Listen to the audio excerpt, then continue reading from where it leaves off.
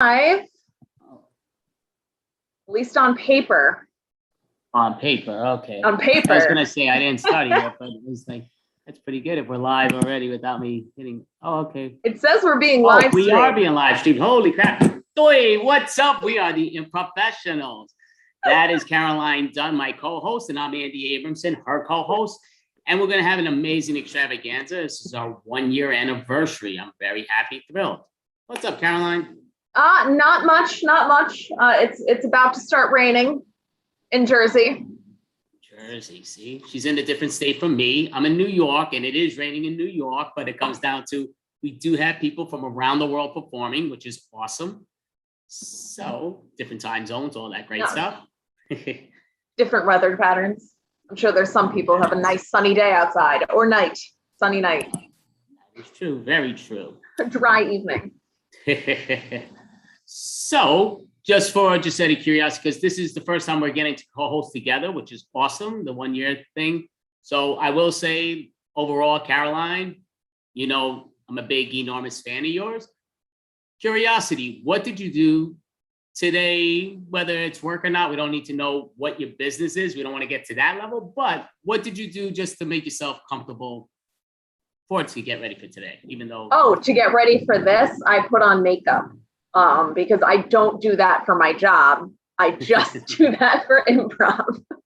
My job gets me completely just out of bed, looking bedraggled, pulling myself to work. So yeah. What about you, Andy? What did you do to get ready? Well, I worked until a half hour before this started. So I didn't do much. I just left my job though. But see, I actually travel to work, not far from my house, but I still have to leave my house. But, you know, but I'm here now, which is great. So, you know, we're getting to start this off, this good babble that we're doing. Is it babble? What's the word? It's banter. The word is banter. We've gone back and forth on this. We are not babble. I mean, it is a name babble, but it's called banter. See, I'm showing the uneducated style. She's telling us it's like more educated, but that's all great. So just out of curiosity, we're going to say it just because in general, what made you get attracted to improv before you even met me, before anything else? Whatever made you, I think you did it in school. What made you like it? I did like the littlest bit of improv. That was the first time I experienced it, was actually in high school. So a bunch of people I was friends with in high school all wanted to, were like, oh, we want to start like an improv club. But like, there wasn't like we had like a teacher, like one of the English teachers just let us use her classroom. And some of them had just heard about it. And so that's the first time I got introduced to it. And then after that, you know, I didn't start doing it again until a few years ago, which is how I met you. Awesome. I'm definitely glad that you made that move, because that is definitely awesome. So, and I know you did a little theater, little acting, and music was more of your style. Yeah, I was a drama geek, very much so, you know, except I can't dance. I can't dance. I am the worst dancer. So they would literally have me in the back so that you couldn't see anything but the top of my body. And I would just like move it in time with everybody else. But my legs had no idea what they were doing. It was a mess from like here down. So they just shoved me in the back so you could hear me sing, but you couldn't see anything else. I know you did that at one of our Zoom things, and you said that. I thought that was more of a joke. I mean that. No, that is very real. That is a very real thing that happened to me. I was being shoved into the back of an ensemble because I can't dance. Okay, that's very interesting. I'm definitely not a dancer. You dance, Andy? Never in my life. Just hold up walls. Give me a beer, wall. We are good. That was always my go-to moves. But yeah, so it's always, to me, just fascinating. But what I will ask you is, what was, you know, as kids, we all have songs that we would sing just for whatever reason. What was your singing in the shower song that you did as a young teen, just out of curiosity? Young teen. No, I wasn't a huge singing in the shower person when I was younger. That really only started once I started living alone. And usually it's like show tunes, like Les Miserables. It's like a big one that always ends up happening. That's what I sing in the shower. But only when the house is empty. I won't sing if there's other people in the house. I don't know why. That's a little weird. I guess more people like, because a lot of people I know say they do sing in the shower, counting myself. But again, we're by ourselves and we know we're not going to destroy other people's ears. So I'm not a singer, but a shower singer. I'm the greatest shower singer because I'm by myself and it works. But so that's so what do you sing in the shower?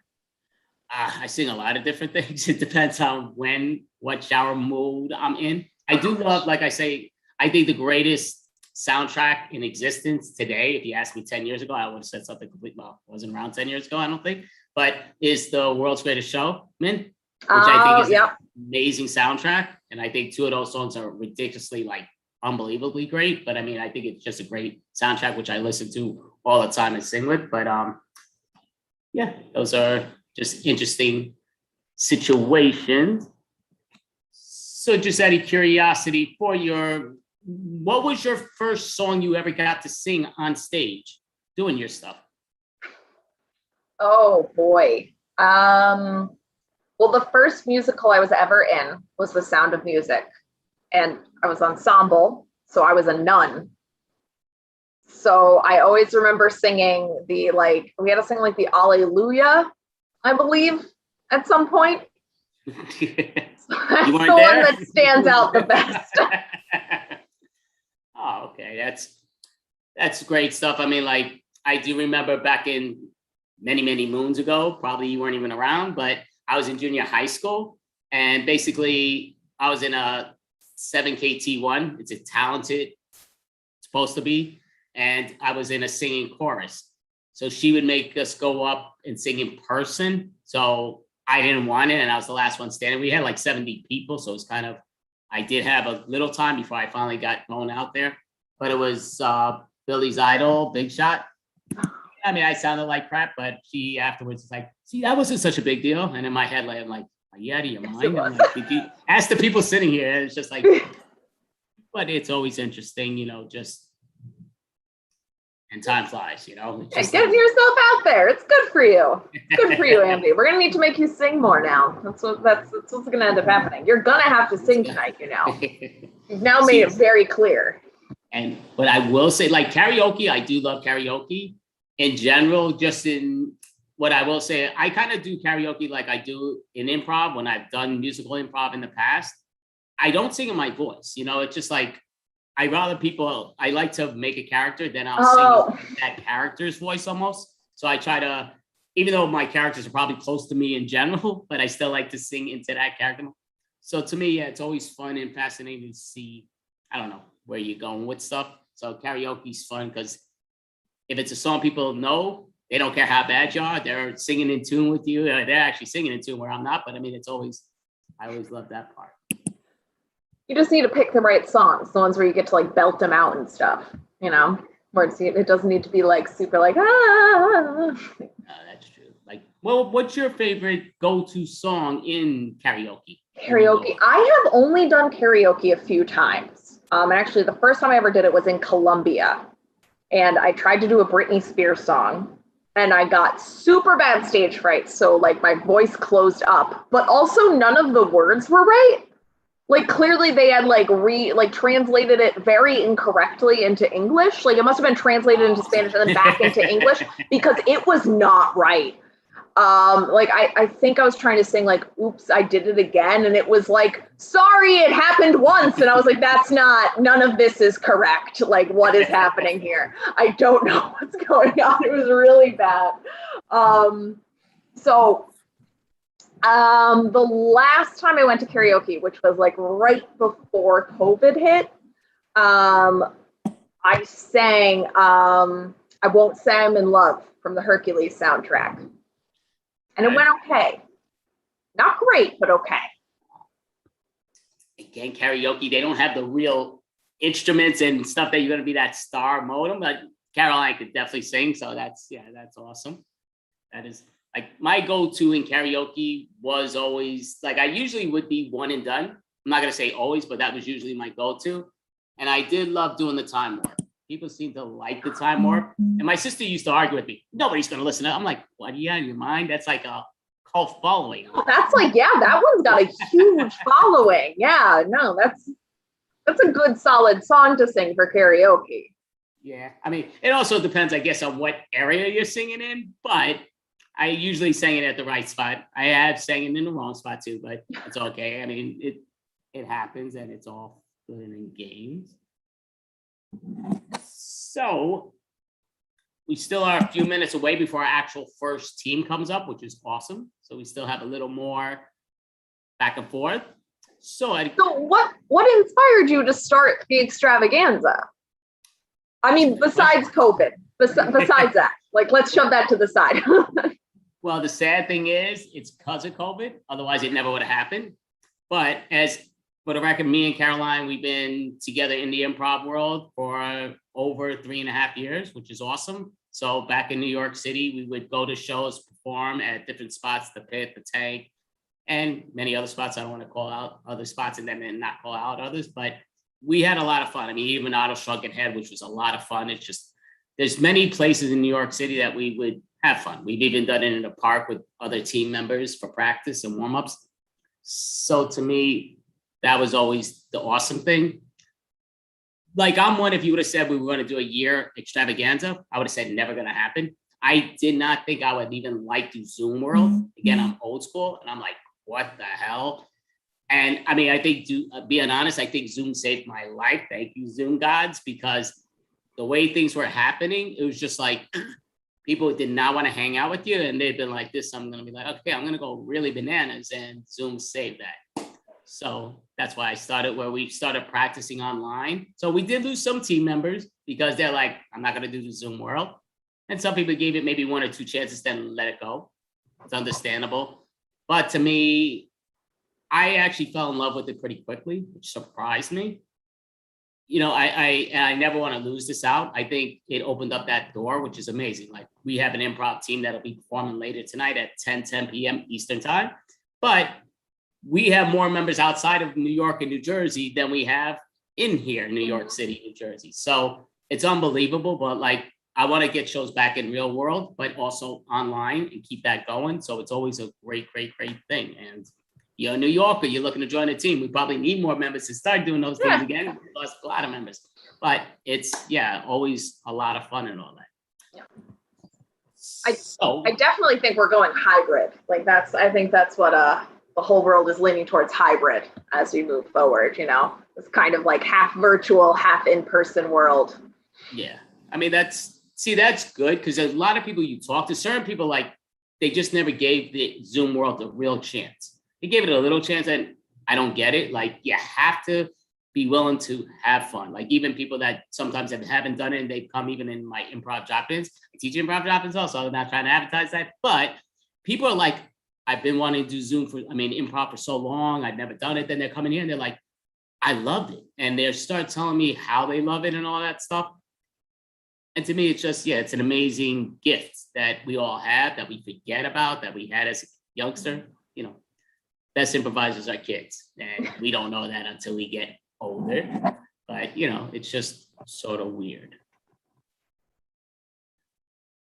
So, Caroline, here's a great question for you, because I don't have this question to worry about on myself.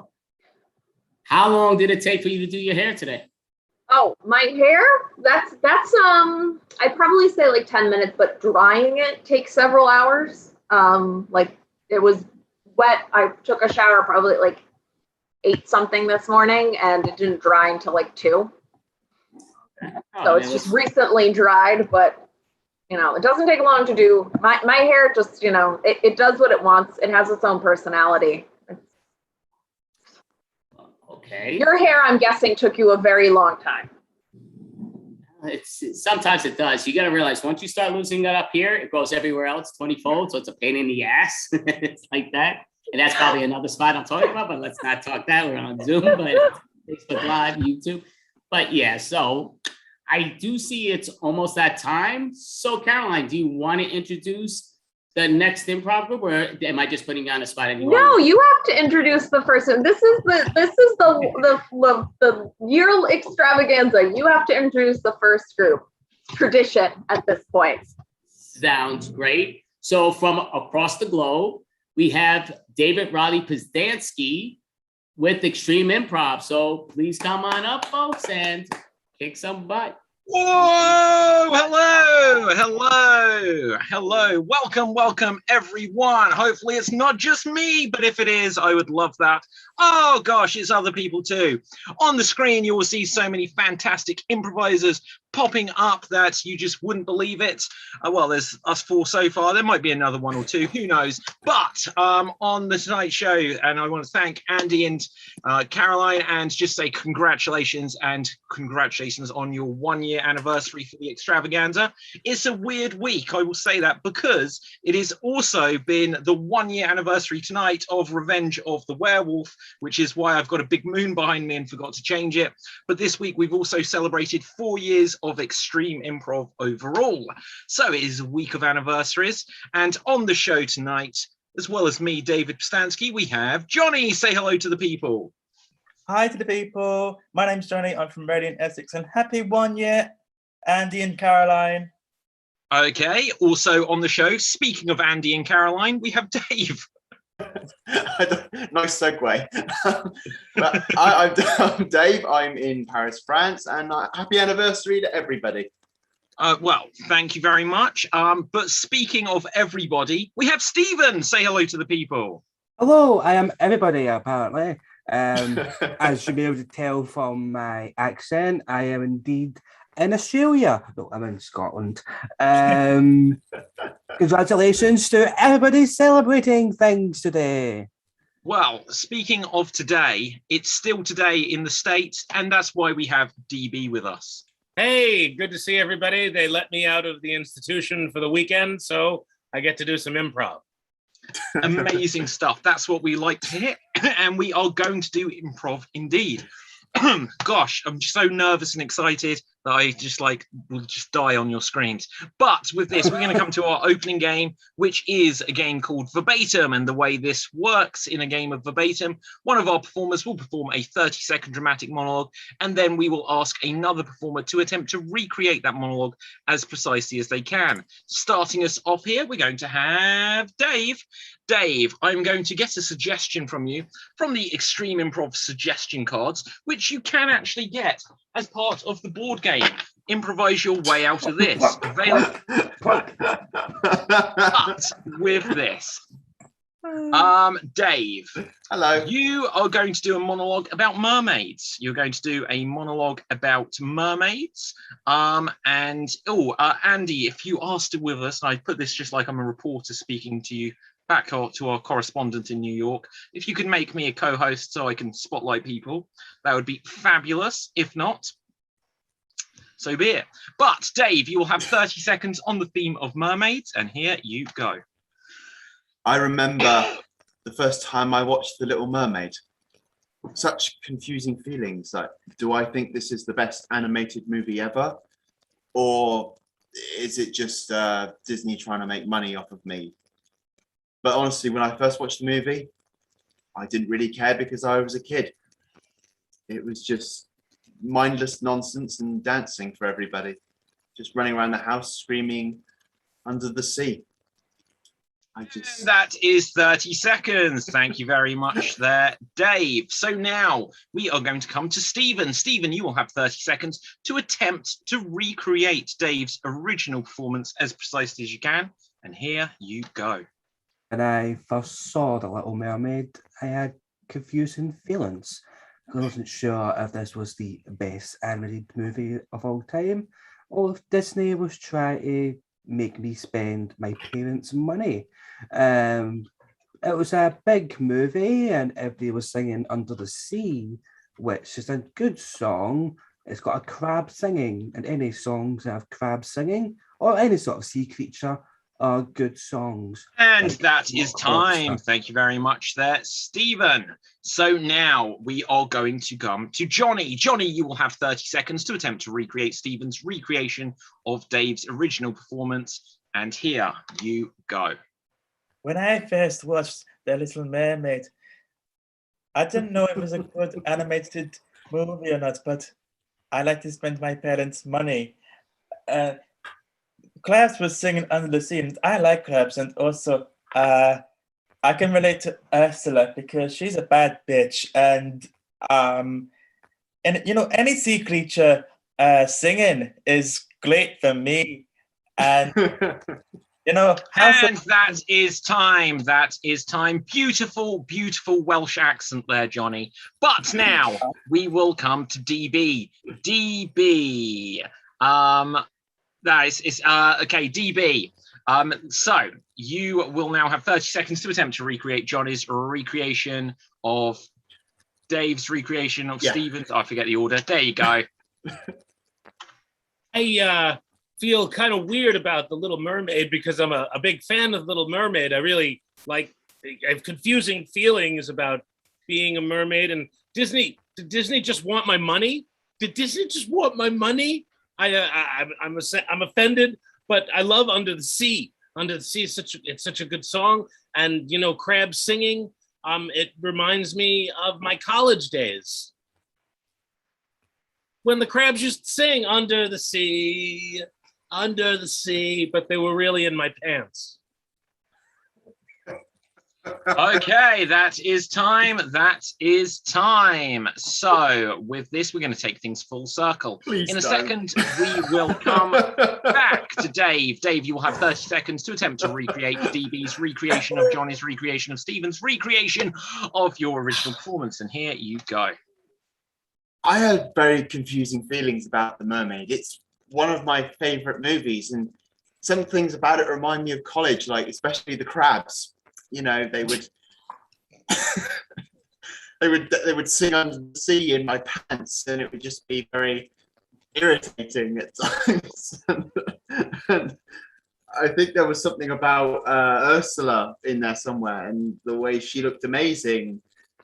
I just, college. And Krabs. that is time. That is time. Well done. Well done. So now we will decide amongst ourselves, not that we don't value your opinion, audience, but it's far too time consuming when we are a guest show to take audience votes. So between us, who here thought that Dave did the best recreation just there? Anyone?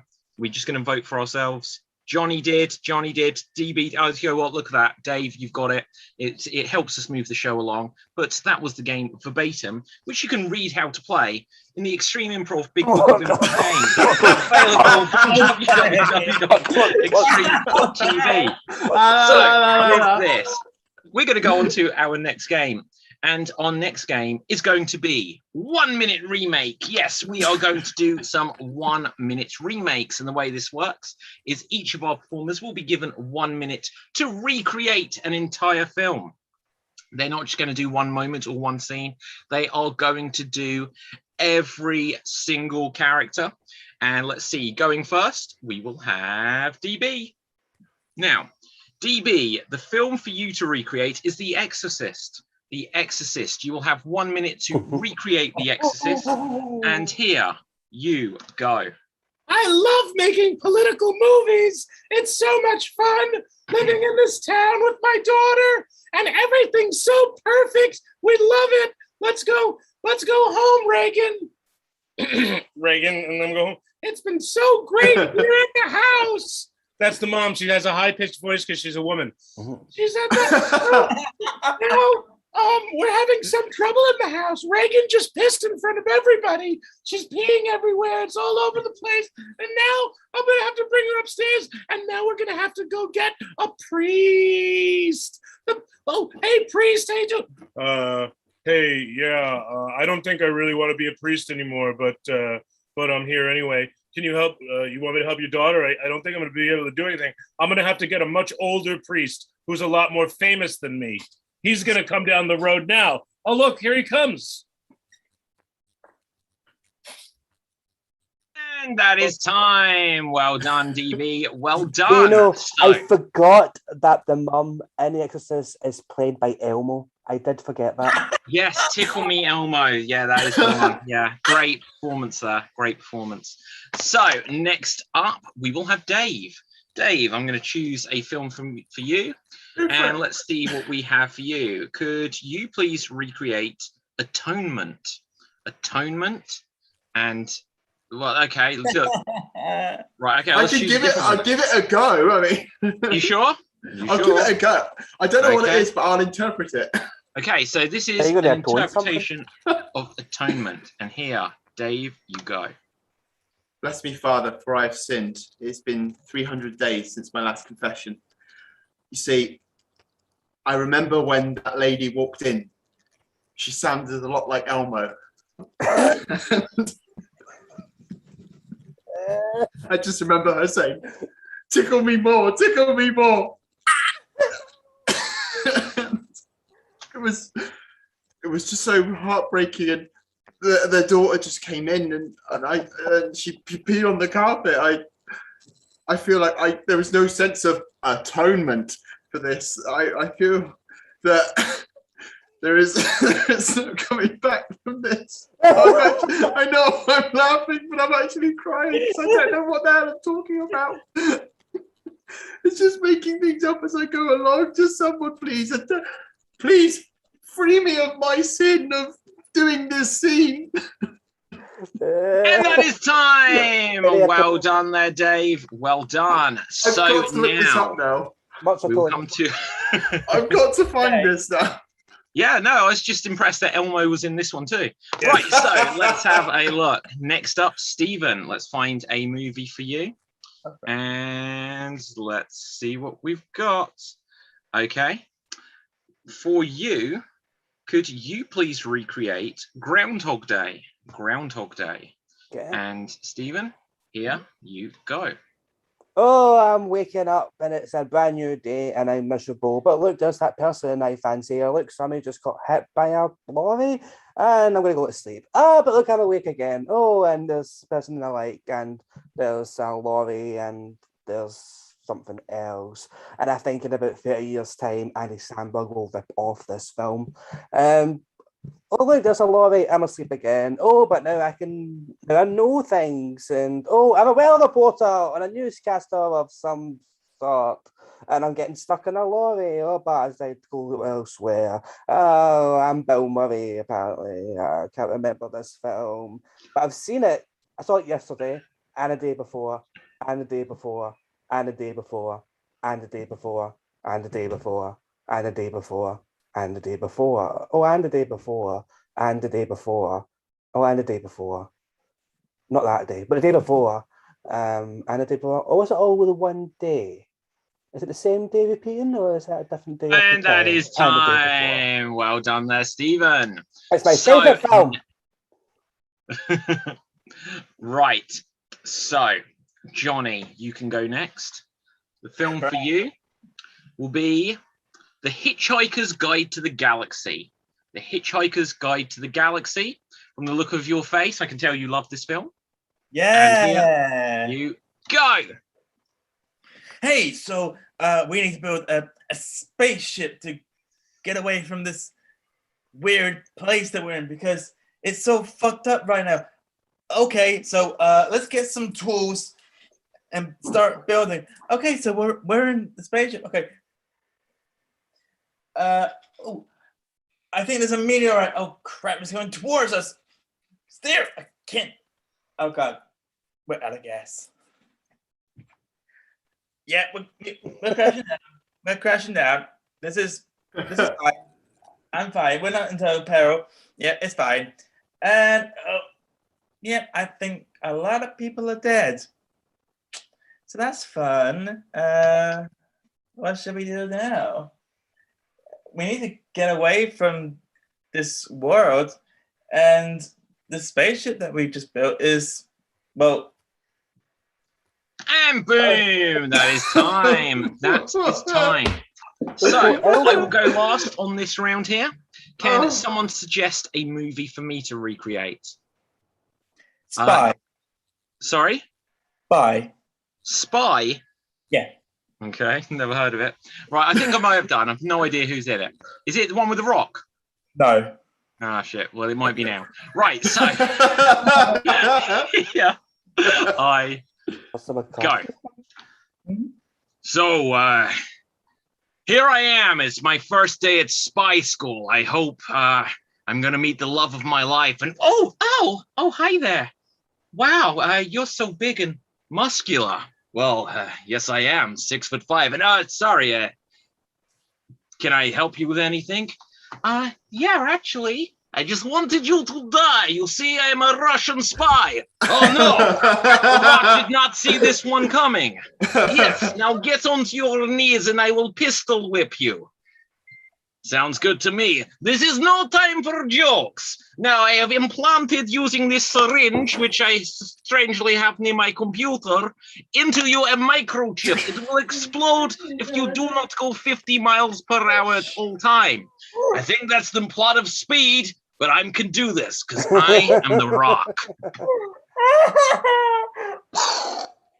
And that is time. So many questions. So many questions.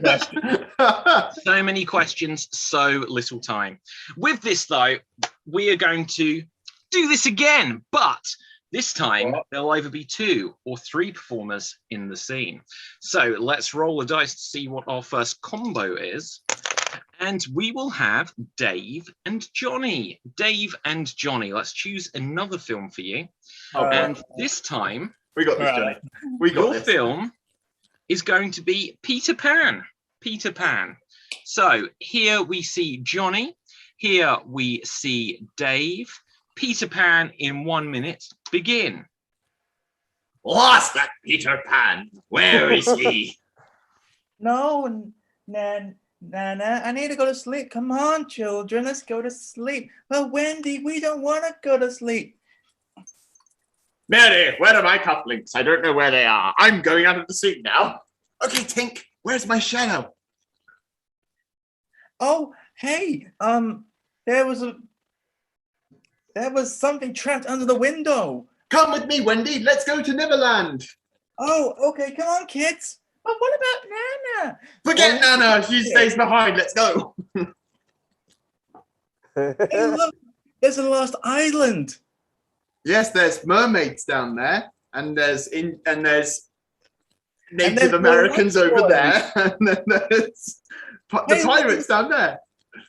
Hey, look, there's a crocodile. Oh, Mr. Speed, don't let it get me, Speed, don't let it get me, Speed. And that is time. That is time. Well done. Well done. So now, DB, Stephen, and myself. Dave, you put your hand up before, but didn't get to suggest a film. What were you going to suggest? I was, what was it called? Transformers. Transformers. Right, okay. I can come up with another one if you want me to. No, it's all good. It's all good. Stephen, DB, and myself. We will have 1 minute to do Transformers, and here we go. Oh, hi. I'm Megan Fox, and hey, is your name Shia LaBeouf? Wow, you're really hot. Yeah, it's really nice to meet you. Hey, I want you to meet my friend. His name's Optimus Prime. We're not exclusive though, so don't worry. Optimus Prime. Hello. Yeah, he can talk. He's not shy. Just tickle him. Tickle. There you go. There you go. He likes that. So anyway, have you ever done it with a robot and Megan Fox before? I would. Yeah. I would. Just do it. Come on, Shia LaBeouf. Just do it. You'd think maybe I'd get cut by having sex with a robot.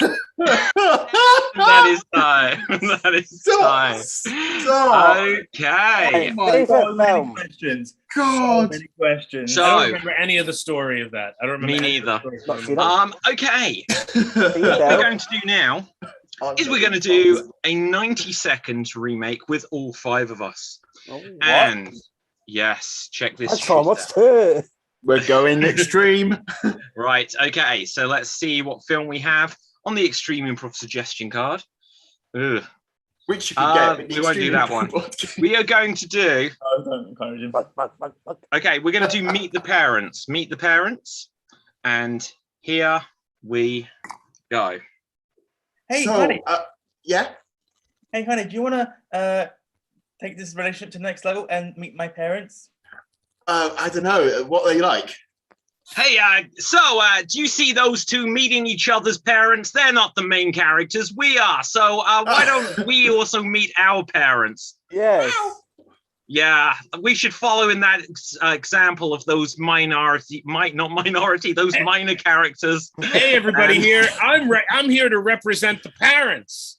Oh my God, it's Robert De Niro. Hi, I'm Robert Oh De my Niro. God. I'm also Hey, I brought this random couple we met. Isn't that right, darling? Hi. Yes. I'm Owen Hello. Wilson, and I'm in this movie too. You see, I'm also in this movie. Wow. So anyway, I'm going to go on a plane and I'm going to mention the word bomb. Is that okay? No.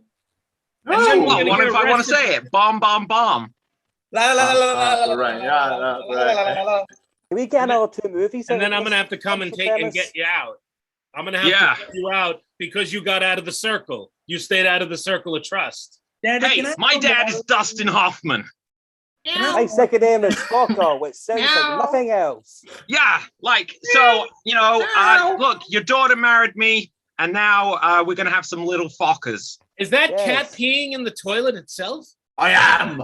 I get a monologue in this movie. I sit on this Daddy, toilet tickle me and like I go to it. You see, Daddy, I can Elmo. stop talking while the cat's talking. This is my scene. You've had your moment. Darling, love there's you, so much that Fockers. we could... Darling, there's so much that we can learn from a random cat and this random stranger that we brought with to the meeting Let's of your exploit parents. the baby. Can I have? And that is time. That is time, guys. Yeah, we did it. Perhaps we won't repeat it, but there we For go. the love of God, don't repeat that. You're going to go on to our next game, which is going to be a round of 99 blanks. The way this works is we're going to tell some jokes, which will follow the rhythm. 99 blanks, walk into a bar, and the bartender says your punchline. We'll give a wave if we have a joke, so we don't all come in at the same time. And we are going to start off with 99 dungeon masters walk into a bar. 99 dungeon masters walk into a bar. If you have a joke, give a wave. DB. 99 dungeon masters walk into a bar. Bartender says we don't serve dungeon masters. Dungeon masters are like, well, let's try again with my 12-sided die. Okay, Johnny. 99 Dungeon Masters walk into the bar. And the bartender goes, hey, what are you doing? It's like, well, we're going to whip out our cards and pay for these drinks. Very good. Stephen. 99 dungeon masters walk into the bar and they say it's your shot. Okay. Anyone else for dungeon masters? DB. 99 dungeon masters walk into a bar. Bartender says we don't serve dungeon masters. 99 dungeon masters are like, you're a loser dork. 99 dungeon masters walk into a bar and the barmaid says, wow, it must be so exciting being a dungeon master. One of them says, well, I'm not really, I'm just role playing. Johnny. Really good. 99 Dungeon Masters walk into the bar and they go, oh, this is taking forever. And they go, I know, it's drag on. Anyone else here? DB. I didn't shake. I didn't. 99 dungeon masters walk into a bar. Bartender says we don't serve dungeon masters. 99 dungeon masters are like, well, maybe you had a chance to go to college and you didn't lose out by spending all your time playing Dungeons and Masters. 99 dungeon masters walk into a bar and the barmaid says, look, sorry, the pump isn't working. There's going to be no drinks tonight. And one of the dungeon masters says, well, let me just go over the mechanics of how this plays. Johnny. 99 Dungeon Masters walk into the bar. And the bartender goes, what do you want? And they go, well, we want some cell block tango. Okay. Right, let's move on. So, next up, we're going to have 99 game show hosts. 99 game show hosts walk into a bar. If you have a joke, give a wave. Johnny. 99 game show hosts walk into the bar and they go, can I have a drink? And the bartender goes, our survey says, Dave. 99 game show hosts, come on down, walk into a bar. Okay. 99 game show hosts walk into a bar and suddenly it starts caving in because they were in jeopardy. Johnny. 99 game show hosts walk into the bar. I go, well, this is pointless. And everyone starts clapping. Aha. Stephen. 99 game show hosts walk into a bar. They all got traumatic head injuries, so production of this quiz show was shut down. Johnny. 99 quiz show hosts walk into the bar, and the bartender goes, do you want a drink? And they go, well, only the price is right.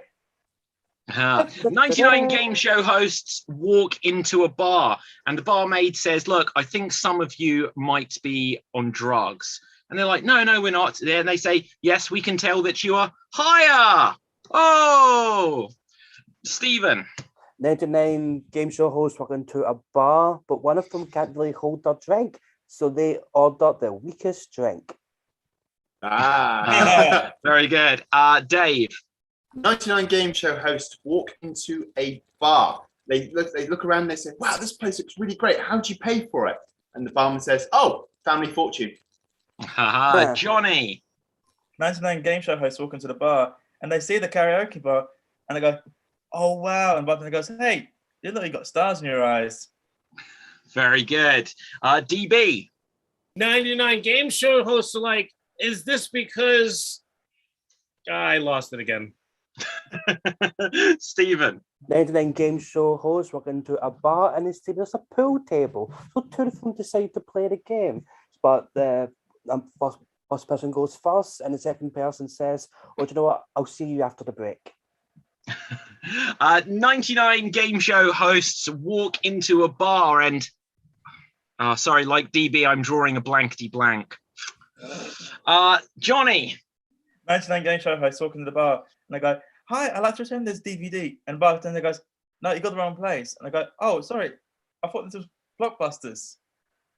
DB. 99 game show hosts are like, is this because you think we're flat earthers? This isn't Sphere Factor. Love it. 99 game show hosts walk into a bar and they say, look, we'll have 99 Copperbergs, please. Barmaid says, is that your final answer? Dave.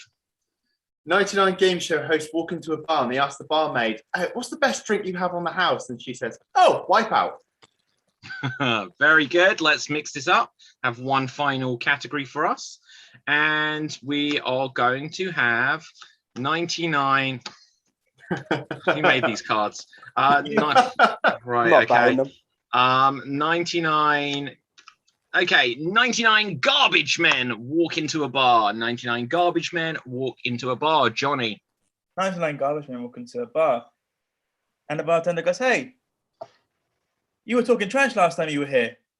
99 garbage men walk into a bar and the bouncer says, look, I need to take your names. All right, Donald Trump, Stalin, Hitler, Rasputin, you are all garbage men. Right, DB. 99 garbage men are like, you're about to hear some serious trash talk. Yeah. Okay, so anyone else? 99 garbage men walk into a bar and one of them says, I think I've been here before. Johnny. 99 garbage men walk into the bar and the bartender goes, hey, I think I've seen you before. And then they go, yeah, just a little tip for you. Yeah. DB. 99 garbage men are like, but we're here to take you out. Ooh, Stephen.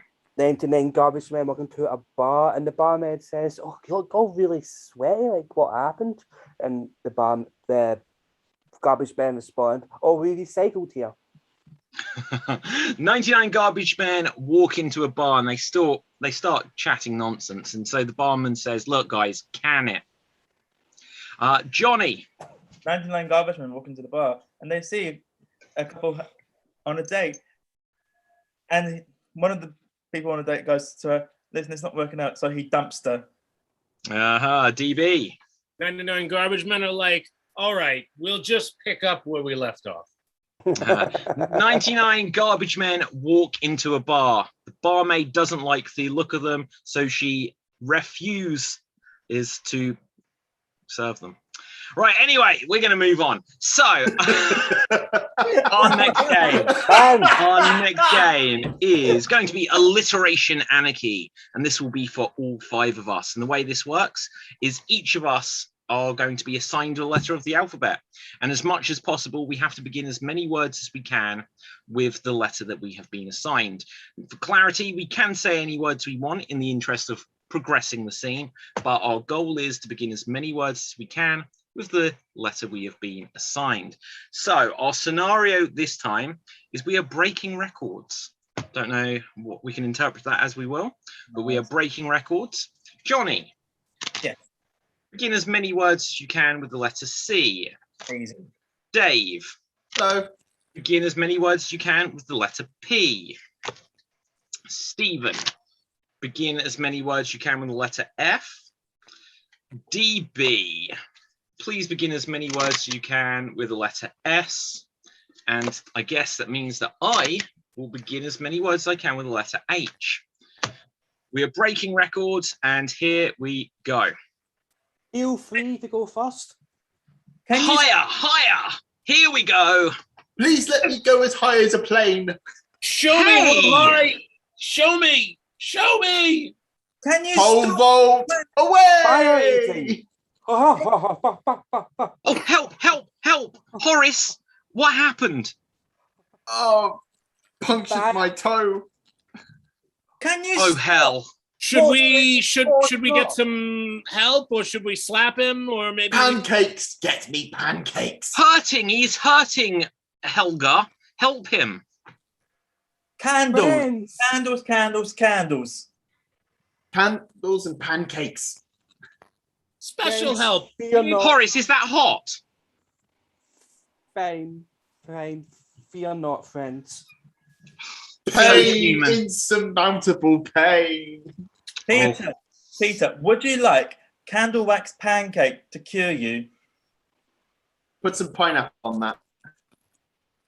Hello? Our hopes to break these records are so high. How are we going to do it? Please I take my place. How we can. Peter, do you wish to reconsider your choice of option for a pineapple on your candle wax pizza? Please, you must go forward and break my record. Vulcan. Flying. Whew. Sure thing. What Whoa. a sight. Clay Higher. pigeons. Falling. To hell with it. Sad story. Please tell me what exactly is going on. Well done. Okay, with this, we're going to rapidly move on to our next game. And our next game is going to be a round of every sentence must, once again for all 5 of us. And the way this works is we're going to perform a scene where every line of dialogue that we say must include a word from a particular category in it. So, for example, if every sentence must include the name of a fruit, we wouldn't just say stuff like, I'm eating an apple, but we may say that we're on our Apple iPhone. So we will get bonus points, not that anyone's scoring, but we would get bonus points, brownie points, you may even say, for creativity. So let's find out what our scenario is going to be. Our scenario is going to be that we've been arrested. We have been arrested. And let's say every sentence must include the name of a mode of transport. Every sentence must include the name of a mode of transport. We have been arrested, and here we go. So I got a busload of information about this. Did we train enough for this? Guys, I don't like feeling incarcerated like this. I think we get lunch soon. Do you like your peanut butter plain or with the jelly? Really hungry. Honestly, I prefer those none for- rocket lollies. You know what? None for me. I'm watching my carbs. Look, Simon, I do want the peanut butter jelly, but you know, I don't have all the money, so can I just pay you later? Is it all right if I buy Si? Cool? Can we ship this in for one moment? We need to think about this. I think, as Simon would say, we should have scooted the job out. That is a fantastic idea. We have to Oh, take look at the look on his old boat race. We have to take it step by step, very carefully. Very carefully, did you say? Very, very carefully. Oh, right. I wouldn't want pedestrian problems than we already have. Simon, can you give me like a double-decker in the shape of a bus? Guys, I'm going to be honest. I can't eat any carbs because then I will just balloon out. Could we perhaps have something more healthy, or perhaps cooked in a wok? And you know what? I think that we're just dragging things along here. Rick, is that a good idea, honestly, what you just said? Rick, sure. Sure about that, Rick. Rick, sure. I think it tracked us. Ah, I think if we combine our ideas together, we'll get something. Whoa, you just bulldozed it in with that idea? oh, bloody hell.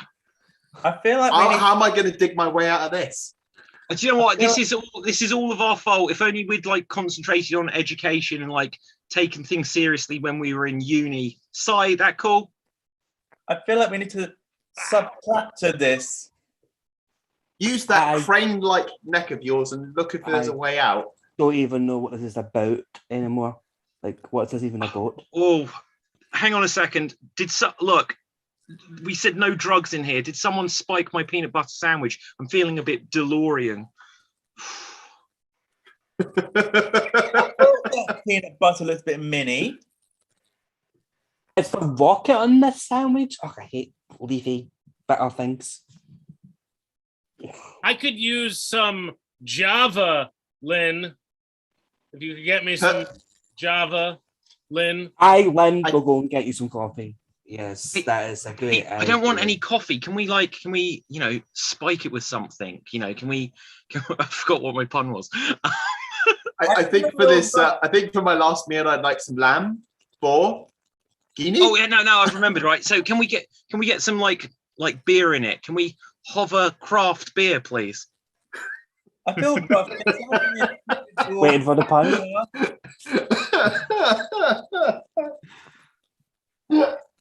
My favorite actor is Harrison Ford. Thank you for sharing that information. I think you guys are way too cavalier about this. Ed Seed, well done. What Done. What? So, God knows. Still Right. waiting for David's pun. Yeah. Remember that pun Okay. yet? I don't know. Right, so we're going to go on to our next game. What game would you guys like to play? Any requests? A game where but that's you not an hand improv me game. cash. Hand you cash. I can't do that, but I'll contemplate it as I'm drinking from my Geek Battle branded. Oh, mug that's of nice. Extreme.tv. Where would I get plug, myself plug. one of those? Right, well, you can go to extreme.tv. Right, anyway, so Well, we're I am now going to... employed by Nestle, so please buy Wolos. Thank you. Right, we are going to play a game of extreme monologue now. The way this works is each of us are going to take turns to do a monologue, and we have the goal of keeping the monologue going as long as humanly possible. Whoever is able to do this will win, but we're not allowed to repeat any words whatsoever, and we're not allowed to say non-words such as or If we break either of those rules, the others can call out freeze, and that will be the end of that. And whoever's went the longest will win. So, Johnny, you will go first. You are going to be J.R.R. Tolkien. You are J.R.R. Tolkien, and you are going to be talking about breakfast in bed. You are J.R.R. Tolkien. You are talking about breakfast in bed, and here you go. Hi, Tolkien here. Food, breakfast, bed, luxurious. Fork, knife, cut, egg, yolk, runny, bacon, crispy, Sausages. Eat for it. Meaty. Pineapple. Not allowed. Oh, just another day writing books about trolls, elves, mages, scepters, Martin Freeman, movie, Gandalf, something magical. Imagination is key because inspiration important. Insane. Go. Feel like taking drugs. Hot. Bad. Guy. Girl. Buzz. Hesitation there. 1 minute 36. Well Bloody done. Well hell. done. Spectacular. Wow. Dave, you will go No. next. No. Your character No. is Superman. Oh, for And Christ's Superman sake. Superman. is shaving it off. Superman is shaving it off. And here you go. Hair. Be gone. Zap. Ouch. Kryptonite.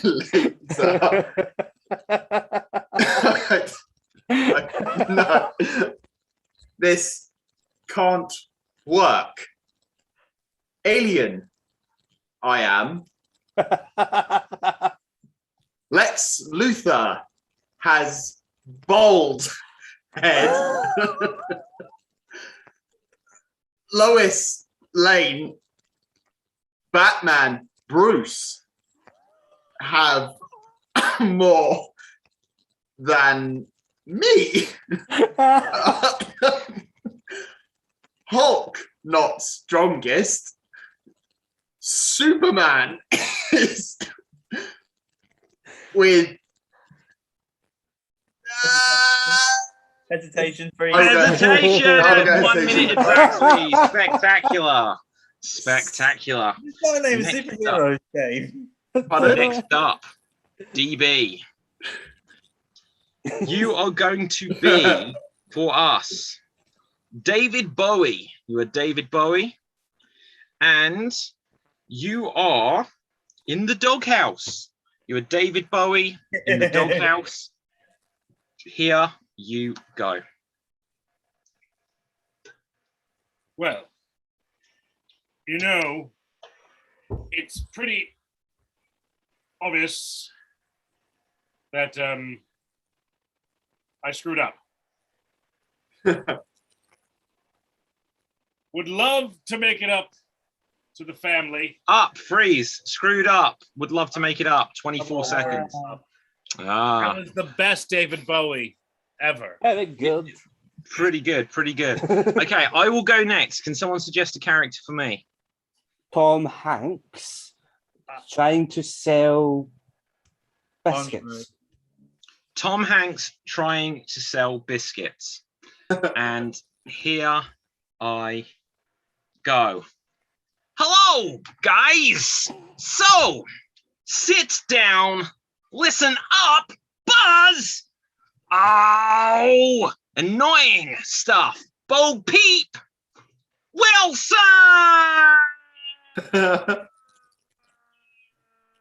Listen. Question for you. Tommy, friends say, this grows big, biscuity. Raisins, chocolate, milk, wheat, oats, stirred, poured, heated. 91. Oh, face. Repetition of it. Pour Sorry? it. Yes! It. Yeah, repetition. Wait, repetition of what? It. That's not a word. It's a word. How's it not a word? Poured it, freezed Oh, it. okay. Shit. I thought you said IT. et. Right, Yeah. right, okay. Without saying It's the it. five children and it. Yeah, very good. Right, 1 minute. So, Stephen, you will go last. Your character is going to be Clint Eastwood. Clint Eastwood. And you are on a quiz show. You are Clint Eastwood on a quiz show. And here you go. I can see that there is no other contestants, just empty chairs. I think I will win Freeze. this. Repetition of I. Did he? Yeah. Did I? What was, No. what was the challenge? I can see no other contestants. Just Yeah. But Okay, well done, Okay. well done. So, Johnny, you win that round, and we've got time for one buffer round before our finale round. So, with this, we are going to play a game of questions only. We're going to do a simple game of how questions does only. that work? Sorry? How does that work? Well, it's interesting you should ask that, because we will have two of our performers in a scene at any one time, and everything they say has to be a question. If they say anything that isn't a question, then they will be eliminated from the round. So with this, also, if they have a lot of hesitation, or what we call a or if they have what we call a circular conversation, they will be eliminated too. Starting us off, we will have myself and Dave. We'll have myself and Dave. So here is Dave, here is myself. Can someone say, what is our scenario? Where are we? You have won the lottery. Woo! Okay, we have won the lottery, and here we go. What's your favorite number? Would you believe it's 26? Do you prefer 3 million? Is that how much I'll get? Do you have the winning ticket? I thought you had it. It is not a question. No, Dave, you're eliminated. I knew it. Johnny, you were in. Have you got my bank details? Could you tell me your PIN number, please? How many vases did you steal? How do you know I stole them? Didn't you wear that white and black shirt? Are you been going through my ward? Are you been going? Right, okay, I'm out. Stephen, you are in. So can I get that in one big payment, or can I get that monthly? Do you watch Love Island? How did you know that's my favorite show?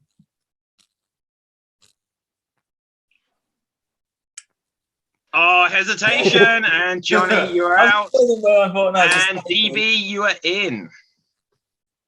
Do you know how to get to Carnegie Hall? Do I look stupid? I'm sorry, what? Do you have a phone? I'm sorry, full stop, what? All right, so that is the end of the round, and Stephen, you win. It was a bit dodgy, I do agree, but I didn't feel the I'm sorry was enough of a I'm sorry. But anyway. Yeah, we don't allow that. Tag on questions aren't in the rules. So with this, we're going to come on to our finale game, which is going to be an impression battle royale tournament. And the way this works is we will have 2 or 3 performers at a time to do some impressions, and then we will have a finale round, and we're going to have to vote amongst ourselves, obviously, as has been the way this evening. But let's roll some dice to see who'll be going first. We'll have 3 of us to begin with, and we will have Stephen, we will have Johnny, and we will have myself. Stephen, Johnny, and myself. So Stephen, you can do the first character for us here, and your impression is going to be of Spider-Man, and you are doing stand-up comedy. You are Spider-Man attempting stand-up comedy, and here you go. Don't you just hear it when your aunt comes into your room without knocking and she sees you there covered in white stuff and she's like, Peter, what are you doing? Now, I know what you're thinking, and that's very dirty made of you all. I am a superhero after all. I'm talking about my webs that come out my fingers. Now, have you ever do you get the feeling that when your billionaire mentor dies, that's quite sad, but then for some reason you've got to go back to school straight away, even though you've been gone for 5 years? And it's like, what's the deal with that? And like, why are we calling that a ping? Is it the snap? Is it the ping? Is it the vanishment? What's going on? And apparently 2 people that used to be me are coming into this my new story. Like, how does that work? And one of them would be animated? Like, I don't know what's going on. Like, don't you just hear it? And what is the deal with the food at the Avengers camp? It's just not nice. Like, you'd think all this money, all this superheroes, all this magic, like there's a fucking witch and the food is crap. Like, I don't get it. Like, what is the deal with Okay, well done, Stephen. Well done. Spectacular stuff. Spectacular Spider-Man, in fact. Johnny. These puns are all I've got. Right, so Johnny, you are going to be Frida Kahlo. You are Frida Kahlo, and you are going on a rampage. Frida Kahlo going on a rampage, and here you are low. Right, I'm Frida Kahlo. I can't stand this world anymore. I hate this world, and it's just so infuriating. I mean, there's a giant Cheeto as president, and he told us to drink disinfectant and radiate light into our bodies so that we don't get that virus that we can't mention for some reason. And there's like ducks queuing, and someone keeps stealing my earrings, and I need to pluck my eyebrows, and I'm just a miserable bitch, really. And my hair is just like because everybody just keeps on going, oh, hey, Frida, how's it going? No, get your hands away from my hair. I don't know where they've been. I don't know if you've been ill. You've probably been sneezing in your hands. It's disgusting. Hands, just wash your hands and do not touch my hair. I will chop your hands. And if you're a guy, I'll probably chop your balls off. Okay, well done, well done. So, excellent stuff there. I will go next. Can someone suggest a character for me? Willy Wonka. Yeah. Teaching geography. Willy Wonka teaching geography. And here I go. Hello, boys and girls. My name is Willy Wonka. Gather round and buckle up. My story's quite a stonker. Now, I went to this place all across the land. I had to travel across mountains and across sand, and I arrived in Loompa Land. Now, the little people, they were smart and creative, but unfortunately for them, they weren't the only Loompa Land native. More fierce than the wolf or the giant squid, the little Loompas were being attacked by the vermicious Canid. So I rescued them. Well, I enslaved them, really. And now they work for me rigorous. They're good little folk, the Loompa Land indigenous. And that concludes your geography lesson. Tomorrow in the lesson, I will be giving you psychedelic drugs in candy bars. And that's what I got. Right, so. Willy Wonka never rhymed. I don't get it. Willy Wonka what? He never rhymed. Yeah, well, yeah, he did. He did. always in songs. You just have to use your imagination. Yeah. Right, so, anyway. Try it, guys. What was taken from Elf, and then I crossed the world.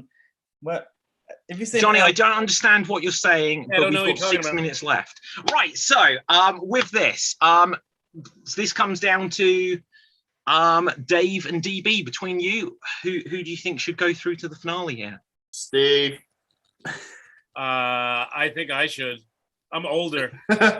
Okay, well, I'm going to interpret that as Stephen then. So, with that, we will now have Dave, who I will not be voting for, and DB. Right, so, Dave, your character will be Abraham Lincoln, and you're doing your driving test. Abraham Lincoln, you are doing your driving test, and here you go. The last time I drove a car was 80 years ago. I believe that, you know what, driving should be for everyone. It is a freedom to choose to drive cars. And you know what, I think I'll just sit in the car like this. I'll just sit here like this. And when they make that statue of me, make sure I sit in there with a really fancy car, whatever's with the kids nowadays, you know, maybe a Prius. Put me inside a Toyota Prius. Okay, well done. Wow. Well done. I needed that scene. I needed a hole in the head. Yeah. Okay, DB. Here we go. You are going to be. Where am I? You are Lady Macbeth. You are Lady Macbeth, Oh my god. and you are in a dispute with Mike Tyson. Lady Macbeth, you are in a dispute with Mike Tyson. Ow, damn spot!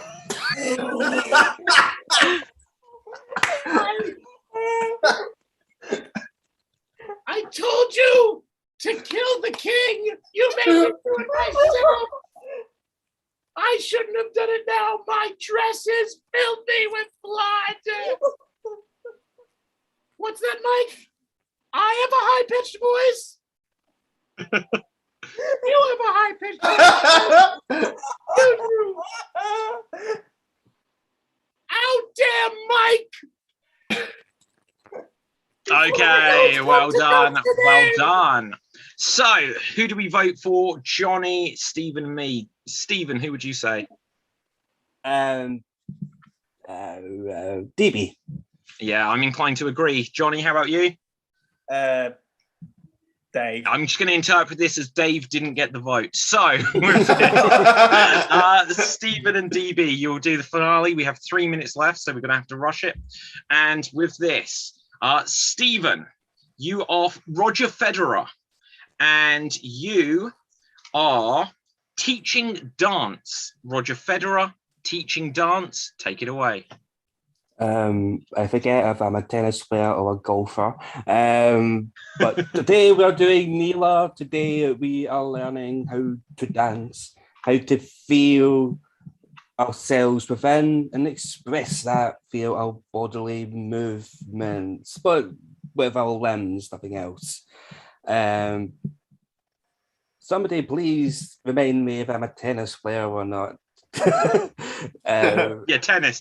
Yes, thank you. I am the second best tennis player in the world. I know it's unusual for a tennis player to admit such a thing, but clearly the best tennis player in the world is Andy Murray. Really just a fact. Roger Federer concede that. But let's Okay, dance. I'm gonna have to. Sorry, so sorry, Stephen. Just because we're running low on time. Dancing. Call that one there. DB, very quickly, you are going to be Princess Leia, and you are overwhelmed by snakes. Princess Leia, overwhelmed by snakes, and here you go. There's snakes everywhere. Oh, God. What am I going to do about the snakes? Maybe I'll throw my hair at them.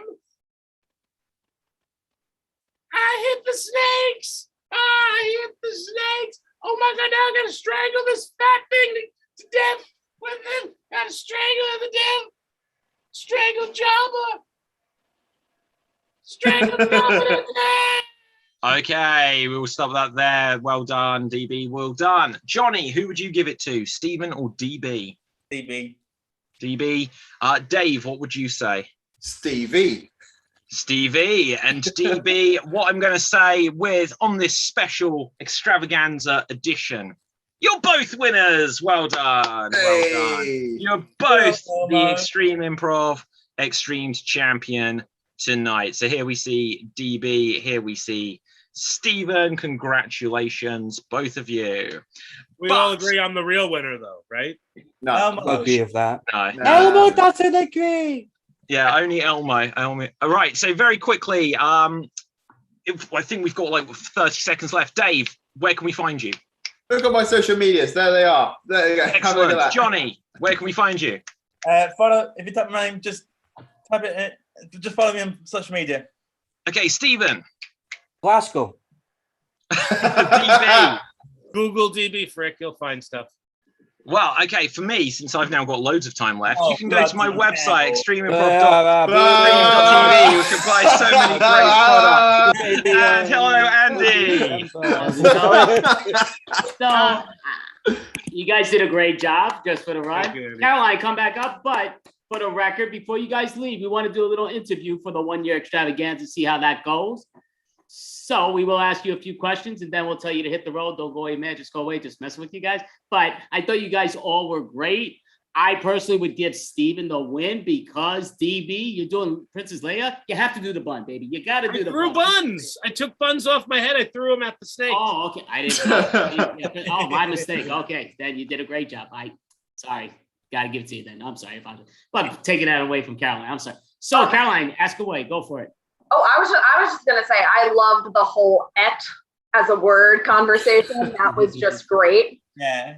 Because I was wondering, I was like, he's saying it, but I was like, is it or is it just like the end of the word? You know, like is it a separate word? Like, you know, That's what I was thinking, you know. It was very Monty Python. That moment was very Monty Python. Totally the conversation about it that they have. It was very, very funny. and all that. Yeah, you know.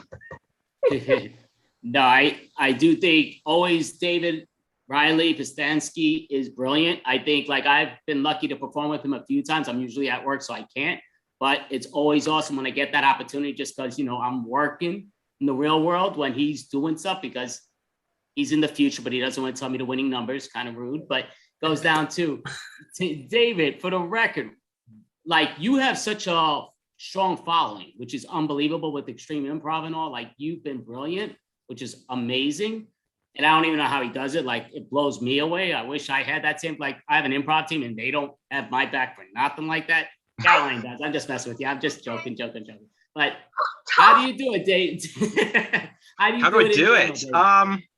It's a lot of work. But like the biggest thing for me is you just try to have fun. Like it's been an incredibly tough year and a half for everyone. Not that the world was easy before that anyway. So be super flexible. If people have got stuff going on, always make it so that people can jump on when they can. If they can't, then welcome them back again another time and just do it all with a smile on your face and keep the show going. That's what I'd say. I think, yeah, I mean, I think, yeah, definitely unbelievably strong following. It's like, it blows me away. I love to do improv. I just think it's an amazing animal. And again, for the terrible crap that happened in the world, because of it, I never would have met David, who I think, again, I'm one of his followers. I think he's brilliant. And again, I wouldn't have met you all that were brilliant. I would have met Caroline because she's been on my improv team for 3.5+ years, which I'm very grateful for. So do you have another question to ask Caroline? Yeah, what is it like being part of a cult with this giant following? What's it like being a cult leader? You know, any tips for other cult leaders, you know, aspiring cult leaders, you know? Well, yeah. So the biggest tip to it is you just need to come up with like a cool pose so that like as soon as people start doing the extreme sign, then, you know, it's just like, oh yes, then they feel that they're part of something. But what they don't realize is it's like actually like just chain them to the next person on the screen. I know, maybe like this for the Improvfessionals. Is this like an I or like maybe a lowercase I? Something. Clearly, this is the next step in the game. Yeah. It's definitely. I mean, thank you. So we're so grateful. Like David, the Extreme Improv has performed quite a bit on Extravaganza. We're always grateful when you're able to. So we hope you can make it next month. I know sometimes other things happen. We always take second fiddle, but we'll take it. Just kidding, David. But really appreciate when you're able to join us. You guys Always were a pleasure. brilliant. Thank you. So that's Well- Extreme Improv, his crew, David Riley Poznansky. Thanks, everyone. Extreme Ciao Improv. for now, guys. Thank you so much. Bye. Awesome. Brilliant. So that was, that started from the UK, out in the UK. So I keep putting the pressure on you, Caroline. Do you want to introduce the next team, or I'm not even sure if you have what's. Sure, yeah, I can introduce the next team. So the next team we're going to be seeing is another improv group called I Speaks. All right, I speak. Come on up. All right, break a leg. Hey, Andy, how's it going? Thanks for having us. Great having We you. are I Speaks. Oh, by the way, We are I Speaks. No, we're a triangle. We're like this. Or we've also been known to do the eyeball thing. So we're still working on our movement. So thanks for the tips from Extreme Improv. We're I Speaks. We're the feature headline improv team of Collective Spot Live on all your favorite streaming platforms. And we have some improv for you. So without further ado, here we go. Get rid of it now. Get rid of it now! Robert! I can't stand having it in the house. It's giving me the heebie-jeebies. I mean, I feel like it really brings the room together, though. I hate it. You know I hate tarantulas. Look at it. It's looking at me. But he has the same pattern on his back that the rug has on itself. I mean, like, you can't find a better tarantula than this. And his name is Herbert. Stop referring to him as it. It's rude. His name is Herbert. Stop referring to him as it. Well, what else am I going to call it? He's my boyfriend, okay? Can you please have a little bit of respect, Mom? You see, you bring people around all the time, David. You never really dwell on any one person. Herbert and I are really getting serious, okay? We've gone to 3 movies. We talk every single night.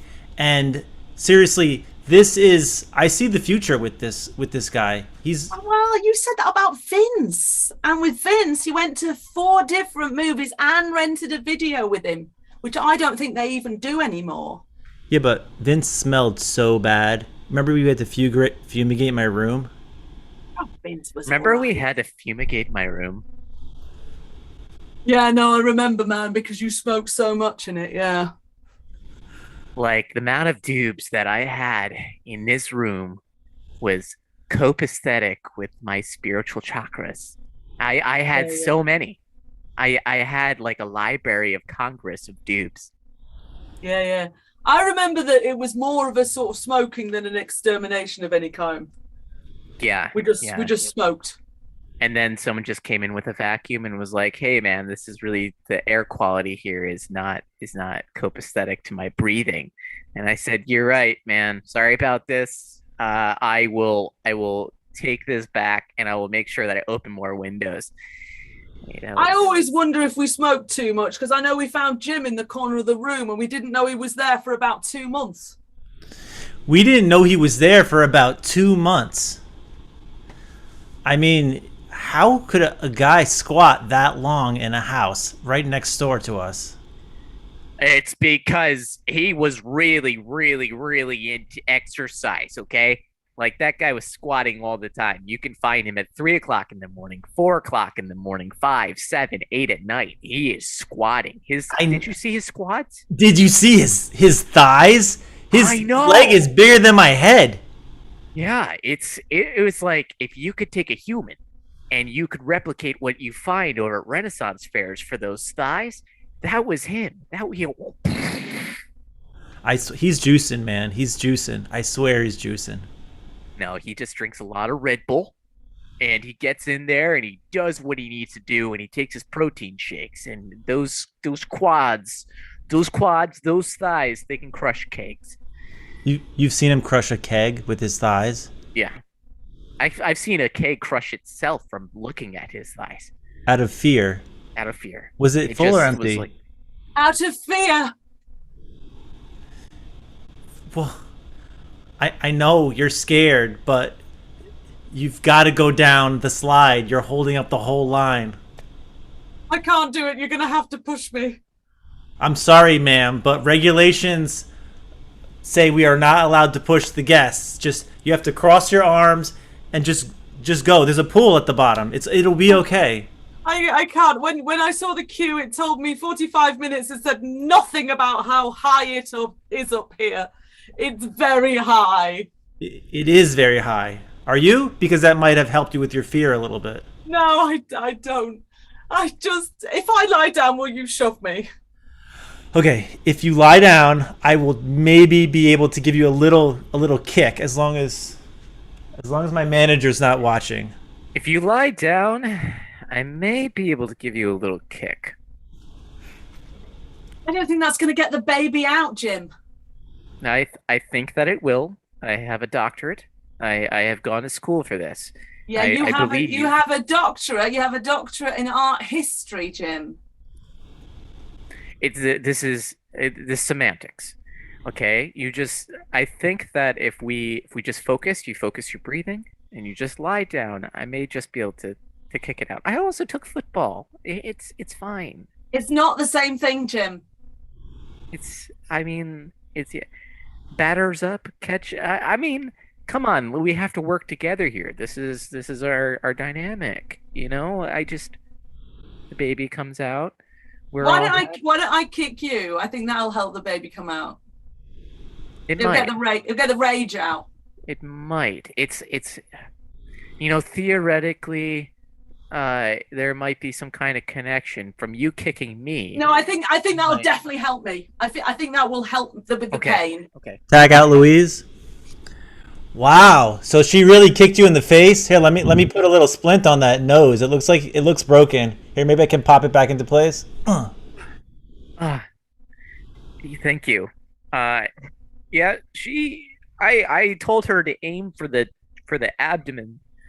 Yeah, we went over this. We went over this in the child birthing self-defense class. You need to block. When the kick comes through, you need to block. But only the mother, the baby you catch, the mother's foot you block. Tag out Ryan. Welcome to the childbirth self-defense class. I'm ready. Okay, now, a lot of the women we found can get very angry sometimes. You've got to be well to defend yourself. And then you've got to defend yourself against the baby. I'm very worried about the baby. The only attack, I did really well at the kick drills. I've mastered the art of blocking out the blood-curdling screams. But the fingernails into the arm, I'm not sure how to deal with that. What's the proper technique? Okay, I'm going to throw nappies at you and baby bottles, and I will grab onto you at the same time, and that should help you. If you do the nappies, feed the babies. You're expecting twins, so this is going to be important, and I'll grab onto you, right? Ready? Okay.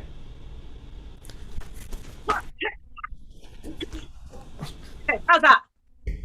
Yeah? Okay. No. Okay. Not feeding. Tag out Louise. Hello. I am the baby whisperer. Oh. Thank you for seeing me on such short notice. Now, what you need to do is you need to approach the baby, and you need to kata, and it shows the dominance of the baby, and it shows your dominance is superior to the baby. Well, I have to. It puts it in the right area. Would I have to push it down like this? No, you just about 4 inches away from the face. You go ta, and the baby in confusion goes like this, and then in that moment you look it in the eyes and you say, "I am not gonna take your stuff anymore, cause I am the dominant here." I'm just a little bit worried because this baby has been running my life, okay? Running my life. I am not the dominant one, okay? I'm not dominant. I am submissive, and I will do whatever that baby wants. Oh, no. It has me wrapped around its finger. If you give your submission to the baby, The baby will rule you for the rest of your life. Your finances. It will come after you for all the babas. It will come after you for all the words. It will Tag make out sure. Ryan. Goo goo gaga, give me all your money. Okay, Goo, goo, goo, sweetheart. gaga. Sweetheart, here. Here. Just take that. Here, you can. That's all I have left. Goo goo goo goo goo gaga. I've got a gun. Goo goo ga. Listen, okay, you can take my king size bed. I'll sleep in the crib. It's okay. Give me the house. Goo goo ga. The house? Mm-hmm. Okay, I'll sleep out in the Fisher Price Playhouse outside. Yeah. And another thing, that talcum powder. I want it better. Yeah, cheap, not the cheap stuff. Okay, we'll get Johnson & Johnson. I promise. No more generic. Yeah. You know what I'm talking about, Johnson & Johnson, yeah? You knew that's what I meant. So why have you been buying the store-owned bought stuff? It was on sale at Kirkland. Do you know how much you can get at Costco for those things? All right, give me all your jewelry. Goo goo gaga. Sweep. So you said that your dog has been making demands lately? Yeah, huge demands. Well, you came to a law firm, and I'm a little confused. Is there some kind of settlement that you want? I just fear for the safety of this country because Rex has said he wanted to run for the job of the president or at least vice president. Well then, okay. I told you I want to be referred to as Snoopy, not Rex. Okay, Snoopy's my role model. I'm changing my name. Okay, well, you can't just change your name because as your owner, I get to decide what your name is. That's part of the perks. So why did you buy me all those Peanuts books then? I thought they'd make you happy. You deal with him. Snoopy? Yes. That's your name? That's my You've name. stepped inside a legal firm. Yes. I want to sue my owner for disrespecting my nomenclature derivative preferences. I'm not quite sure that we have any dog amendments yet. Do you know that she doesn't even feed me on time? Dinner's supposed to be at 6 o'clock. Half the time my dinner comes at 6:15. I'm maybe you have to go to the pet store and try. I'm not allowed. I'm not allowed at the pet store without my owner. May I ask a question? It has been bugging me. When did dogs start to talk? Well, ever since I started reading the Peanuts. Oh, okay. I think that I'm gonna change professions, and I'm gonna follow this lead.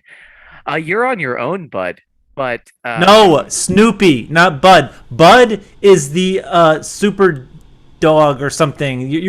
Why does always everybody? I put on the scarf. They think it's a cape. They start calling me Air Bud or Thunderbolt or I'm not a snail. Okay.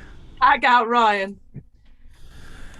I have come here on behalf of the Peanuts Committee to let you know, Snoopy, that you've become arrogant and unwieldy. We used to like you when you were chilled out, but actually now you've become quite a diva. That's because I am the coolest beagle that's ever been printed. Woodstock hates you. Woodstock doesn't even know anything about cool, okay? And he follows me around all the time. I think he thinks I'm pretty cool. All right, well, I'll give you that about Woodstock. Charlie Brown hates you. What? Charlie Brown hates himself. He has major self-esteem issues. Have you seen him? Do you see the way he lets Lucy just kick him around all the time? Nah, I'm afraid you're going to have to move on, Snoopy. You're not wanted round here anymore. We cut to a montage of Snoopy wandering off into the distance.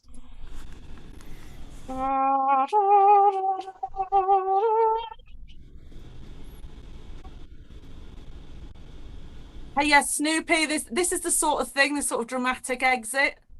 That's the sort of thing that the Peanuts have decided we don't want anymore.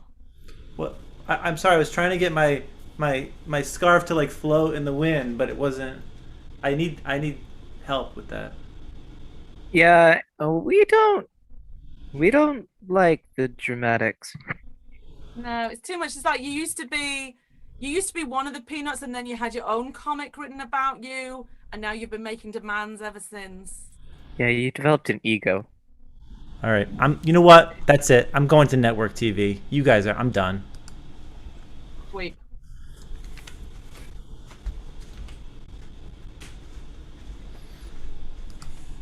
Doctor. Yeah. Welcome. Have a seat. Thank you. Thank you so much. Thank you for seeing me at such short notice. Well, whatever your insurance company will pay for, I'll allow. I feel as if I'm not getting my needs met. Well, I'm sorry, ma'am. It's not this kind of office. I can't provide those services.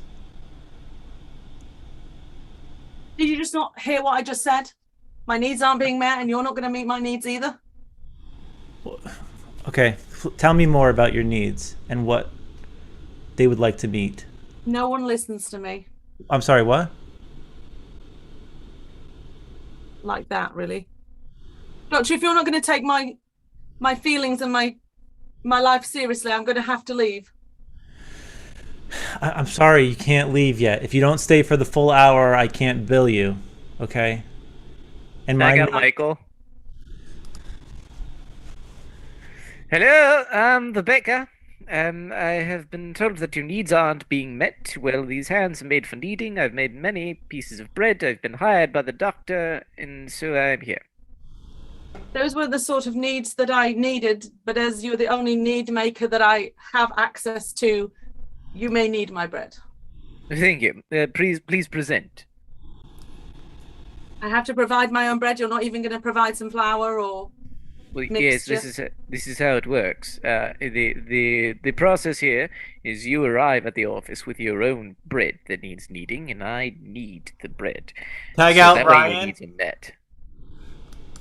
Hi, Tiny Joe here. I heard your knees needed to be met, so I'm down here right at your knee level. I'm happy to meet them. Hi, nice to meet you. I'm Tiny Tim.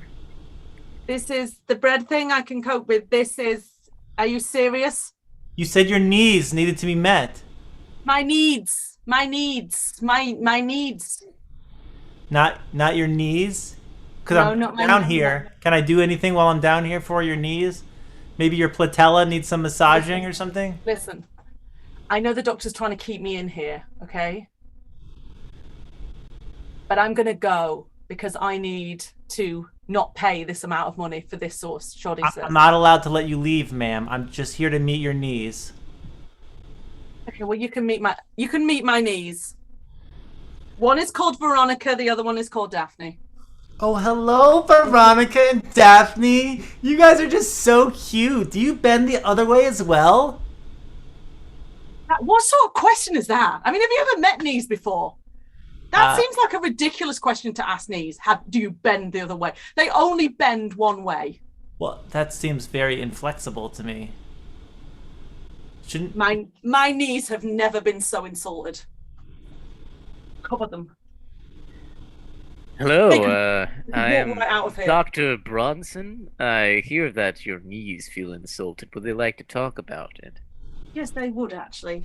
They would. Daphne feels very fragile. Very fragile. And knees, Veronica and Daphne. Am I correct in this? Yes. When did this pain begin of not being able to bend the opposite way? Well, it's the thing that they've had since childhood. Why would you bring up a childhood trauma like that? Oh, I see. So they're insulted by the fact that they've never been able to bend the opposite way. Yeah, they are. We can work through this. So what I like to do is the thing called hypertension therapy. What we do is we supinate the knee. So Veronica and Daphne, please supinate with me. We'll supinate at the same time. It's a group supination. Okay. Yeah. Okay. And now I need you to try with all your belief and all your might to invert yourself the opposite way. Mm-hmm. Hey, I'm here for the supination. Somebody needs to have their knees bend the opposite direction. Okay, yes. Definitely not. Yes. That's Come on, man. Yeah. You hire me, and every time I come in, they run away. What am I supposed to do? You're supposed to chase them.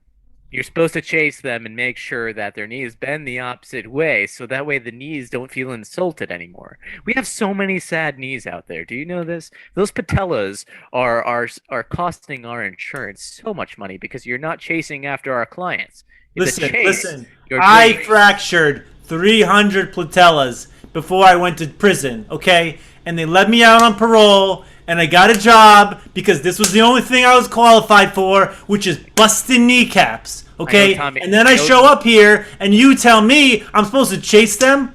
I never chased anybody before. That's what Vinny and Sammy were for. They held them down, and I did the busting. Well, that's why you got chased into a life sentence. That I got you out of, Tommy Bone Crusher, okay? That's why you're here today, because this is your rehabilitation. You're supposed to chase now. If you had chased in the beginning, you wouldn't end up in jail. Yeah, I've never actually been able to bend the other way round. Never. How about you? As a knee, I've got needs. Yes, I totally agree. I've only been one way supple. My, aren't you hairy? Yeah, well, actually, that is my name. How did you know? Oh, nice to meet you. My name is Veronica. Hi, Veronica. Harry. Hey guys, as a neck, I kind of just bend all directions, so maybe I can teach you some things. So jealous! How dare you flaunt your agility in front of us? Dare you? Can't you see I'm a patella? I've got to drag around Daphne with me all the time. You know, they use us in jitsu. I could crack that neck. Should that not be something that's said? I'm sorry if I recognize my weaponization. About 3 times a week, I'm cracking my neck. It really helps for flexibility. I would advise getting cracked. If I heard someone wanted to crack your patellas, maybe that would help you for your backwards bending capabilities. I didn't mean to judge my name, Tommy Bone Crusher. We don't want to bend like you. Now, speak for yourself, Veronica. I, on the other hand, would love to bend like that. Harry, no. Please, lend me your skills. Let me take them in, as I can then bend like an ostrich leg. Yeah. All right, well, if you need help, just, I would just advise yoga could help, maybe. You are an embarrassment to knees. I leave you, sir. Good day. Good day. I shall become one with the necks. And that was when the neck and the knee lived happily ever after in a relationship of symbiosis.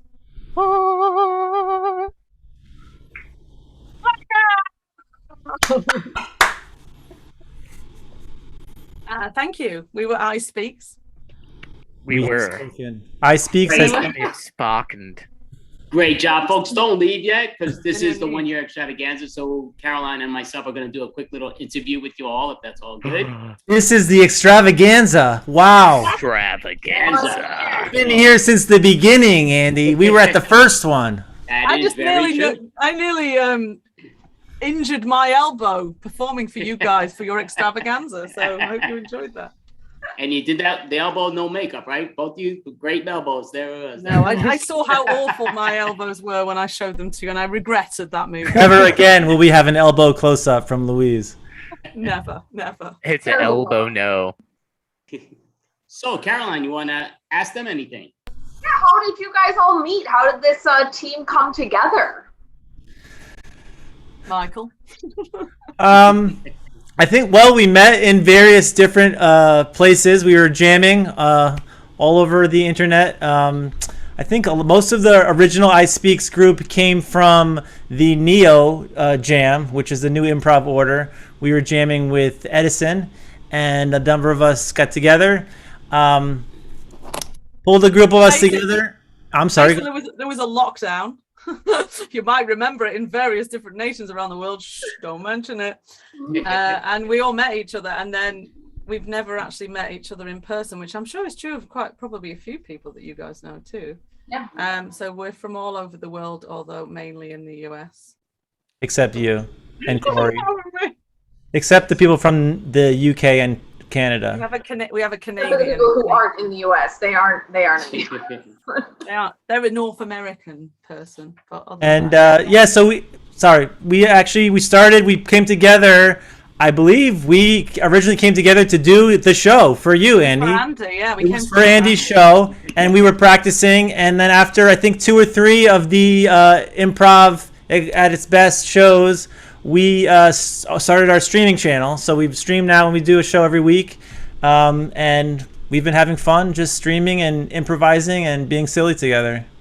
Yeah, Michael left a calling card in my socks, and that's how I ended up here. Yeah. Well, I'm Ryan definitely just answered glad. this message late. Sorry, go on. Oh no, it's all good. I'm definitely glad you came back to Extravaganza. It's your second month back in a row, which is great. You did take a little bit of a break, but I know iSpeaks is what you all have on the back of you, the website, which is awesome. So what I will like to say, like I actually do know Louise from the online world just because of what she's saying, but I think I even knew her before Michael, who actually was taking some of my drop-in classes with his daughter. Watch out, she's going to be a big timer. So haven't seen her in a bit, but I mean, young lady that's going to be outstanding. So that's always great. And yeah, so what I will say, just kind of like to always go through stuff that I sort of remember. What I loved, our Halloween extravaganza, no questions asked. I think Louise had the best outfits out there. She changed a few times, and I mean, unbelievable stuff in that extravaganza, which still sticks in my head. Alpha buck. So how did that go, Louise? Was that easy to get into, or were you doing a lot of work? I took hours. I did all face painting and everything. I remember it. And it's always so much later for me. So a lot of the shows are like some sort of dream. I remember it was like 1 a.m. and I had a wig on, a massive wig and face paint. And then I think I took it off and did different face paint and had a different wig. And it was great. It was really fun. So let's do Halloween. We should do Halloween. Yeah, that would be great. We're definitely going to have another one probably in 2 months or so. So it did take a long time to do all the makeup and everything, but I remember that we got into the costume and everything really. Yeah, I remember Halloween. I think it was all blue. You were a genie. Yeah. I was a genie. Oh, that's right. I had my green screen. I was a floating genie. That's right. That was fun. One of those costumes you can only use on Zoom because it requires a green screen. Well, we have a bigger team, so we usually do a Clue Done It, which is we know that's what we normally bring for you guys. But today we had a smaller team, so we just did some montage and some games for you. Yeah, that Clue, that's our like form that we kind of have been flushing it out, and it's been morphing and changing, and that's kind of our favorite go-to. Because also it's hard if there's 3 of you to do a murder because one of us will die, and then we'll just point fingers at each other until we find out who it is. So to be honest, that's for another time. Fun. You guys like that buddy parts, then I guess, huh? It's pointing fingers, elbows, the knees. Yeah, we're all about the body. Even the neck. Oh The yeah, connection. Michael Yep, even the neck. He had to show off with his neck, didn't he? And then right after I made that choice, I was like, I can't see the screen. I have no idea if anyone's even watching I me. blacked you out. I thought you were going to get thrown. We should have just left. We should have just left. Just left him. I should have had a mirror thing. I was like, what's going on? I have no idea. Caroline, go for it. Oh, is that an actual stick you have right now? Like, what is... This is my kneecap busting or vampire murdering stake, just in case I need. Around your house. Yes, Luis and I actually Luis inspired me. I know she has a whole wall of props and wigs and masks behind her green screen. So I have been slowly accumulating things for improv. I think he accumulates weird things. I've never known anyone have so many weapons. And I know in real life improv, a lot of times you're on a stage, you don't get the opportunity to do that. So I do like online improv because we have more opportunity to play with props. And we get very jealous as well. It's like if he comes on with a wig, I'm like, right, I'm getting so we start to like collect stuff. He's got very weird stuff. I resent the fact that you think I always have weapons because I don't. I have lots more things than weapons. It's really not, And that's why I'm never meeting him in person. He's just prepped for the. I normally have Jason's axe, but my daughter stole it and put it on her wall. So that smart person. And Ryan, is there anything you want to add? Because we're really not asking you many questions. See, Ryan, I know your face a little bit, but not too much. Let the world know who the heck Ryan is. Go for it. I've been improvising with Edison, back in New York City days before the Great Fall, and then I got picked out of the crowd by Michael to join I Speaks, and I think it's been like almost a year, hasn't it? Feels like it. That I've been with I Only been a Speaks. week. It's oh wow. It's been a very long week. I think I need to retire. Oh, No, that's cool. it's been a fun little journey, and I've had a lot of fun. That's awesome. I mean, yeah, I know Edison very well from the New York City world. We've taken different stuff, performed a bunch of times. I saw him actually last month, which was awesome in person. Been a while, but great. Kim sending her send off to Texas from the pit, which was awesome. So I'm not leaving but Edison is a real boy after all. He is actually real. He's a good dude. So yeah, it's always great. And obviously he got a lot of you together, which is an awesome thing from those jams, which he used to run a lot. So obviously this is the monthly extravaganza, now the 1 year anniversary, which is awesome. And you congratulations on your 1 year. Thank you so much. And thank you for all performing. You are all outstanding, and hope to get to see you next month. And just for the record, though, Louise, you got a lot to build. We need to see a better Halloween extravaganza costume. So no pressure, but you gotta. Don't challenge me, Andy. It could end up serious. Full prosthetic suit. So I'll end up with it being in a pumpkin or something. You have to come in as the alien from Aliens. Oh, well, congratulations, guys, on your year anniversary. Yeah, definitely. Thank you so much. That was I Speaks. Thank you all. Thanks. Awesome. And everybody that's watching, welcome. We invite you all to follow us on Collective Spot on our Facebook page or our YouTube channel, and you can see more of us there. So thanks again.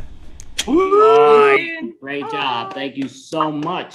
So, Caroline, your choice. Do you want to introduce the next team? I don't know if you have it on. Of course. So the next team is Bantam Roosters. Bantam Roosters.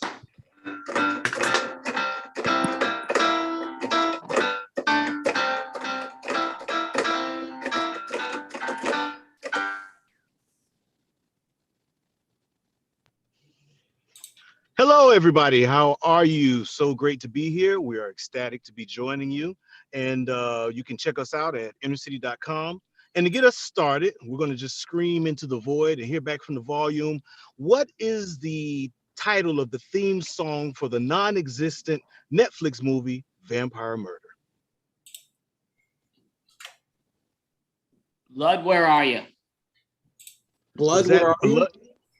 Blood, where are you? All right. Blood, where are you? We're Bantam Roosters. And Blood, where are you?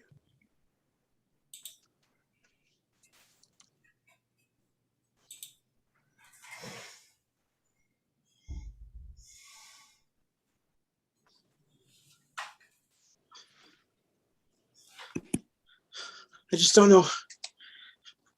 I'm sorry. Are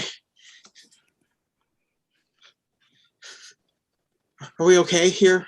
Is it safe? I think so. You seem awfully calm.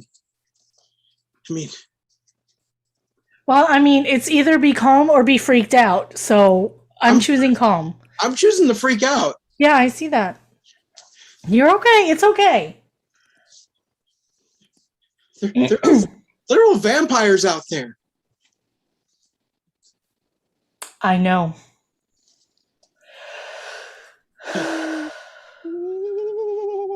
And ghosts. There's also ghosts. And I think some snakes, maybe. There's some slithering sounds. There's all sorts of stuff is going wrong right now. A were owl, I think.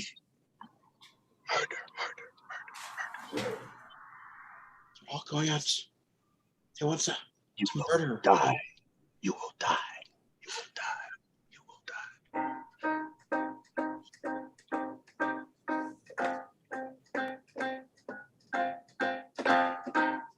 What's that? What's that? Do you hear it? What's that? Do you fear it?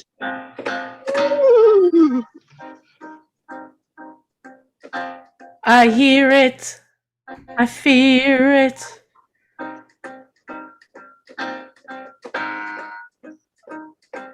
I just don't know how much farther this will go.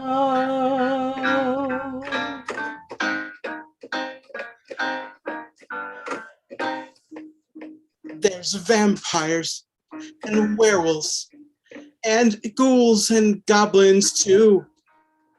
I don't know what to do.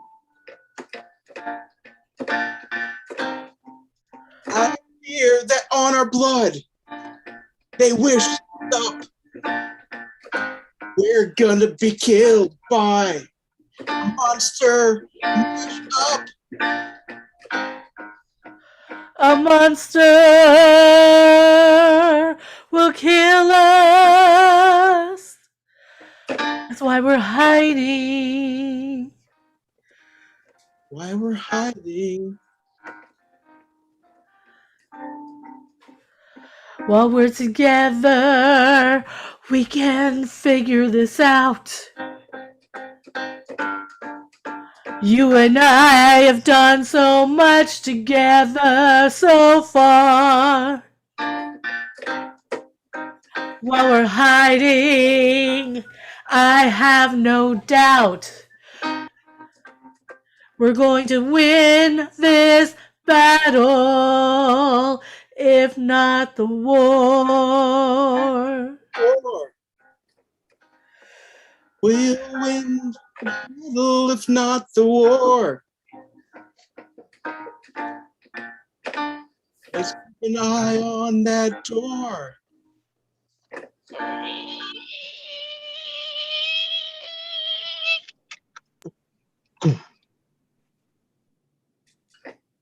I think our paper just got delivered too.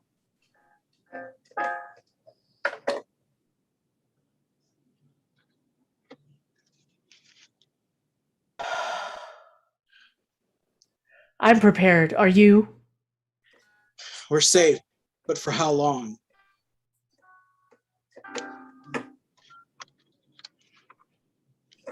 I don't know, but we need to be strong.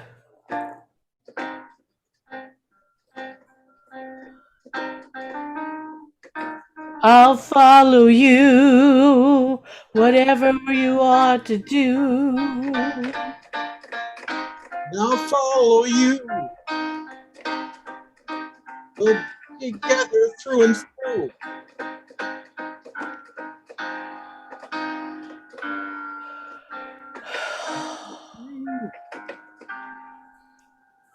Sweet.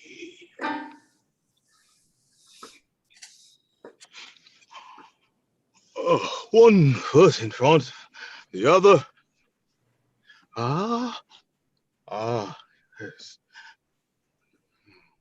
One foot in front of the other. Yeah.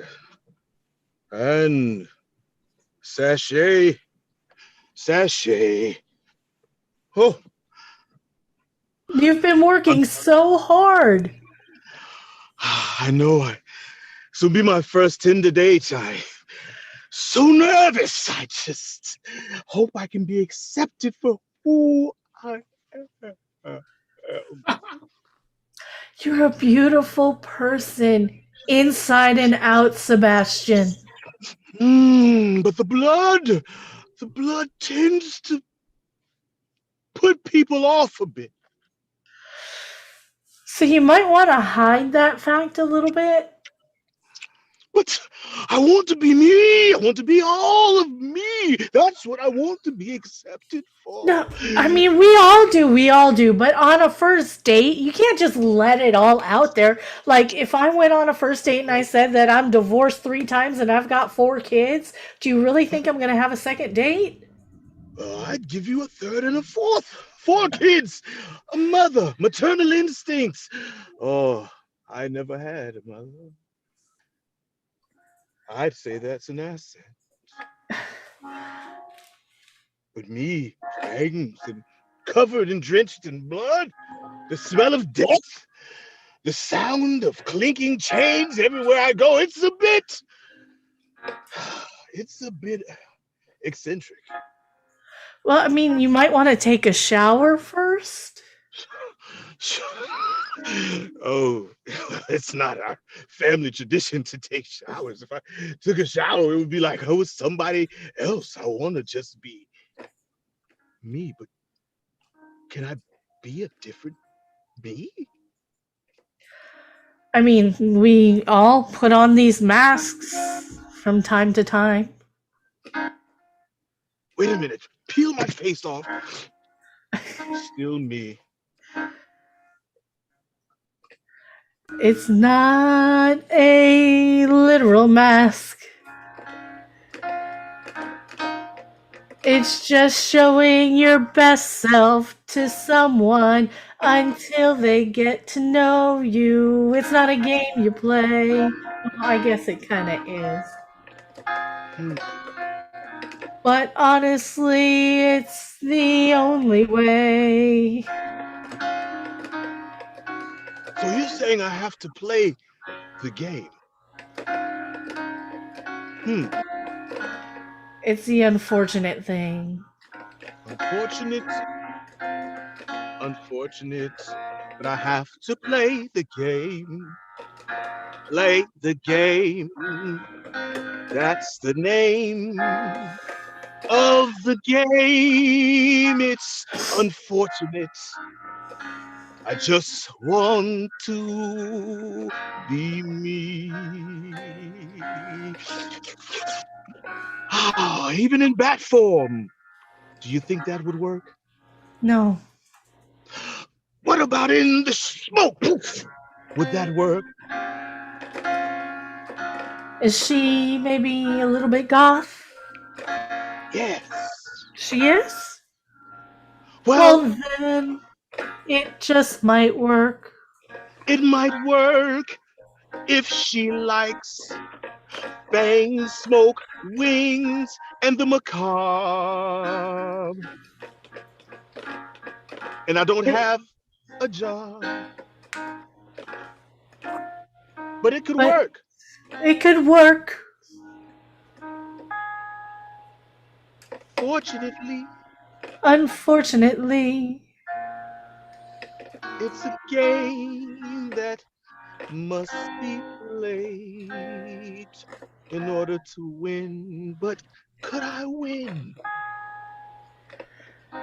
Fortunately, you are a great person. And yes, you could win. I could win. I could win. I think I'm going to win. Thank you. Thank you so much. Can I get a little bite? Weep.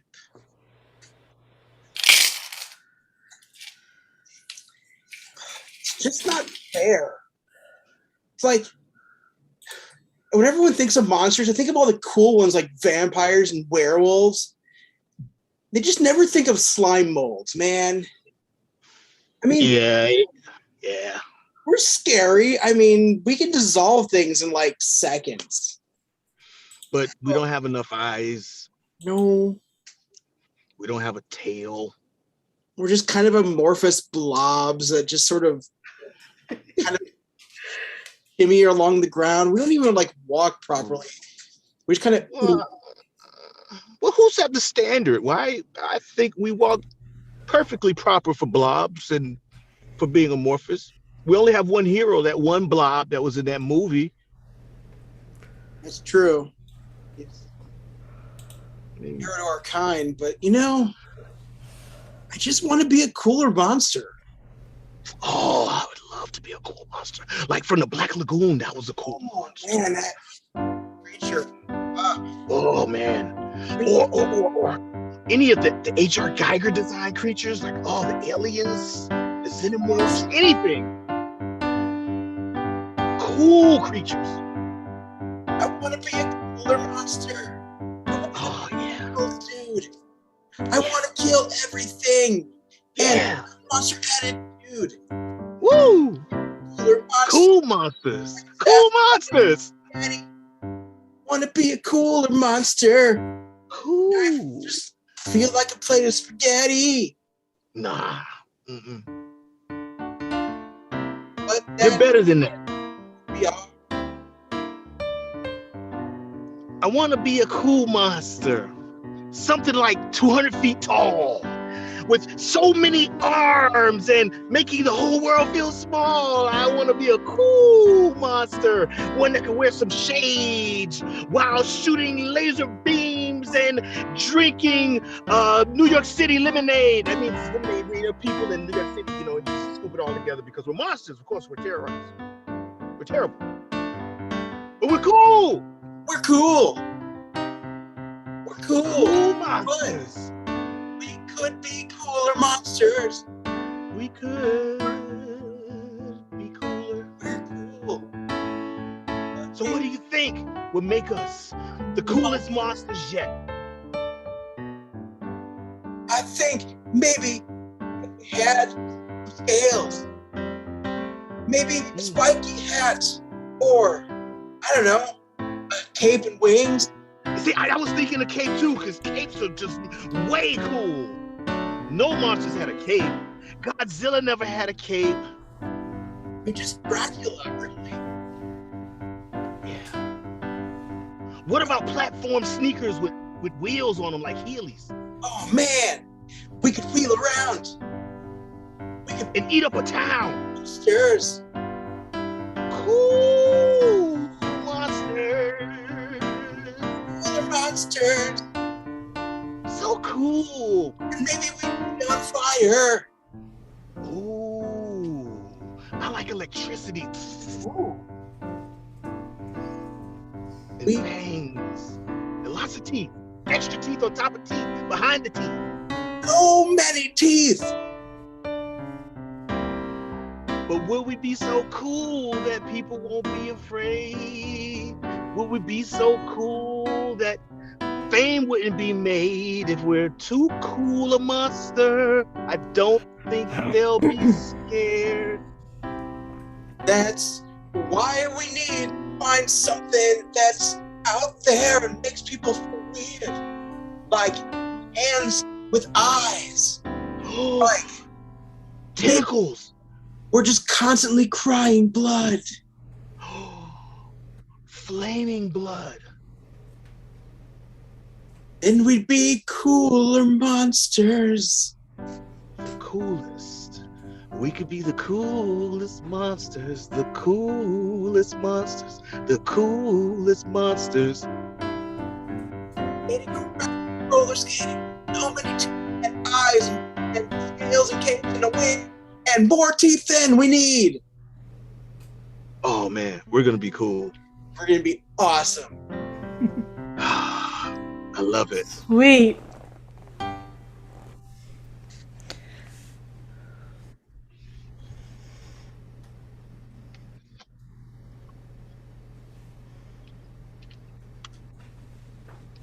Still alive. Can't believe it's been a week. Yeah.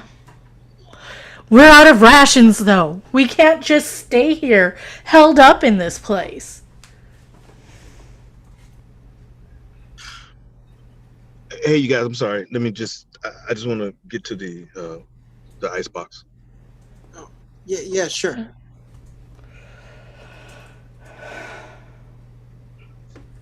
You know, the vampires are much friendlier than I thought they were going to be. That's very true. They are. They are. Why? I'm sorry again. Did I leave my Go-Gurt in here? Did somebody see? Yeah. Oh, I think it's back there behind the mountain. Yeah, the red cherry. Mm-hmm. Thank you. Maybe we have nothing to worry about. I mean, we heard all the rumors. No, you definitely have something to worry about. I'm sorry to interrupt. I got bit like 2 weeks ago. I died 3 days ago. So at this point, I assume I'm just kind of like a paranormal Well, mirage of myself, and I inhabit this space. But I mean, you guys will be fine. Yeah, I mean, when you pass in front of the mirror over there and you didn't make a reflection, I kind of figured that something was up. But again, you're so polite. You caught that though, but you caught that. Most people don't even catch that. You're very astute. That's so cool. He pointed that out to me, so yeah, I knew that too, and that's why I'm saying maybe we don't have to worry so much. Yeah, you guys are sharp. I'm sure that the werewolves won't dismember you guys. Now, will you protect us as we because we can't live on Go-Gurts alone, and we're running out. I don't know how corporeal I am. I would love to think that I could, and I like that you have invested in me. That type of faith. I mean, the Go-Gurt's not falling through or anything. It's staying inside, so you've got at least that much corporeality. Oh, I didn't even think of that. I wonder what else I could do. Well, I know I can disappear and reappear at will. I wonder what else I could do. And the fact that we're not even fazed by you doing that, you've been doing that for a few days. I wonder what else I could do. What can you do? Let's find out. And I stab you with a knife. Okay, go for it. I mean, it tickles, but impervious to pain and death, and but not tickles. What can you do? I mean, can you fly out the window and fly away? Or turn into a bat?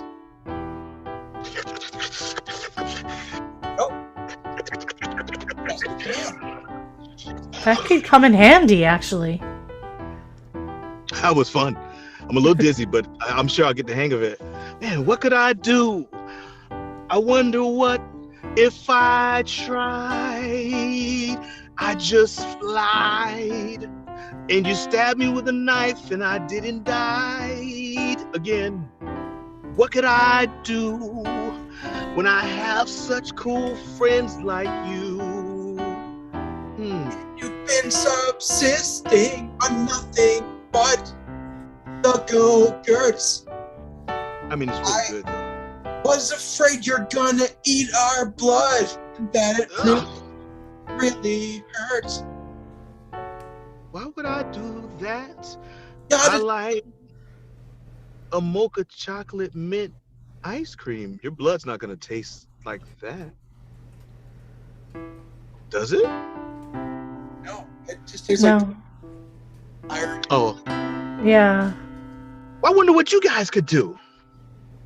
I gotta tell you, Sheila, I didn't think this would be my desire, but now I'm thinking it would kind of be cool to be a vampire. You know what? I like where you're going with this. Then you could bite her, then she could bite you, and then you two could live forever. Man, if you were a vampire, I think that the two of you could come up with some serum so you could resist fire, and you could build a whole empire. Oh, I like it. If we were a vampire. The three of us. We could be a team. The nightmare dream. We already get along, it seems. But we could take over the world and do it through kindness. We can show a new side. We don't have to be conformed to what society has said. Vampires have always been. We could change their perceptions. Or we could just hang out and have fun. Play games? Maybe not in the sun, because I think that might kill us. But why not both?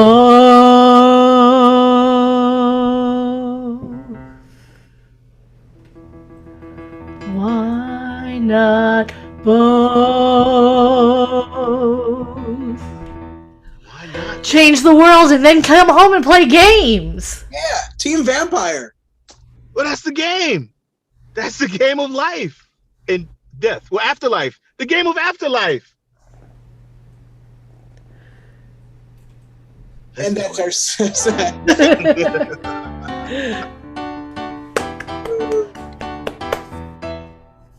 Perfect. So great job. That don't leave yet, folks, but that is Bantam Roosters. So Faustino, just pop on up if you don't mind. But yeah, you all did a great job. This is our 1 year extravaganza, and you all were, well, I don't know if you all were here, but your team was here day one, which we appreciate. You guys were awesome. So me and Caroline are gonna ask you a few questions just for the hell of it. That's the 1 year extravaganza. We're trying to see how that works. So I'll ask the first one if you don't mind. And Faustino, gentleman and scholar, I know you for a while online, big time musical and all that stuff. How did you put this all together?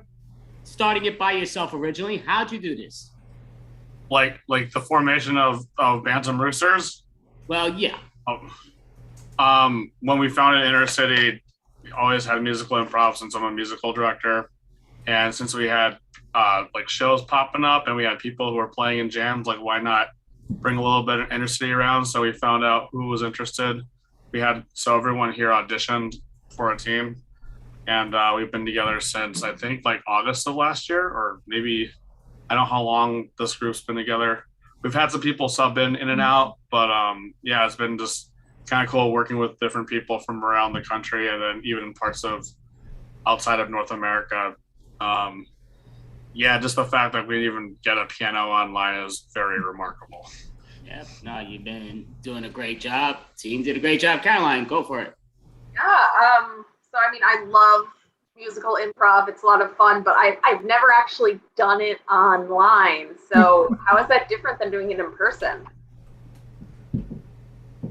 A lot of lag. Yeah, you have to be a lot more patient than you are. And, yeah. Because when you're doing it live, a lot of times it's both the improviser and the MD are a good MD like Faustino is essentially another character. With online, there's a little bit of lag sometimes. Sometimes you gotta wait a little bit, and especially with Zoom, only really letting two people talk at once. You just gotta make sure you're not stepping on each other as much as you can. Awesome. And I would say, just because like we have an improv team too, New York City and now all world, we actually have more members outside of New York and New Jersey than in New York and New Jersey.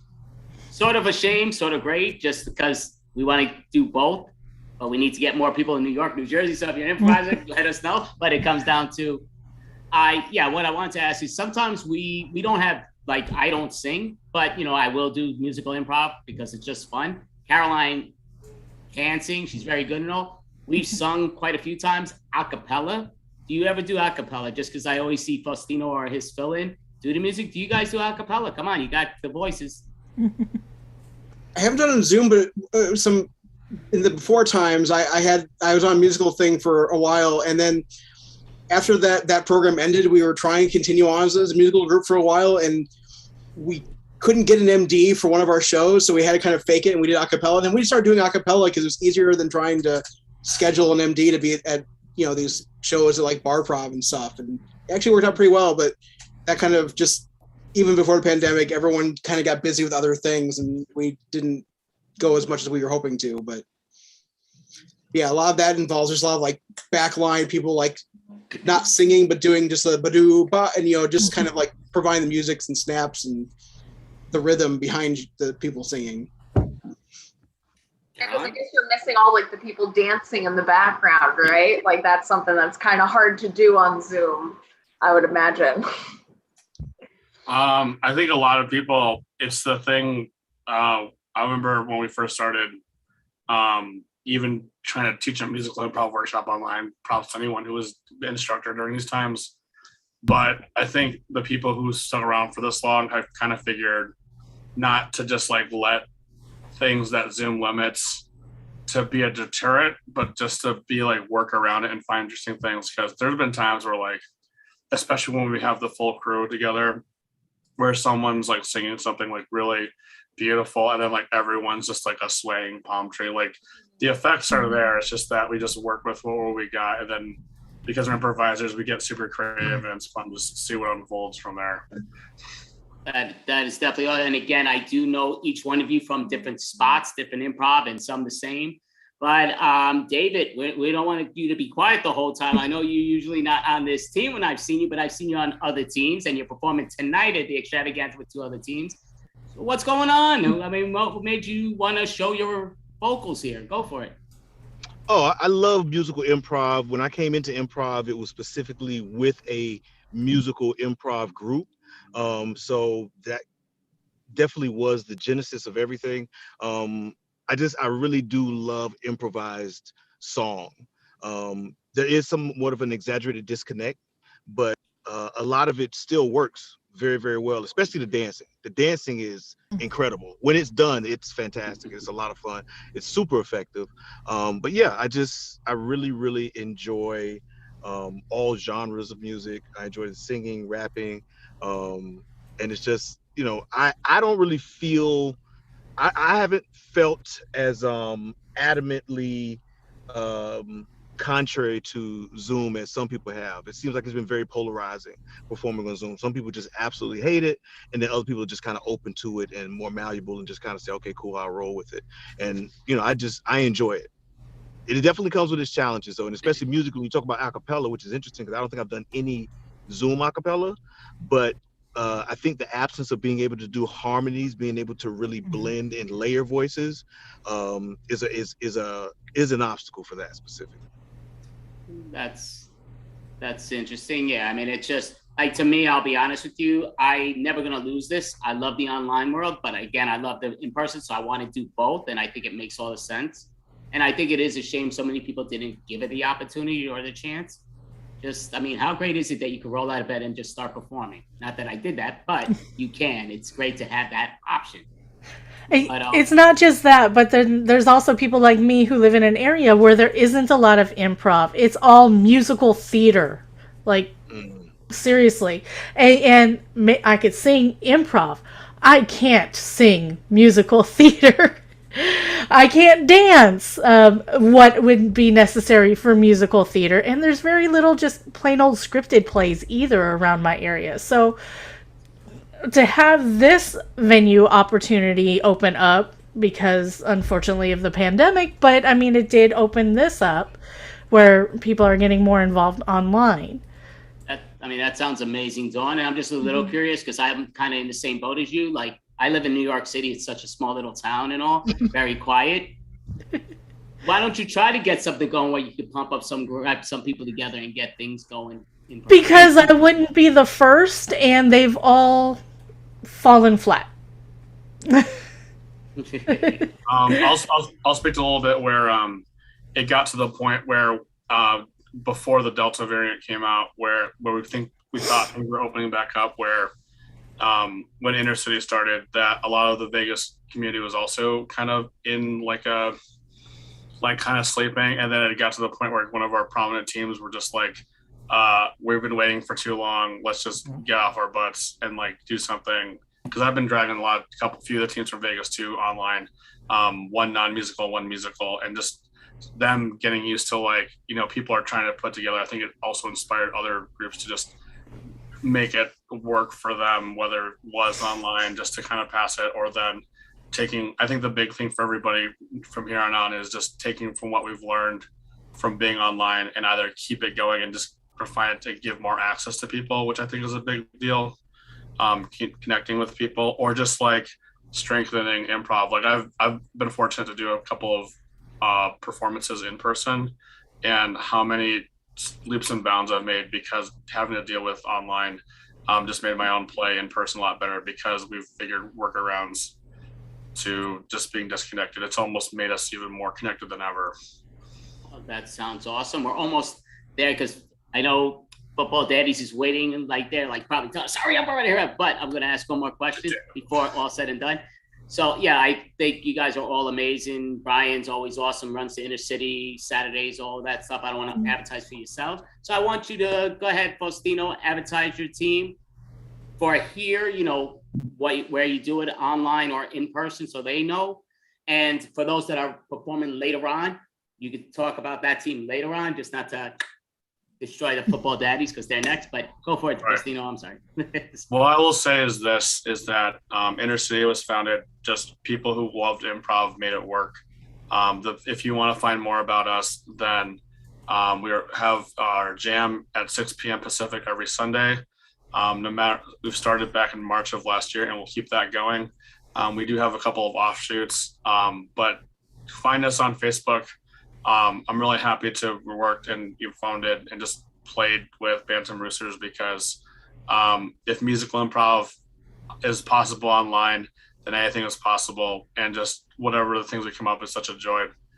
But yeah, if you want to stay connected, and then Unicorn Kingdom is the non-musical team, and that's a little bit more boring because there's no music. But definitely like check this out. If anybody is watching and is interested in trying musical improv for the first time or just first time online, then swing by. We always have a musical. At least I don't want to jinx it, but we always have a musical director every Sunday, so it's part of our identity, and hopefully we can have more friends to play with us in the future.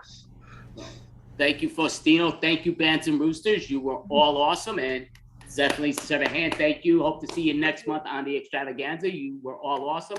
Thank you very much. That was Bantam Roosters. Awesome job. And a happy anniversary.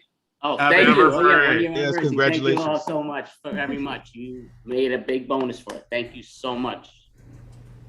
Caroline, your choice. I want to put you on the spot. Do you want to announce the next team or? No, you can definitely announce the next team. You've said their name a few times now. Oh, I'm sorry. So the team that's been waiting patiently, which we appreciate, Football Daddies. Come up, Football Daddies. All right. Break a leg in your performance.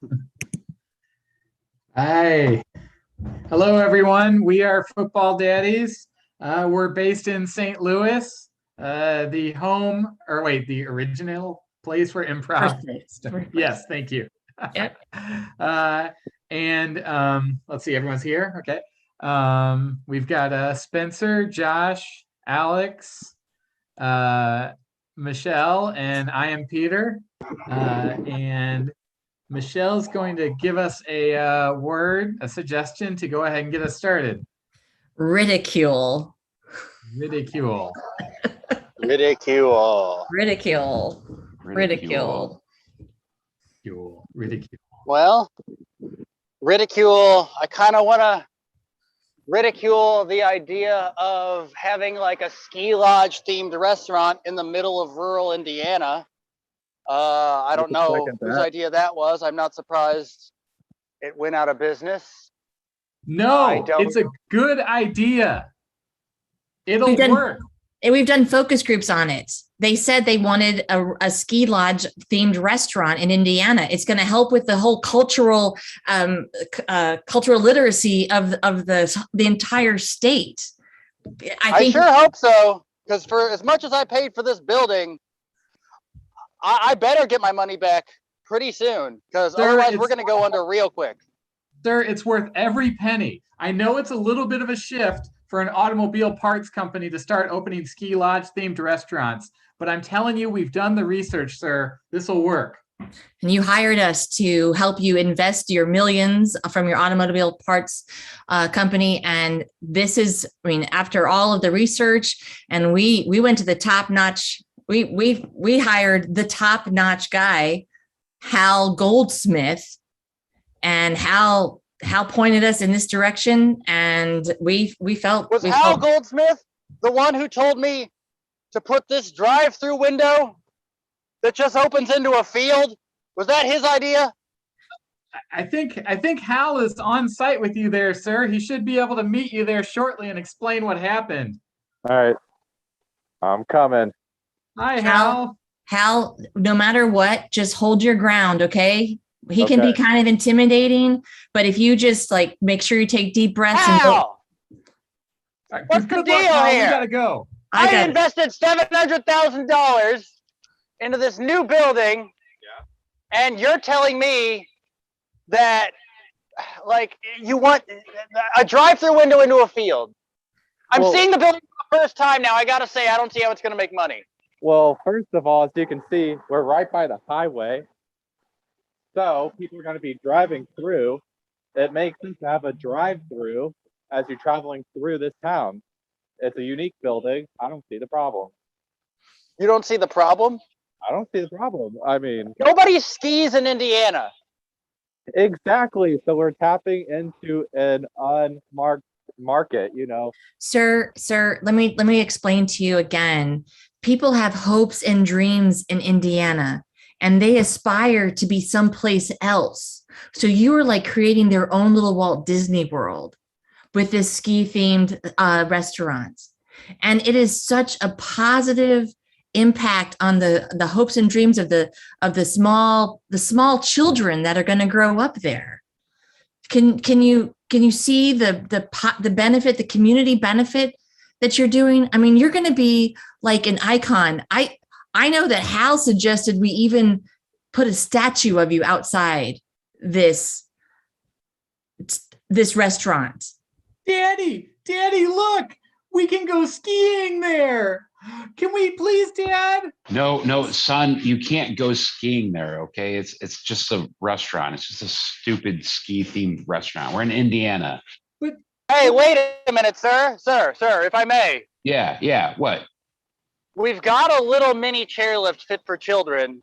It goes up to the second floor, and then they go down a slide. Is that good enough? Oh, Daddy, please, let's go there. Let's spend every weekend there and all our disposable income there. Thanks See, a I lot, told you asshole. this was a All good right, idea. go check out their stupid little ski lift. Come on. Yay! Telling you, So this the- place sells itself.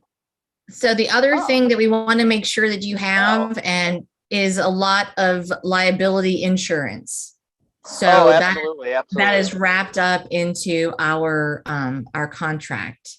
The And slide leads right into a stuffed bear's mouth, so I'm going to need a lot of liability insurance, I think. yeah, and there's a big waiver that people need to sign. Make sure you show him that waiver. Like, sorry, I can't be there with you right now. I'm opening a Planet Hollywood on Mars. It's kind of crazy, but oh, they finally got that project off the ground. Yeah, that's what we're doing up here. I mean, otherwise I'd be there right there with you. But ever since Bezos and Richard Branson started colonizing up here, I mean, it's just we're going to town, We're doing community benefit things. I really hate to talk about how much money we're making because that's just a little uncouth. And you didn't hire us to be uncouth. That's true. Well, So this do you have looks any it looks like we have a shot. Any other concerns? Hal, you can handle of any other concerns? They're banging on the door. I'm gonna have to answer this. So, but I'll let me know if I need to come back or something. I think I got this. All right, Hal. Thank you so much.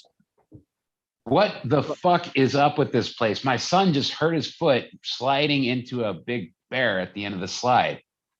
Did you idiots even? That's the best feature. He loved it, didn't he? No, look at it. Did you sign the waiver? I hurt my hand foot. No, we didn't sign anything. We don't have was the no waivers waiver out to yet. sign. Daddy, I don't want to We go. don't have the waivers yet. Take our disposable income to Walmart. All right. No, son, we'll go buy don't go to Walmart. No, got- we're gonna go talk to my lawyer, and then we're gonna go to Walmart.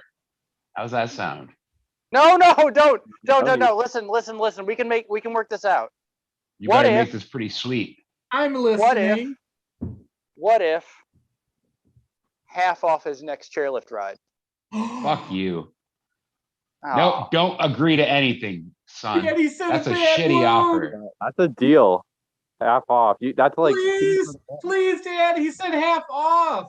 You better shut your mouth. Look, we could get 100% off. We could get free ski lift rides for life. You got to play this correct, kid. Okay, Danny, Now I'm look. trusting in you. Okay, thank you. Look at his foot. His foot is broken in half. And you're going to offer me half off? Well, okay. How about this? Half off the next ski lift ride and 10% off a fried chicken meal. And also in Yay! the We'll tour. take it. We'll take it. It's the best offer we'll ever get. Shut up, son. 15% off the chicken and you got a deal. Don't lowball me here, Okay, buddy. I'll do it.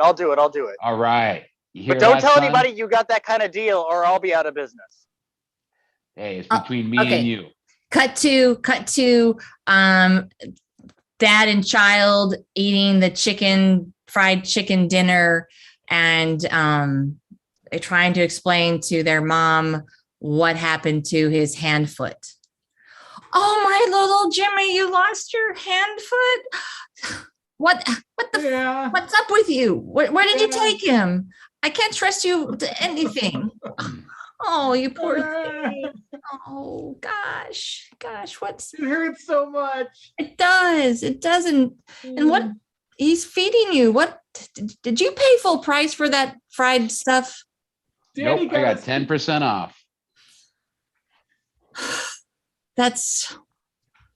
Well, your negotiation skills always did impress me, but we now have a child with a screwed up foot. He's looking more and more like your mom every day. Mom, do you think that you could maybe talk to Jeff Bezos and see if he could use his magical cure on my foot? I can talk to Jeff Bezos. Sure. He can do anything, Jeff Bezos. He's magic. Yeah. I can talk to him. Do you want to come out into outer space with Jeff? I'd love to. Okay. I'll go with you. You can come to outer space. It's a safer space for you than obviously wherever your deadbeat dad took you. Hey, come on, lay off the deadbeat part. I took the kid to a fucking ski lodge. I'm gonna materialize down there because we do that now from Mars. Shit. And then I'm gonna grab our son and I'm gonna take him back with me. Okay. All right, but you still got to pay the child support. It's fine. It'll show up in your bank account, whichever one you have open, but I'll be happy to. All right. I'm just coming down to earth. Are you ready, Jimmy? Honey, welcome back to Earth. I missed you. Hey, it's me, Jeff Bezos. What are you Jeff doing with my Bezos. marketing director? We got plenty to worry about up here on Mars. Me? Who do you think you are? I order people around. Jeff, it's okay. It's all right. I'll be coming back. I'm just checking in on this customer. He's a avid user of Amazon, and I'm a huge fan, Jeff Bezos. he doesn't go to Walmart anymore. He only shops on Amazon, so that's why That's right. we be doing this. Don't think you're going anywhere. Remember, I cast that magical binding spell on you. You're unable to leave Mars without the consent of Snow White. Well, I'm only down here for like 30 seconds to grab my son, and then we're coming straight back up. Please, just 10 more seconds. 10 more seconds. Yeah. And who's this guy eating chicken down there? You think you're so hot? Watch this. Sling flong slop. See, the chicken's now with me. What? Where'd my chicken go? Yeah, they didn't tell you that. Bezos has magical powers. You gotta pay me for that chicken, Bezos. And I paid 100% for it. Jeff, you're so cute. Bezos. All right, I gotta go back up and get more chicken.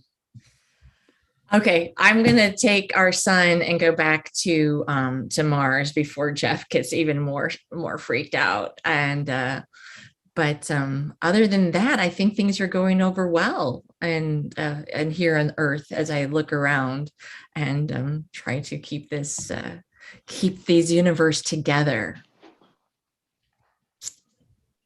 I only have like 3 minutes to be on Earth. You have questions? I'm the focus group marketing manager for Jeff Bezos in Mars, but I'm down on Earth for a few minutes. Oh, okay. I was was there a guy who was just here eating fried chicken? Yes, that's my ex-husband. Oh, okay. I Hey, just came by to make ex-husband sure that on our... paper, okay? I mean, technically we're divorced, but I Oh, feel there like he he's is. still kind of, yeah. He's still There he is. infatuated.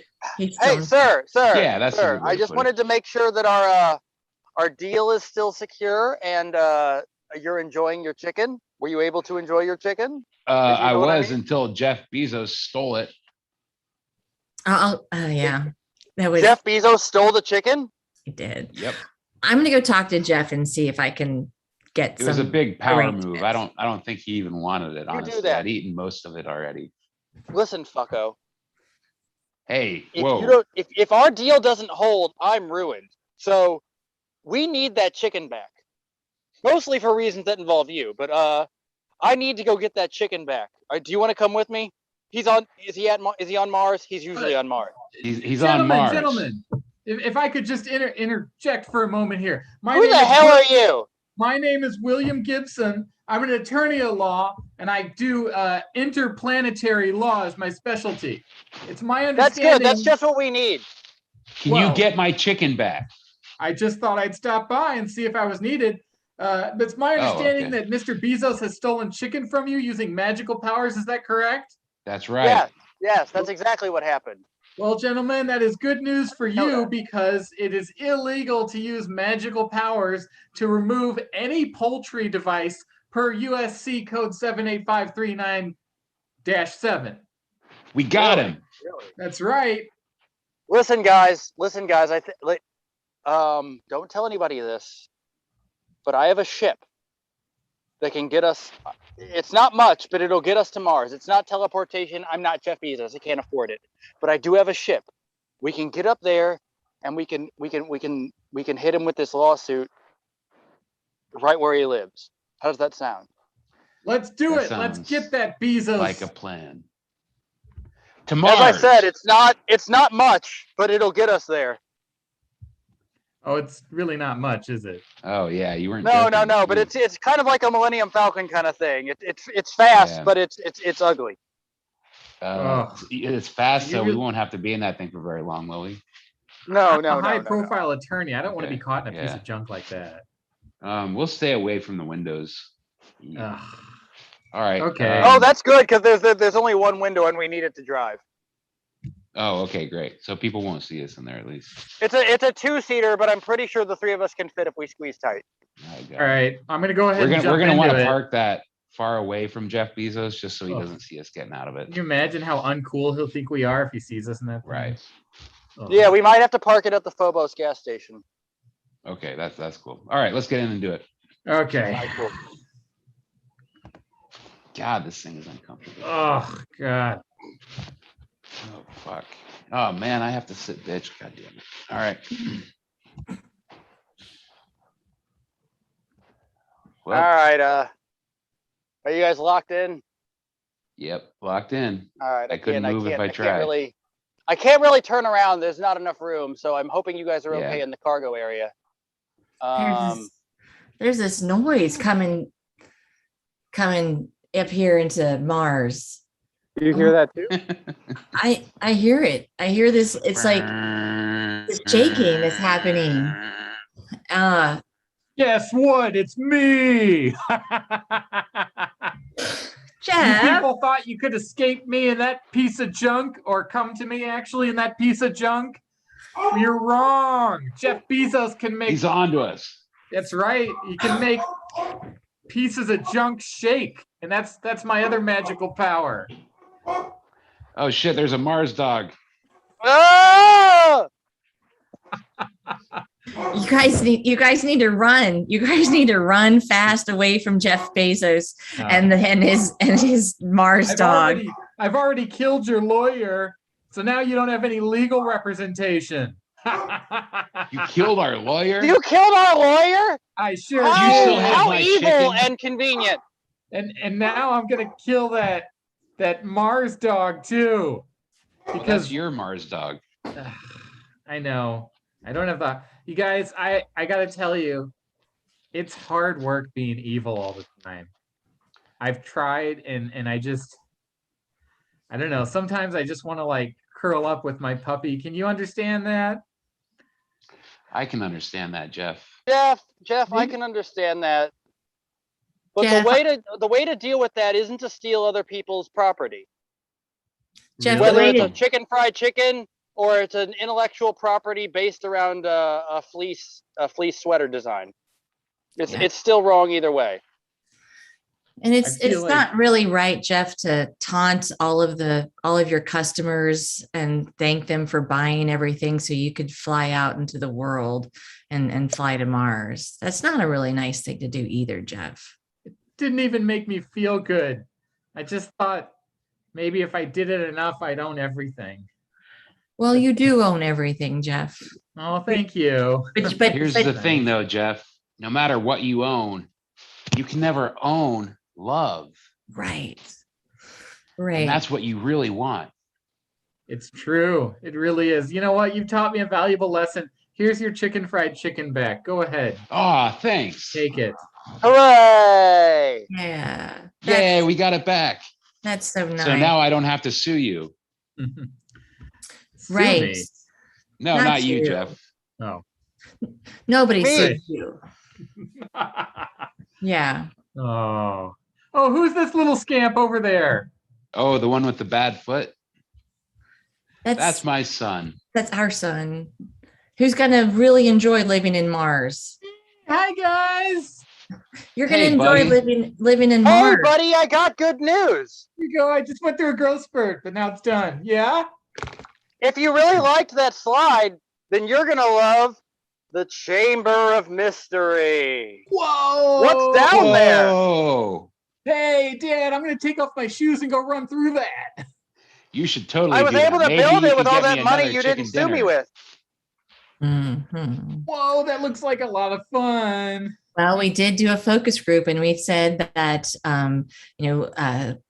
games that look kind of slightly dangerous is what the people in Indiana are really wanting to add to their ski lodge restaurants. We did do some That's focus right. group on that. And the drive-through into the field, when you turn it the other way, leads into the parking lot.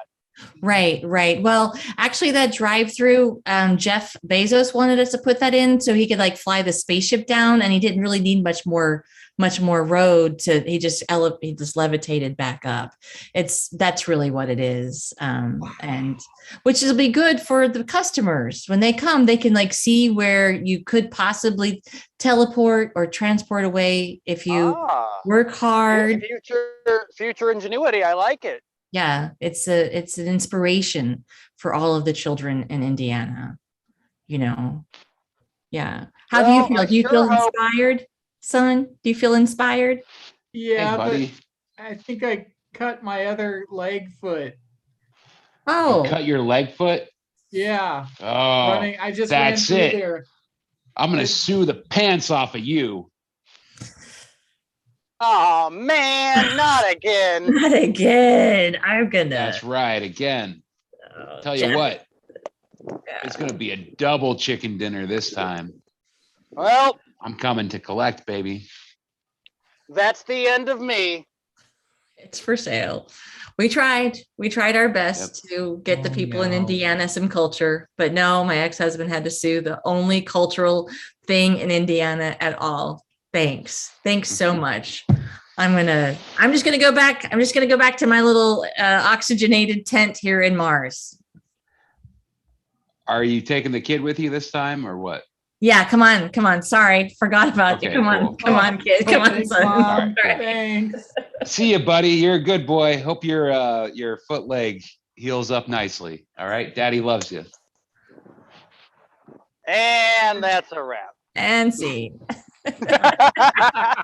Perfect. Great job. Oh, my Football God. Daddy. So don't leave. Everybody pop up because we want to do a quick interview with you all, if that's all good. Cool. It's Absolutely. the 1 year extravaganza for this extravaganza, which I love, the monthly show. My personal opinion, never thought it would last this long. So it has gotten Nice. bigger, which we appreciate you all joining us, and you all were outstanding. Oh, thank you. So, Caroline, you want to ask them something first, or Yeah, I gotta ask, why football daddies? What inspired that? So we are all we all went through improv training together at the Improv shop in St. Louis, and when the COVID hit and we had to be shut down, we started just meeting up on Zoom every Sunday and having, just practicing. And I shared with my teammates here one time when my son was younger. He's 22 now, and he was doing football in middle school. And I was talking about how, the football daddies of, so soccer moms, football daddies, and they loved the name. And that's been our kind of our little team name since then. And pictures. Okay, we're going to have to do something about the feedback, guys. Yeah. We're So that's where football daddies comes from. Yeah, but I think we all kind of like the like implication that it's like a certain type of like. It is. Type of daddy. Yes. So I thought, you all did a great job, no question.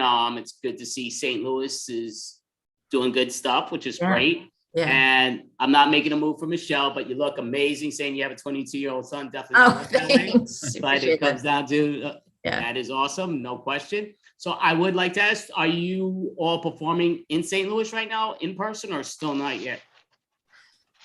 So the Improv shop has opened up and is doing some in-person performances. And then we have had some of in St. Louis, we've got not only long form and short form, but we also we did have some performances short form, but I'm gonna plug what we've done. I have a great backyard with a deck, like an 18 by 19 foot deck, and my team and we do a backyard prov. So we have people come and watch us do improv off the back deck. And that's been really nice because you don't have to be, inside and worry about that kind of stuff. We are a little weather dependent. It seems like whenever we schedule a show, there's a thunderstorm. So we have to be flexible that way. But it's been really nice to have the feedback from the live audience and the suggestions and things like that to come that way. So backyard prov.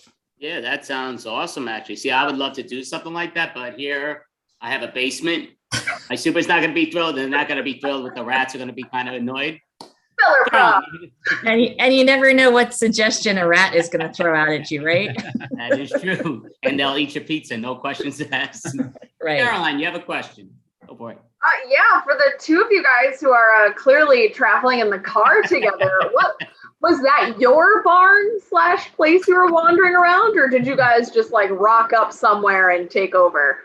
No, we were going to do this on the side of the road if we had to. So we pulled off at an exit and we see this random building and we're like, this is it. Yeah, there's a lot more that you didn't see that there was an abandoned house and there's another one too. Did you see it? It was on the other side. No, there's a weird place there. We're on a road trip right now. Yeah. Oh, okay. So No, that is us. See, I love that. They're like, no, we're still showing up no matter what. I love that. Great focus. That is outstanding. Yeah. Very dedicated. I do thank you all for performing. For our extravaganza, our monthly one, our yearly one for the first time, which is amazing.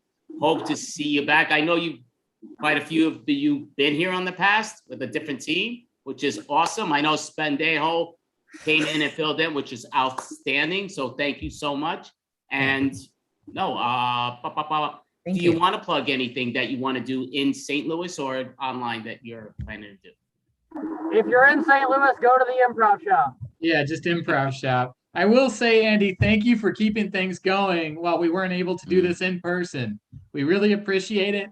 And we've learned a lot about how to work, in this virtual space, which is quite a bit different than in person, right, but definitely has its own advantages like backgrounds. And, we had music. Our music guy isn't here today, but we have music a lot too. So it's been really educational and fun. No, thank you, Peter. I definitely appreciate it, but I would say it seems like the waitress that was behind you the whole time was doing a great job. So make sure you give her a great tip, Peter. But thank you all. Good. Yeah, thanks for having us, Andrew. Yeah. Thank you so much, Michelle. Andy. Thank you all. So that Appreciate was it. Football Daddies. Thank you all. You were outstanding. Great job.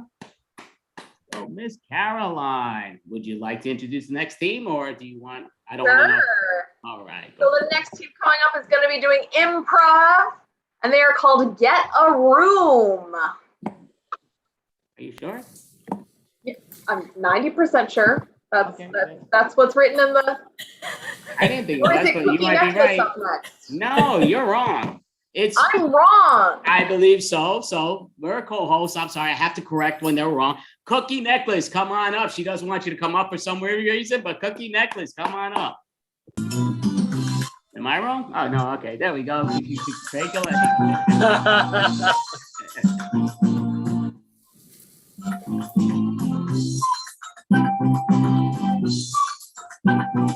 That's fun. Hi guys, how you doing? We are Cookie Necklace. I'm Joe Gagliardi. That's Wyatt Unger. That's Clark Gonzalez. That's Charlie Henry. I truly appreciate you guys being here with us, supporting live comedy. Thanks so much to to Andy and Caroline and the team for having us on the show. We're super proud to be here. If you've never seen us before, Cookie Necklace guys, we're based out of Annapolis, Maryland. We do short and long form improv. So everything you see here tonight is going to be made up on the spot. All right, we're going to play a game similar to one called Freeze Tag. So if you would, guys, start throwing some words in the chat for us. Those are going to inspire us, okay? So we'll pick our favorite words from the chat. We'll have a conversation about what those words inspire. And then that's going to inspire everything else you're going to see for the rest of the show. So the way this is going to work is someone's going to start a scene based on the conversation we have about the words. At some point, someone's going to clap to enter or leave the scene. For example, Charlie. Freeze, Wyatt, leave. And a new scene will begin from there. We may tell someone to come back or to cut forward or backward in time. Charles? Cut back. And that's it. That's how it works. So to get started, guys, we're going to just start throwing words in the chat there. And we will pick our favorites here. Let's see what we got coming up in the chat. Looks like butternut, rambunctious, that I think might be spelled wrong. Rambunction.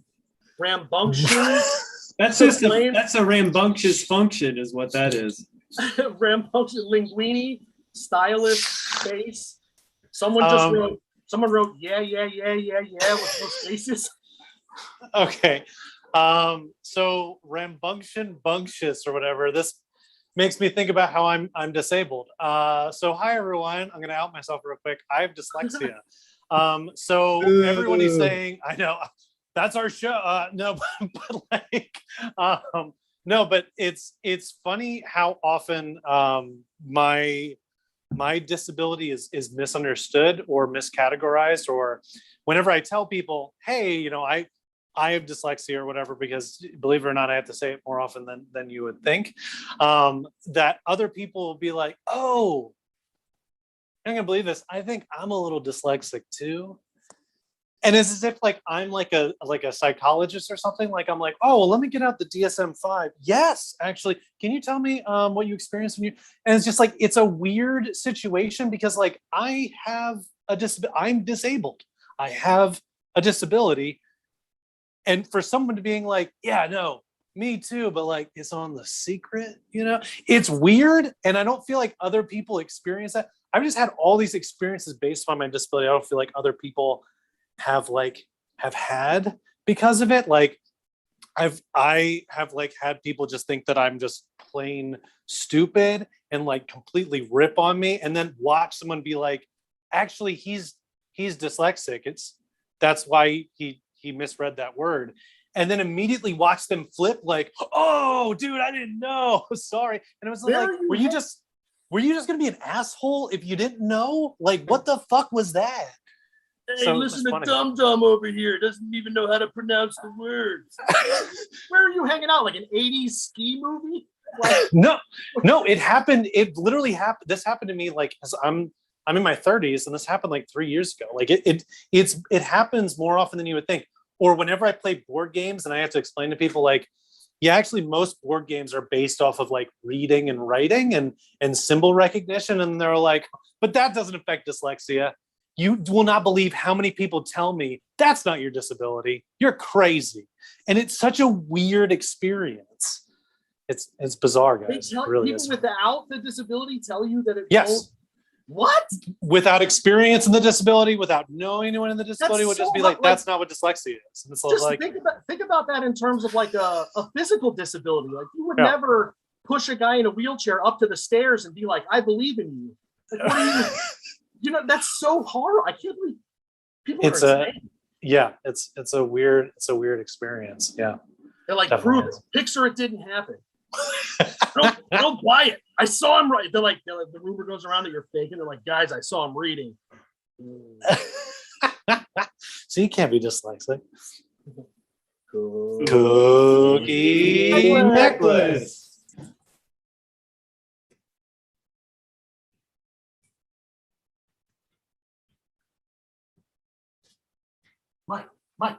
Mike.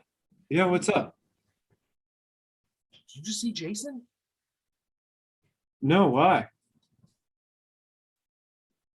I think he's up to something, man. He's being real.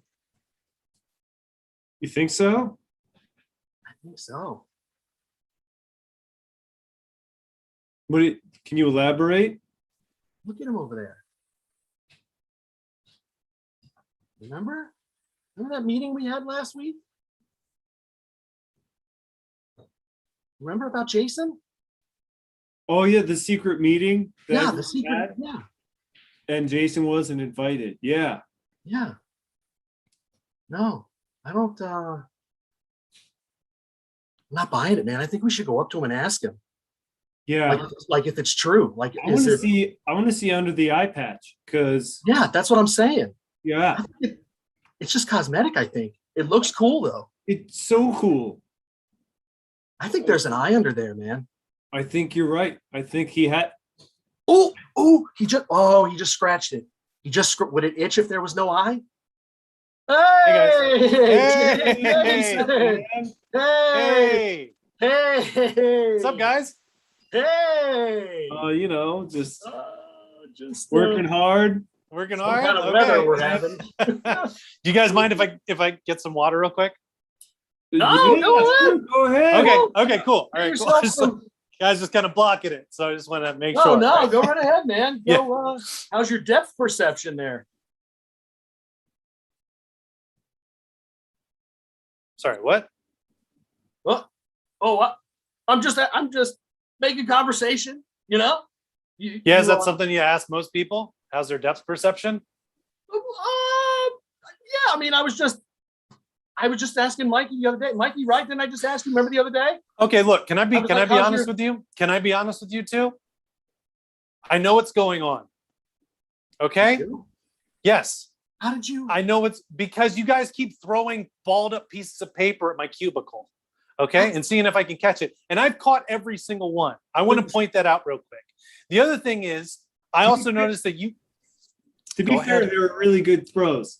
They were really good throws. Outstanding Yes. throws. I They know. were good throws. You guys also keep trying to play Simon Says with me.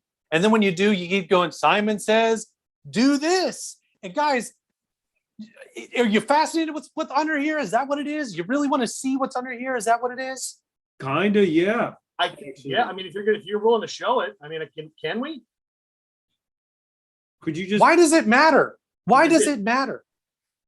Do We you had a think there's meeting going to be about like it. Britney Spears naked under there or something like that? Like you think Is it's that going to what be it just is? No, Is it it's not Britney Spears fucking naked. All right. No, it's a horrible scar. You just want to see a horribly scarred eye. You could get him to put like a red LED in there. Like, Don't tell me what we can put in my eyeball. I'm telling you. Terminator for Halloween. I'm starting. No, that's actually very Jason, offensive. I'm gonna be honest, Jason. The fact Yes. that you haven't already put a red LED in your eye socket furthers the idea that there's an eyeball under there. Do I'm just you gonna think- say it. I'm just gonna say it. There's an You want- eyeball under there, Jason. You think there's an eyeball? You think there's a fucking eyeball? Yeah, look, I do. Here it is. Oh, Here it is. God! Oh, what? Really? You're gonna scream right now, Oh, dude? That's my face. How That's far my back it face. goes? Where does your brain start? Jason, I'm really sorry, man. Look, It's so deep. I feel like we got off on the wrong foot. Yeah, we did. Look, I don't know if you know this about me, but I have an astigmatism. So I kind That's of, not the same. I feel like I think it's pronounced stigmatism. No, no, he got it right the first time. Listen, that's not the same as this. Okay. Stigmatism. my one eye, I could barely see anything. And I feel like it's kind of the same as what you're experiencing. Sometimes at night, No, I get it's night not. blindness. I mean, I get night blind. From I time to time, got I'm this in driving the at night, I'm Iraqi like, war. That is not the same as you have astigmatism. I was shot at. Do you understand? A piece of shrapnel is in Freeze. my eye. Joe, leave. Charlie, leave. Oh, and here's your receipt, and thank you for your service. And yeah, let me just say, I know what that's like. You know what? You know what serving my country's like? Yeah. I go paintballing with my buddies, and Ralph shot me right in the knee the other day. Oh, yeah? I was screaming for. Wow. Yeah. Ralph shot you, huh? Mhm. Yeah. Wow. Yeah. Did you attend? Did any of your friends get shot? Yeah, a lot of them did. Oh, okay. Wow, Yeah. wow. They were just covered in paint. Oh, in paint. It took us. Okay. It took us weeks to get out of the clothing. We won't make Yeah. that mistake again. We'll wear Yeah. sweatpants Yeah. next time. Wow, it's crazy. How many of their funerals did you attend? How many? I got to follow up. I got to follow. How many? No. Let me talk. Let me say this. How many times did you have to comfort their families after you returned from combat? That is after them telling you that you're only going to see out of one eye for the rest of your life. Hey guys, I'm sorry to, I couldn't help it over here. You a war veteran? Thank you for your service, man. Thanks. I thank you. I appreciate it. I'd I like do. to pay for this guy's stuff if I could. I'd like to pay for your stuff. I just paid. So we can refund him the money, and you can. Yeah, I'd like to give you some cash, man. I know how it is, man. I got a little gnat flew in my eye the other day. I was like, tarnation. I didn't think I was ever going to get it out. I'm so sorry. I don't think that's. I don't think that's not. Like, I still kind of feel it sometimes. That was a couple days ago. My buddy Pete did have to wear a patch after we shot him with a paintball one time. For like a month. That probably hurt. It probably got him. Yeah, and it was really hard for him. People kept making pirate jokes. Like it was. Just a lot. Carried my dead. Are you a war hero? Yeah, he's a war hero. No, I am not a hero. No, I am not a hero. Okay.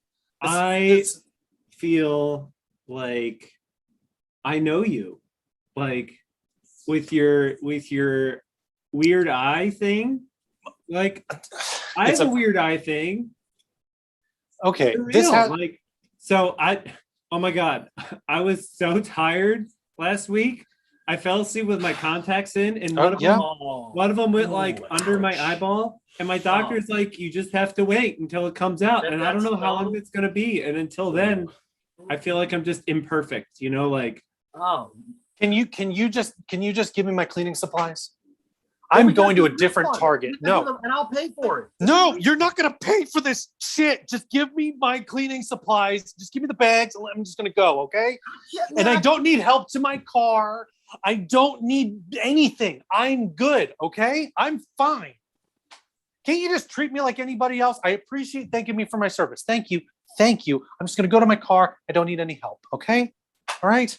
I will help you. I'm just saying. Freeze. Joe, leave. Everybody leave. Charlie, come back.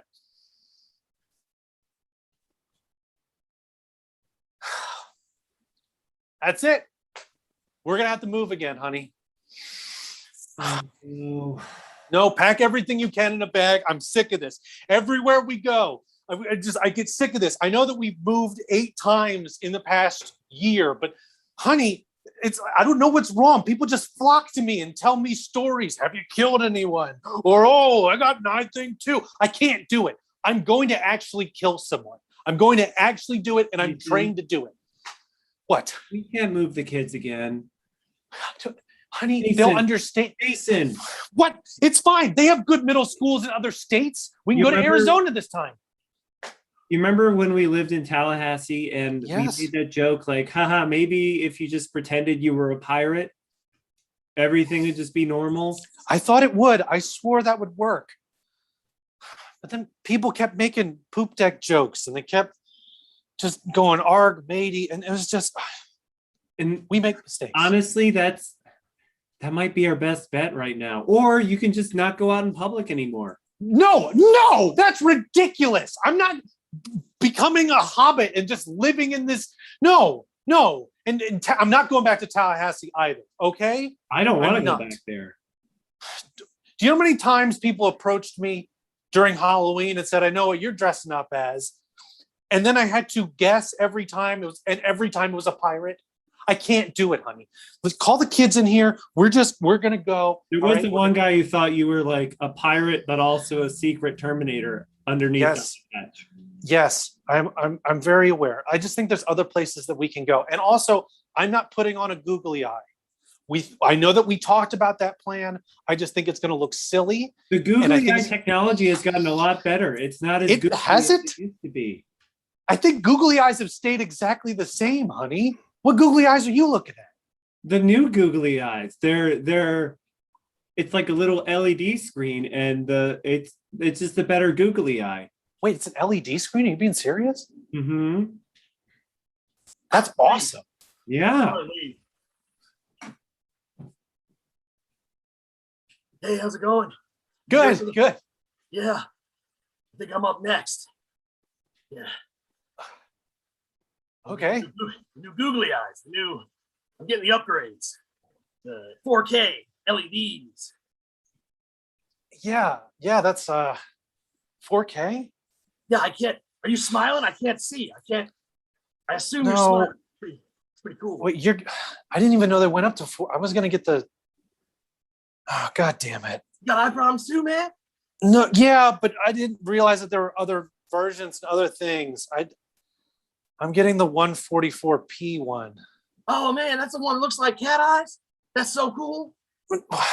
Yeah, but I didn't realize it went up that high. No, mine's gonna look like a cell phone screen from like the 2003. This sucks. Oh, that's cool. You can put like a cool background on it or something. No, it's Like, not. take a No, picture from your gallery. and I make don't your want a cool background. background on my eyeball.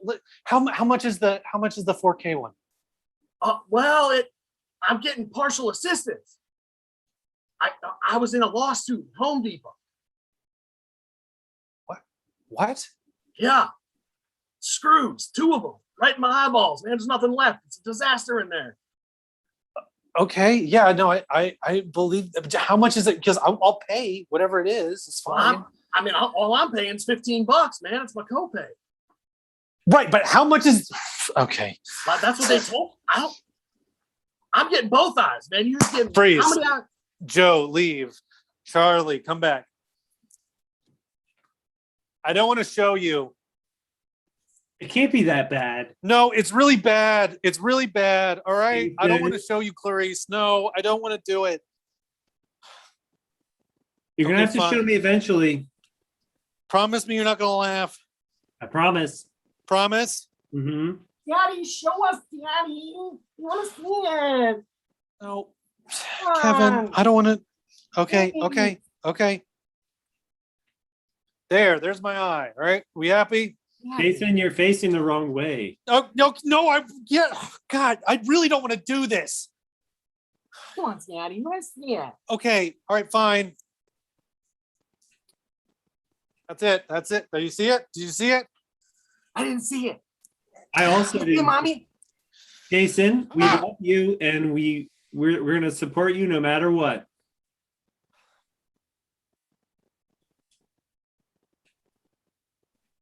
How's that? Good? Is it? Does it look good? I think it's off center. I think What do you mean it's off center? It's not looking the right way. I think that looks good. You're really close. You're really close to my face right now, Jason. Can you twist? Daddy, can you twist it? I feel like, are your ears working? Because you're Shake very your head close. really hard. This looks stupid. I knew I shouldn't have done this. Everybody clear, everybody come back. All right, we worked hard all weekend. I know we've been trying to make the new Call of Duty really realistic. Hell yeah! Ted and I came up with this, so my boy Ted, want to give him credit for this too. Thanks, man. Every time you get shot in the VR game, you get a little electrocute shock through your system. And also, we got Danny Glover. He's gonna voice the main guy. So we've worked on that real hard. Yeah. Go ahead. What else? What'd you guys come up with?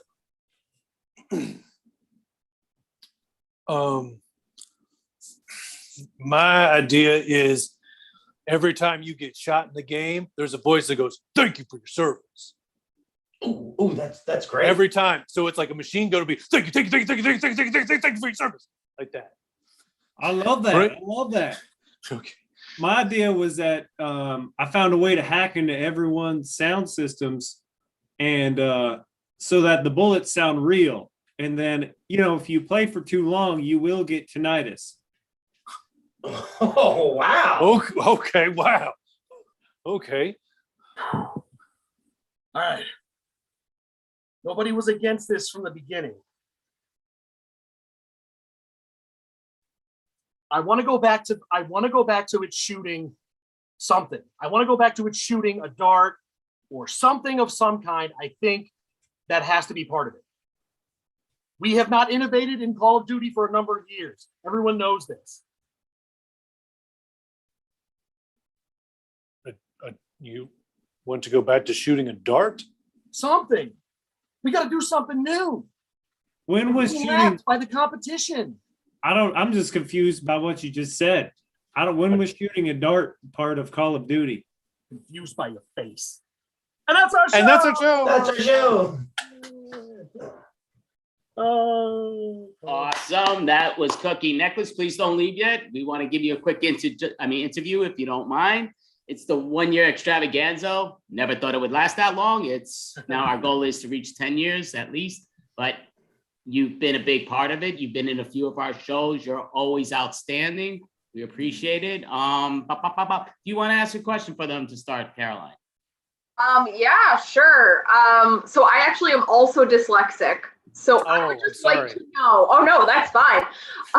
When you were in grade school, did your teacher also tell you when you asked them how to spell a word, like tell you to look it up in the dictionary?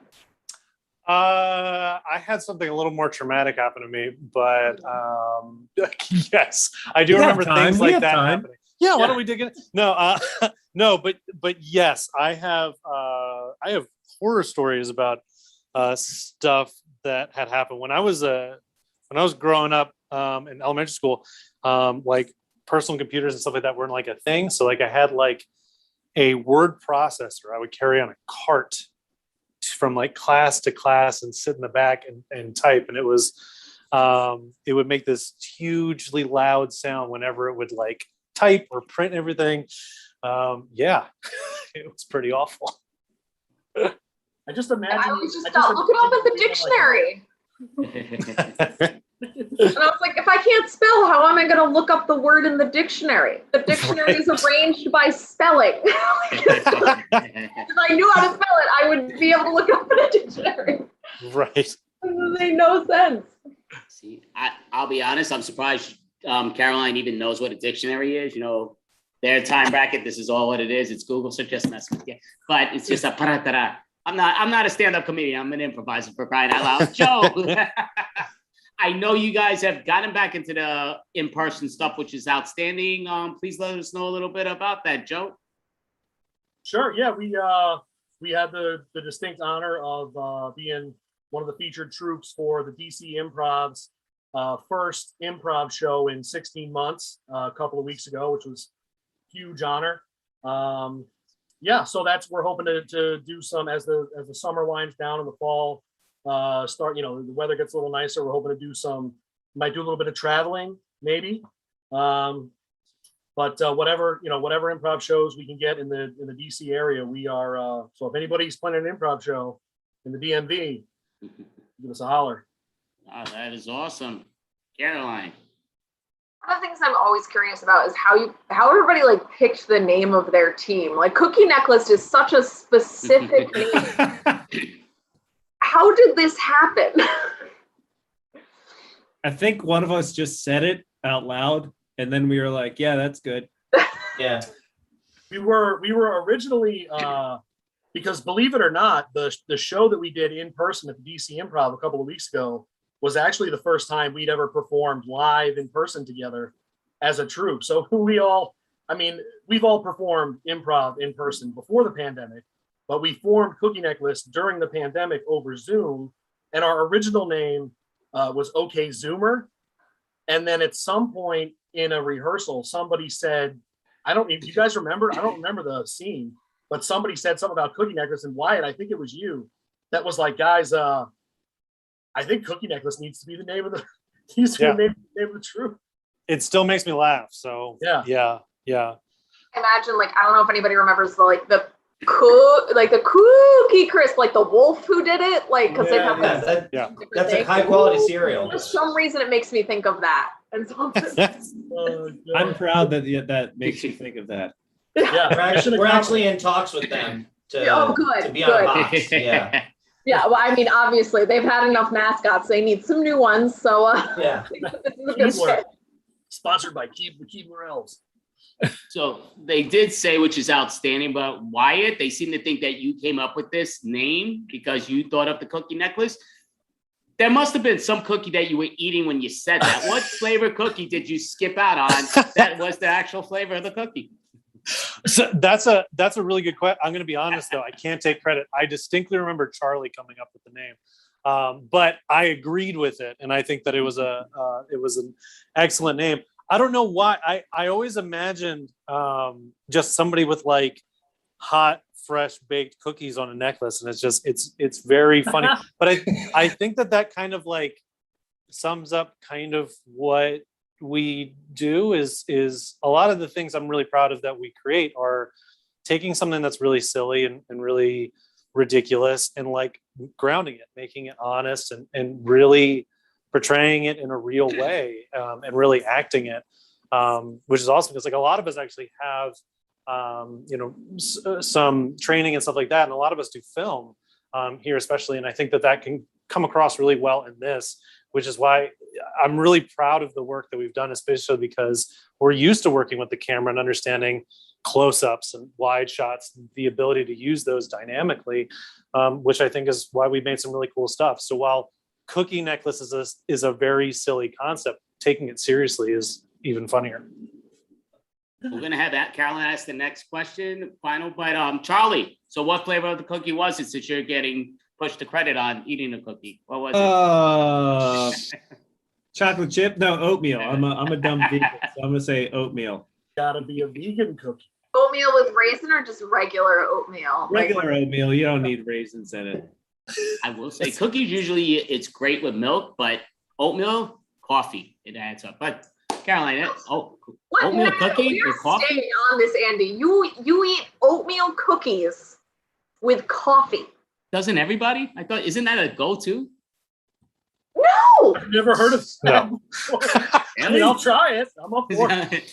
I thought that was a thing. It's a good thing. All right. Well, all of you are invited to the intervention for Andy, obviously, where we talk about proper eating of cookies. Nice. Lastly, are you guys performing any more in person, or was it like a one-time thing? Are you guys moving into the real world now, or? I mean, we're trying for sure. It's the whole the situation with Delta has kind of messed things up. Like even at the show at DC Improv, it was right after the city of DC reinstituted the mask mandate for all indoor dining. So we were able to take our masks off while we were performing on stage. But in general, it was just it's a tense environment with Delta surging, and so we're trying to get as many in-person shows as we possibly can. But right now, I think there's a lot of leeriness as to whether or not people are going to start putting on shows in relatively confined spaces while whatever's going on with Delta. So What are you guys continuing to do online? Are you guys doing any like weekly shows or anything? Or Nope. We should. I mean, that's I feel like Caroline's hitting on us show wise. get online more. What are you doing later? That's cool. Yo, Joe's hanging out make with this girl. We did a show in her Joe, basement. plug the social media though, so people Yeah, can so find us when we're we book our next show. Yeah, so we're trying to get our social medias off the ground. That's been a little more complicated than I think we had anticipated. So you can find us on Facebook under Cookie Necklace Improv. You can find us on Instagram by the same name, Cookie Necklace Improv. And you'll know because the picture has a necklace with a cookie on it. So you're gonna be like, that's got to be them. Because who else, right? So yeah, if anybody's putting on any online shows, I think I can speak for the group that we're definitely open to consider any online opportunities that are coming our way at this point. And if anybody has any in-person opportunities, obviously those are great as well. So yeah, we've also done some corporate gigs. So if any of you work for General Mills and can get us in touch with the Cookie Crisp people, yeah, Frito-Lay, we'll take them all. Yeah, get some chips on my money coming in. Sesame Street, Cookie Monster. Yeah. What's going on? Cookie Monster. I mean, that's the key guy you got to follow. But thank you all. You were all amazing. And next month we're going to have our 13th month extravaganza, and you're definitely invited. But thank you all. You are outstanding. Thank you. Andy, thank you for Cookie we appreciate it. Necklace. Great job. Thank you so much. Hi guys, thanks so much. Thank you. Awesome. That was outstanding. So now great thing though. I know for a fact Caroline knows who's performing on next. So Yes. go for it, I Caroline. won't get confused. Sandy tricked me last time I saw her come in, and so I was like, oh, of course, it's Get a Room is next. But no, Get a Room is next. So Get a Room, get on in. Got him on up. Take a look. Yay, Caroline. Hey, Andy and Caroline, thank you so much for inviting us back. We're really excited to be here for this big anniversary. And on behalf of our team, Get a Room, we're a group of vintage female performers and proud to be. And we take objects from a room and bring them to life. And we are going to now share a room, which is the room we will take our inspiration from. And we've not seen this room before, so it'll be a surprise for us too. So let me share that room with you. Everybody see that? Yes. Definitely. Oh, good.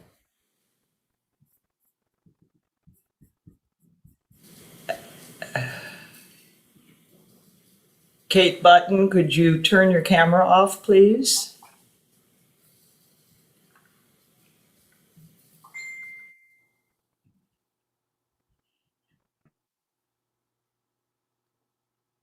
Good to go, Michelle.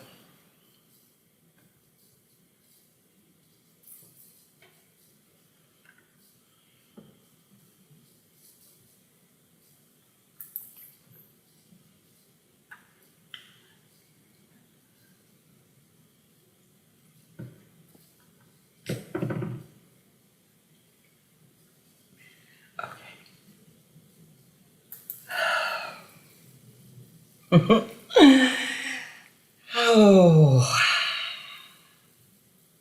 I just love when people sit in me. They get so relaxed. I mean, I bring their heart rate down. I bring their mind into just kind of not thinking about a whole lot, just enjoying the back and forth motion. It's just such a lovely thing to bring that kind of care to whoever might sit in me. And now here comes my friend, the the checkered floor.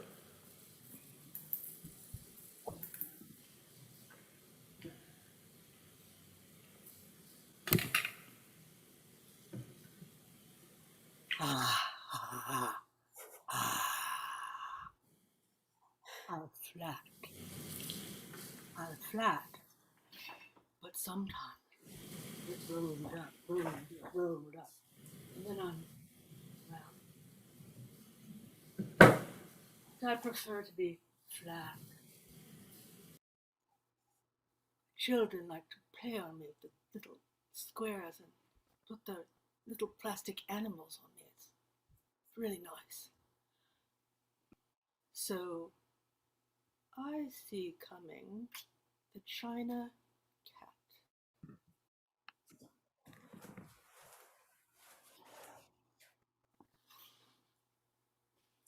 I'm a china cabinet. People store all kinds of fancy things in me. They expect me to be fancy, and that's where they're wrong.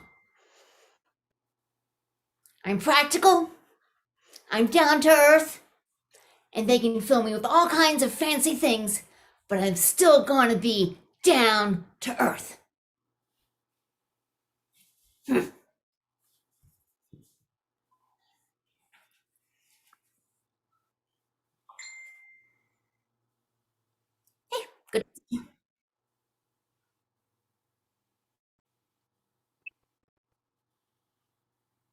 Lovely to see you.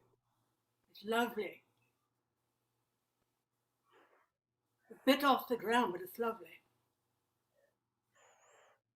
Yeah. I see you got polished today. Polish? That was a mistake. Someone dropped polish on me and it was a big mistake. Don't look at it. Don't look at it. I feel really bad about that. Look.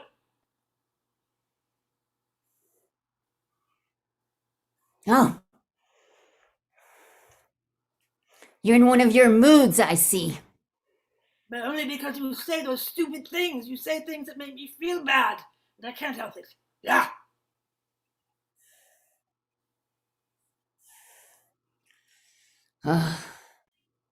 Someone steps on you the wrong way, and I've got to watch it. That's a good one. Ha! I'm sorry. I'm sorry I got so flattened out. You're very pretty and delicate. And I like you. I like you. I like all the things inside of you. You're very nice to look at from down here, from my perspective. Sometimes I just feel that I have to be very careful with what I say to you. Damn straight you do. That's right. That's good thinking on your part. Ha.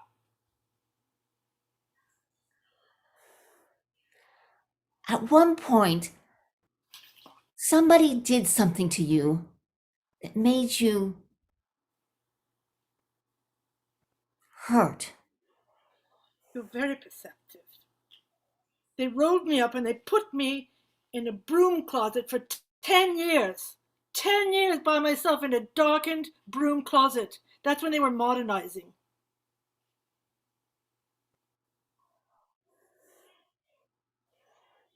I'm sorry. I haven't been very sensitive. No, you're sensitive enough. I'm just a bit of a wreck. I'm a bit of a wreck. I quite like you, and let's get that straight. I'm sorry. I apologize for being such a crab apple. I'm a crab apple, that's what I am. I'm sorry.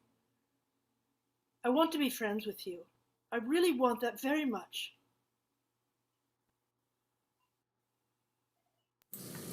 I'll try to be more understanding from now on. No, I'll try to be less crabby. Don't worry about it, it's nothing. Oh, let me get some china down for the dinner I'm having tonight. I just love this china cabinet. I mean, it's from my grandmother, and it's been in our family for so many years. It's just an heirloom. But I think, oh dear, I'm going to have to mop the floor again. There's some spills on my floor is supposed to be immaculate. I mean, I'm having dinner guests. Hey, Cabby, mind she doesn't drop some of that stuff. It's slippery down here. Mind she doesn't drop it. I'm not kidding. Say that again. I know I know you're capable of talking to me. Why is there things all over you right now when I'm having a dinner party tonight? Marjorie, we want the best for you. The floor is worried that you're going to slip on the thing, as you often do. Oh, yes. I mean, I just am going to have to walk and get the mop and just get the spill up. Thank you so much, my heirloom. Oh, I just. If I might add something, why don't you take off that lovely frock before you do all that messy stuff? It's lovely. You don't want to wreck it. Oh, okay. Yes. Yes, okay. Oh, I wasn't planning on mopping before my guests got here. I want you to be pristine, Floor. I mean, you're so gorgeous. Oh,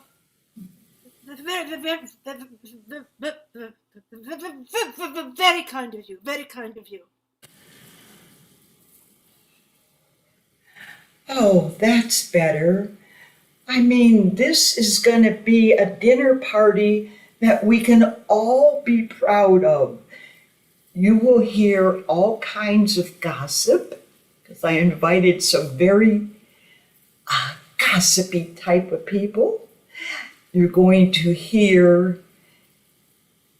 a new love story because I invited a young couple that has just declared their love for each other. I mean, this is going to be the wildest dinner party I've had my whole life. May I ask, is there going to be dancing? Marjorie is gone. I suppose we will simply have to find out when the party happens. Lay down the rules and find the party outs and go with the flow because she's not bad. She's really not bad. I don't think she's bad. I think you were very wise to warn her. Yeah, because she's clumsy as all get out, isn't she? She's so clumsy. Yes. My God. She spilled that stuff all over the floor. She doesn't remember it. She's kind of like. She is lucky she has flooring and a cabinet like us to look out for her. Yes, she is, and she's damn wealthy. She'll be fine. You know, it's fine. I'm looking forward to the party, aren't you? Yes, I'm going to go and get cleaned up, brushed up. Okay. Should be a good time. Yeah, ta. And now, the big decision.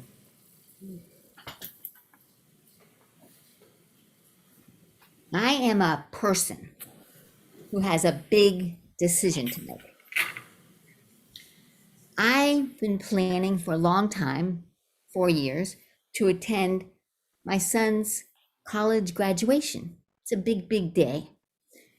And I have recently found out that I have this amazing opportunity on the opposite coast to attend a 5-woman workshop with Helen Mirren, my personal hero. She will be teaching us how to do warrior-like moves as an actress. Just 5 of us. And Helen Mirren all day long. And I had to choose between being at my son's college graduation and doing this amazing thing with Helen Mirren. And I've got to let them know at the Helen Mirren office in 5 minutes. I'm racked with indecision.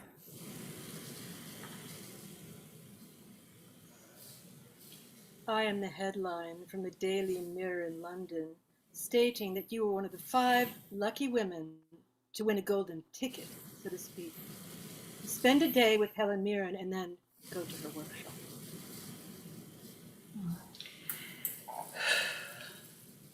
I'm the stage. Your son will be walking across me with his head high, with pride in his step. I mean, he finally got his engineering degree. He's headed to the big time. Oh, whew. So true.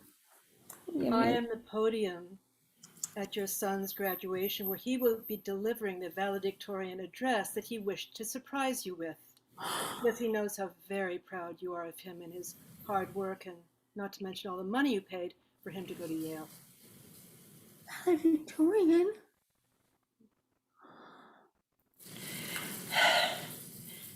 I'm in the movie Caligula. I know that you know almost every line that Miss Mirren said in me because you're such a fan. Even though it's a rather older movie, I know that you watch it at least once a year just so that you'll be able to talk to her about it. Ooh.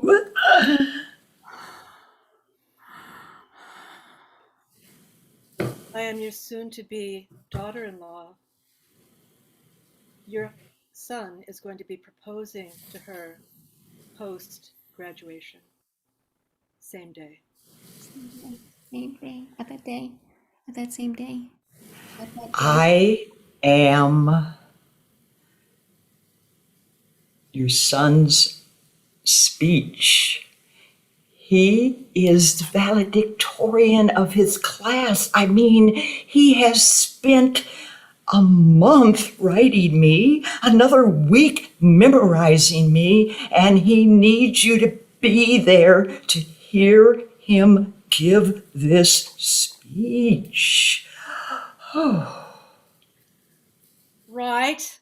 I'm the hot pink pantsuit, tailored to your specifications, that will be arriving at your door, that Ms. Mirren has asked that you wear when you meet her in the lobby to fanfare.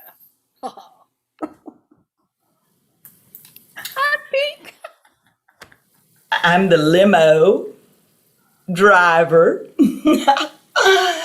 that you'll have in front of your door who will wait for you, even if you're a little bit late. I'll be taking you to see Miss Mirren, and I know that we'll get to talk about some reminiscences that you have that you might be able to lay on her when you get there to meet her. I mean, I'm open for any kind of gossip you might put into my ear.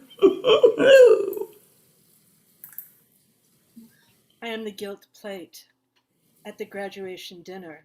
Yours is the only one that will be empty, with a special placard in beautiful writing, done especially by Yale artists. Yours will be empty. I am guilt. The choice you make will affect you the rest of your life. Do the right thing. I mean, you have one son. He's finally graduated from college, which you made sure that he went to college. He's valedictorian of his class. And he needs you to be in the front row seat that the valedictorian gets. I am the leather massage table in Helen Mirren's private French spa. You will be laying next to each other, massaged with jasmine and rose petals. You will be naked under very sheer sheets before you go and have your makeup put on and get dressed. I'm the humor that you know Miss Mirren is capable of. I mean, she's a superstar, and part of that has to do with she's a very funny lady. She can't wait to meet you. Funny. She is something. Okay. I'm going to make my decision now. This has been torture, but I have to make it now. Okay. My time is up. I'm making that phone call. Hello, this is Ms. Mirren's assistant. Yes, thank you so much for that offer. That's just incredibly generous. This has been a really, really difficult decision, and I've decided to accept the invitation. I cannot pass it up. I've made enough sacrifices as a mother. Thank you.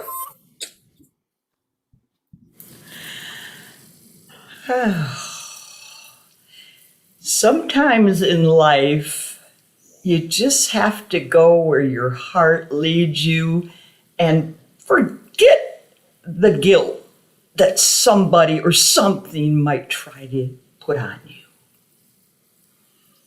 I learned that I'll always be hopelessly in love with Helen Mirren, which is why my hair is silver and I cut it like this. I'm kind of becoming a Helen Mirren wannabe lookalike.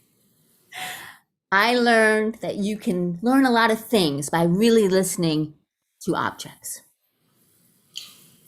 We're get a room. Thank you so much, Andy, for having us again. This is very fun. Great job. Thank you all. So wait, please leave, don't for a moment. We want to give you a quick interview if you don't mind. Good. So you did a little quicker set than we thought, which is awesome, but you are all superstars. So we definitely appreciate that. And I just sort of just popped in my head just quickly because the group before you did a great job. 4 men. Now we have 3 ladies. I love that. You should maybe do a team together, but what got you ladies together? We met through Vintage, the group that Mickey Manting started for people over 50. And we met in a class with Andiel Sudik. I will give a shout out to Andiel. And she is a super teacher. And we just had so much fun in that class learning that we decided to start a troupe. That is awesome. Did you guys come up with this this style on your own of like a room, or like did you pick it up from somewhere? Like how did that come about? You want to take it, Michelle? Well, I'd say the idea of playing with objects came from Andiel. Of course, lots of people do play with objects, but the 3 of us started together doing objects with her. And then the idea of using a room, that was really, I think, amongst us. We thought, wouldn't it be fun to have a room as an inspiration, because you can always get a different picture of a room, and then rooms have different objects in them. So get a room is a pun on that. That actually sounds pretty great. So I am going to ask each one of you individually, if you don't mind. Get a room right off the bat. We'll ask Hillary because we haven't heard of Hillary. She's being quiet so far. What is a room that pops in your head when they say get a room? What room do you think? Bathroom, because we once did that. We had a lot of fun with plungers and stuff. And I was just thinking, we got to bring that back. It's good to do different types of rooms, and I just have to ask, do my lips look green? Because they sure do. Yes. I was wondering if you had like interesting lipstick on, or if that was just I actually have on bright red lipstick, and I've been trying to change. Just checking, and I guess it was going crazy. Okay.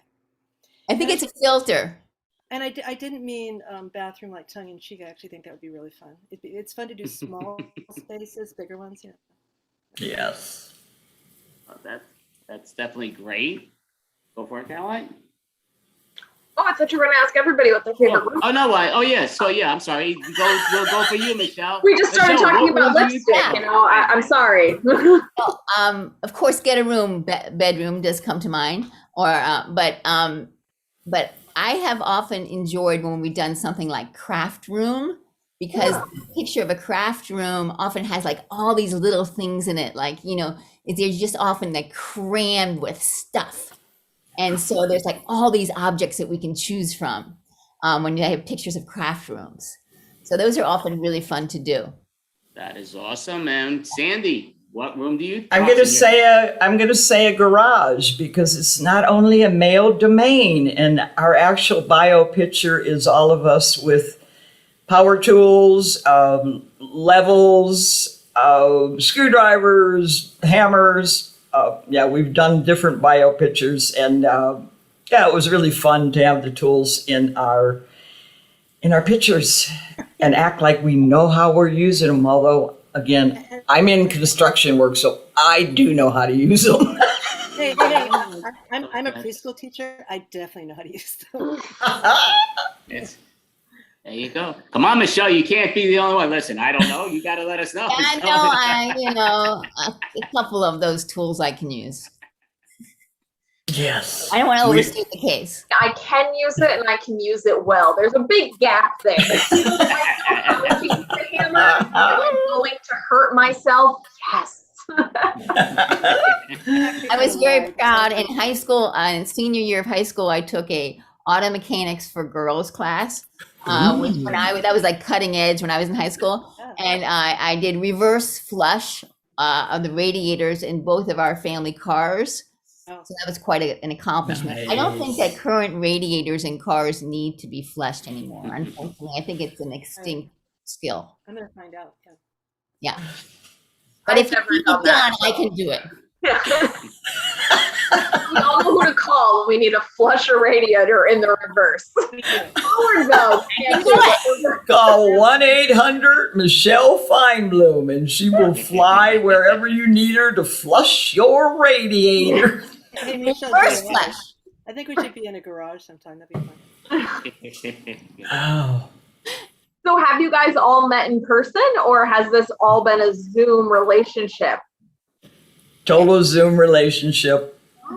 Oh. Yep. I mean, the teacher on DL that Sandy was talking about was very, very innovative, and I think a lot of what she did too, were like she would use like almost archetypes. And sometimes I think we use these, objects as archetypes, especially when we're talking about ways that women, especially older women, might be stereotyped. So we're thinking about that a lot, especially with the human and the objects, because it doesn't come up that much, and it feels really good to address it.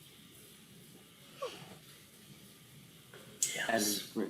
So, so I will ask, just out of curiosity, do you perform anywhere else online that you want to advertise, or you? Oh, there we go. See the big head shake. Go for it. Yes. Oh yeah, we've performed a lot, Andy. We've been really blessed. We've been called back to something like your extravaganza, but we've also been called back to a few other places. We've got 3 shows coming up.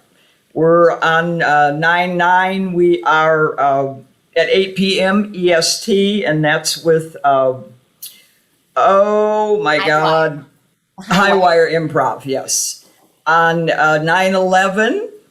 Yikes, that's a very interesting date. We're doing the Vintage Festival as I think we're one of the first teams performing, and that is at is it 8 p.m.? 9 p.m. 9 p.m. EST, and then we're going back to Highwire in October, and that's on October 7th, and the same time, 8 p.m. EST. I will say, obviously, I know both sites big time. We used to perform. We've actually performed 6 shows with Highwire 3 months in a row, then break, then 3 months. Well, we did 6 months in a row actually, but because they started doing things in person. That was our time slot. It was like, you took it away our Saturdays. We did the Saturdays we love. But so just normal weekdays. Sometimes it's hard, especially different time zones, those other things out of whack. But I'm glad that you 3 still kept it together going. My personal opinion, it's a fact, not just a personal opinion. You 3 were outstanding. You were great. So thank you, Andy.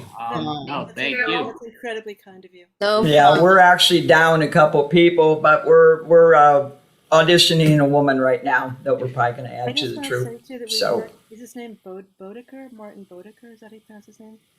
We take classes with this German teacher who's been informing our work a lot along with a kind of international group, and it's totally free. Anybody can take his classes. It's fantastic. Yeah. That's a great. good shout out. I recommend him as a teacher. He incorporates drama and improv in a very interesting way. Oh, that is outstanding. So thank you 3. Unbelievable job. And we do this every month. This is our 1-year anniversary. So thank you for being a part of it. You've been with us before. We want to see you again. But yes, thank you.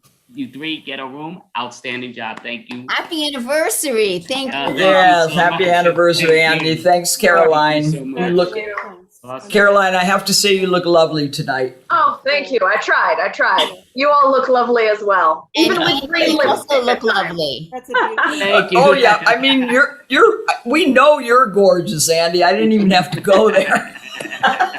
I appreciate Remind him. it.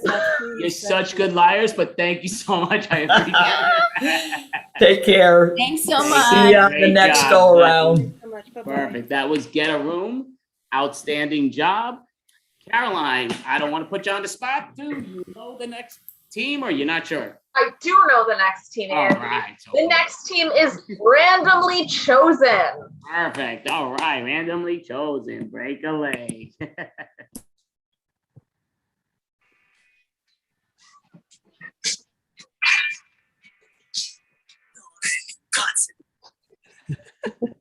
Plan B.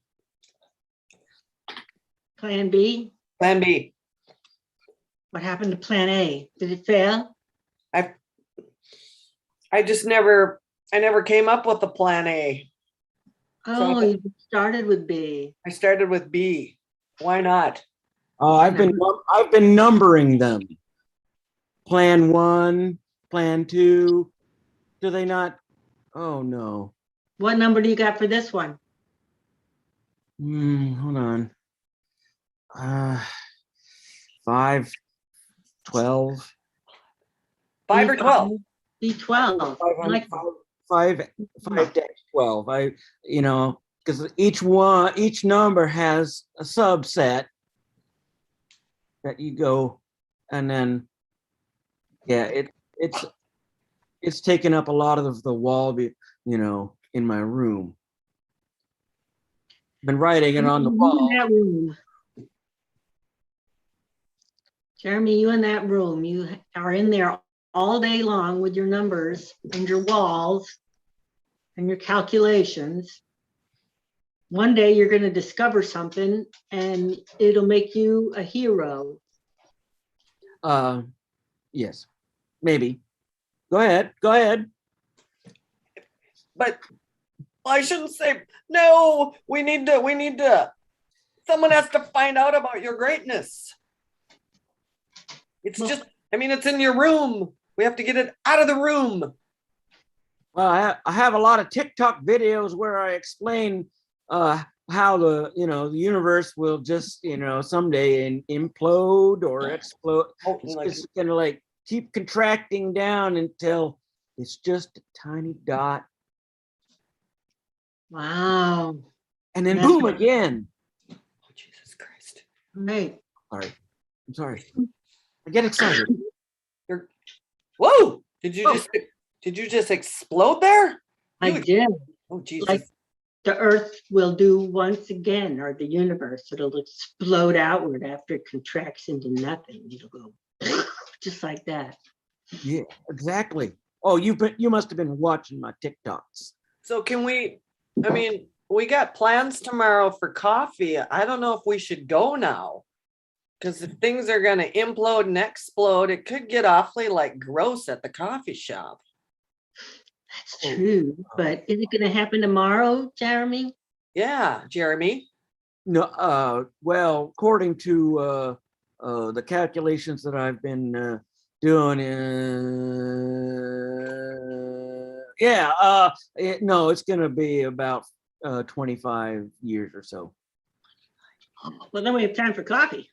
Yeah, oh yeah. Ooh, good, I can relax. Because I saw this van going by the other day. This van, it just cruised by my house and it had a big sign on it that said it was tomorrow. Well, said what? Tomorrow. I don't know, just said the end tomorrow. Oh my. Oh. That's another point of view. Yes. Yeah. I have to call them out as blatant liars. It's a horrible campaign and it's dangerous. They really should not be advertising that kind of stuff. Well, Jeremy, I count on you as my spiritual advisor. You are, you're my spiritual advisor. So if you say not true, we're going with it. Okay? Okay, thank you. I'm glad you have the trust in me that I so rightfully deserve.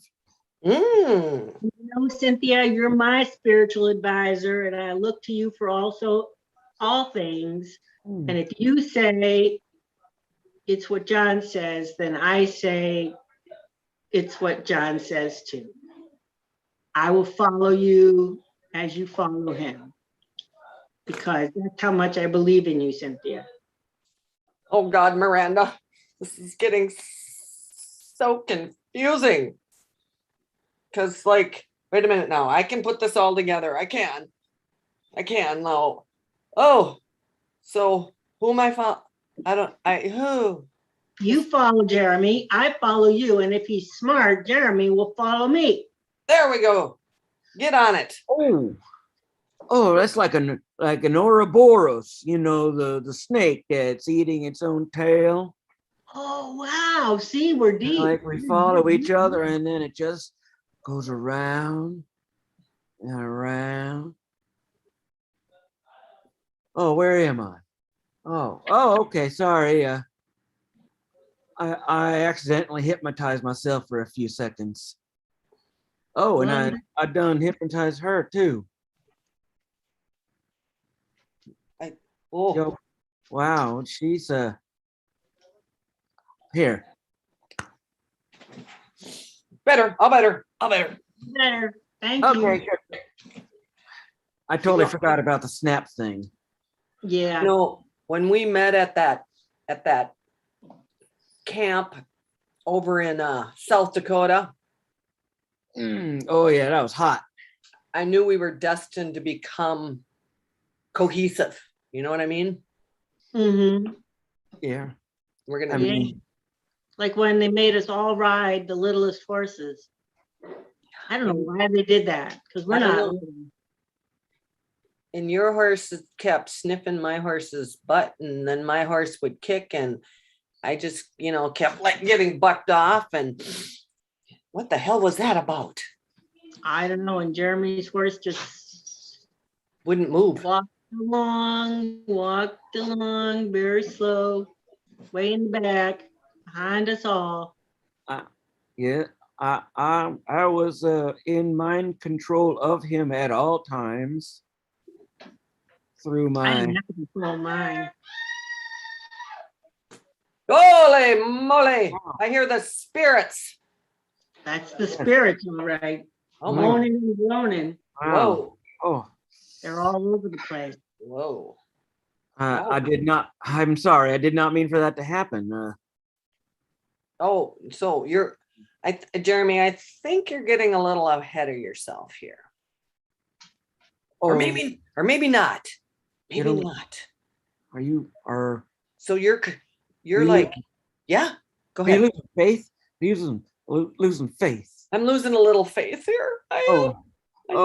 I need a sign from you, Jeremy. I need a sign. You know what I mean? Otherwise, what was this for? What's this all for? I mean, okay. Woo! Oh, flappy fingers. Flappy fingers? Flappy fingers. Flappy fingers are a sign. Flappy fingers. Sign.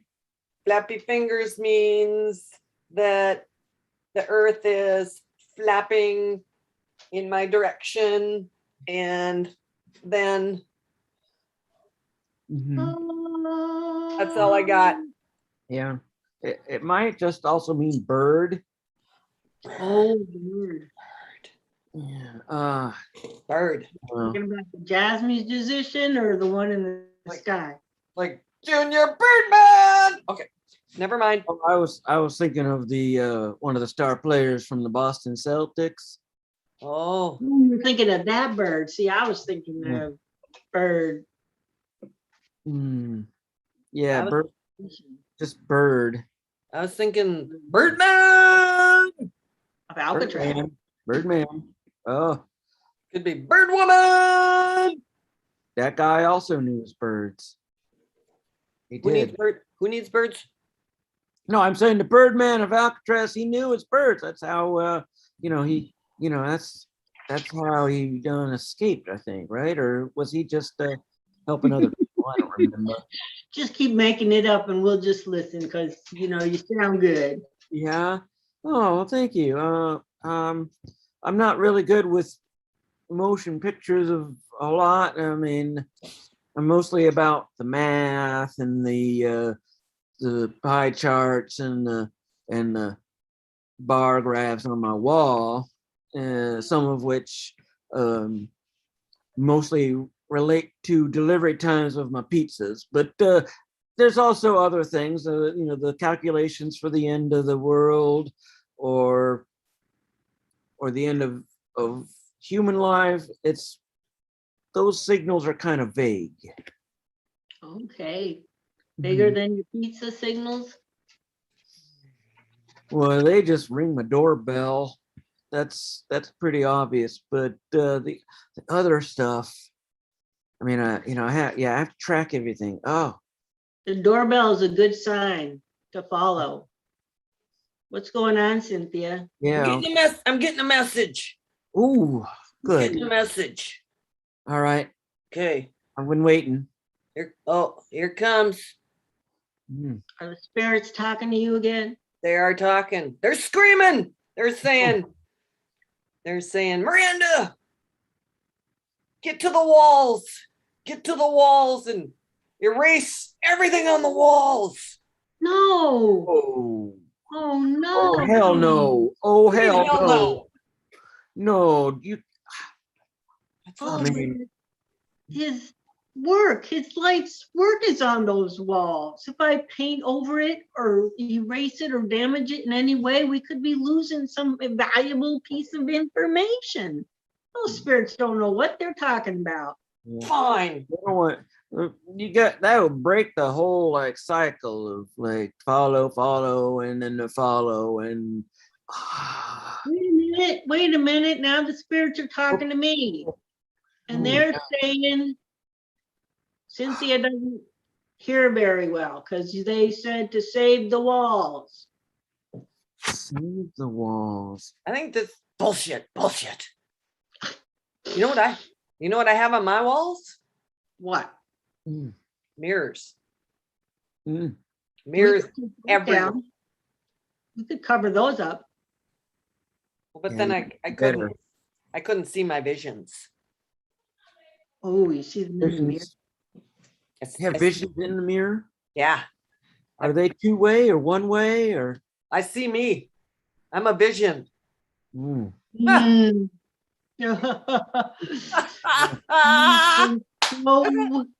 Okay, fine.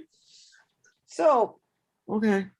Well, I'm going to read the tarot cards and see what they say because everybody seems to have something here. Okay, do start reading. Oh, and it ends with the Wheel of Fortune. Everything spinning round and round until you get sick to your stomach. Just remember that one. Round and round until you get sick to your stomach. That's right. Up and down, around and round until you get sick to your stomach. So I think that is an indication that we should stay out of the rooms with mirrors and wall art and just behave ourselves. Oh my God. You are blowing my mind. You are almost literally, but I hate to say literally, but I mean, it is massive headache thinking about that right there. Like, well, the cards never lie. The cards speak to me and they never lie. So I won't tell you about this one with the man hung up by his foot, but I'm still stuck on. Does this mean at 6:30 I can't watch Wheel of Fortune anymore? Wow. Oh. I'd say that would be dangerous to your inner equilibrium and everything. Oh. My whole inner peace. Damn it. Could do that. I mean, shit. Or maybe that's exactly what you need to win. An upset stomach from spinning around. Maybe if you go on the show and you spin around as the wheel spins around, it'll land where you want it to, and you'll be seeing the light. Oh, seeing the light. Wow. I would watch that. I would watch that for sure. I think that would be a show to see. okay. All right. I think we need to bring this to the masses. Doing a TikTok? Yeah. Yeah. Or You gonna do a TikTok of it? Yeah, we could do a TikTok of you spinning around, and then up it. Yeah. How did that feel? I think I got the devil in me now. Cool, man. I should have. I like the devil. I like the devil. Devil like you. Devil is in the details. Where'd your spirits go? They're gone. They don't give a shit. They were wrong anyway, so they probably got mad when I told the truth and they ran away. They just ran away. They're like, would have done if I was them. Yeah. Oh yeah. So you're gonna need. All right. I mean, this changes a lot of things in my whole plan, because like the whole plan was to have the spirits around, and now the devil's involved, and well, we got other spirits that didn't run away, the ones that spoke to me through the tarot and oh yeah. and then we got Mary and her flapping fingers Mm-hmm. and her visions through the mirrors walls. Yeah.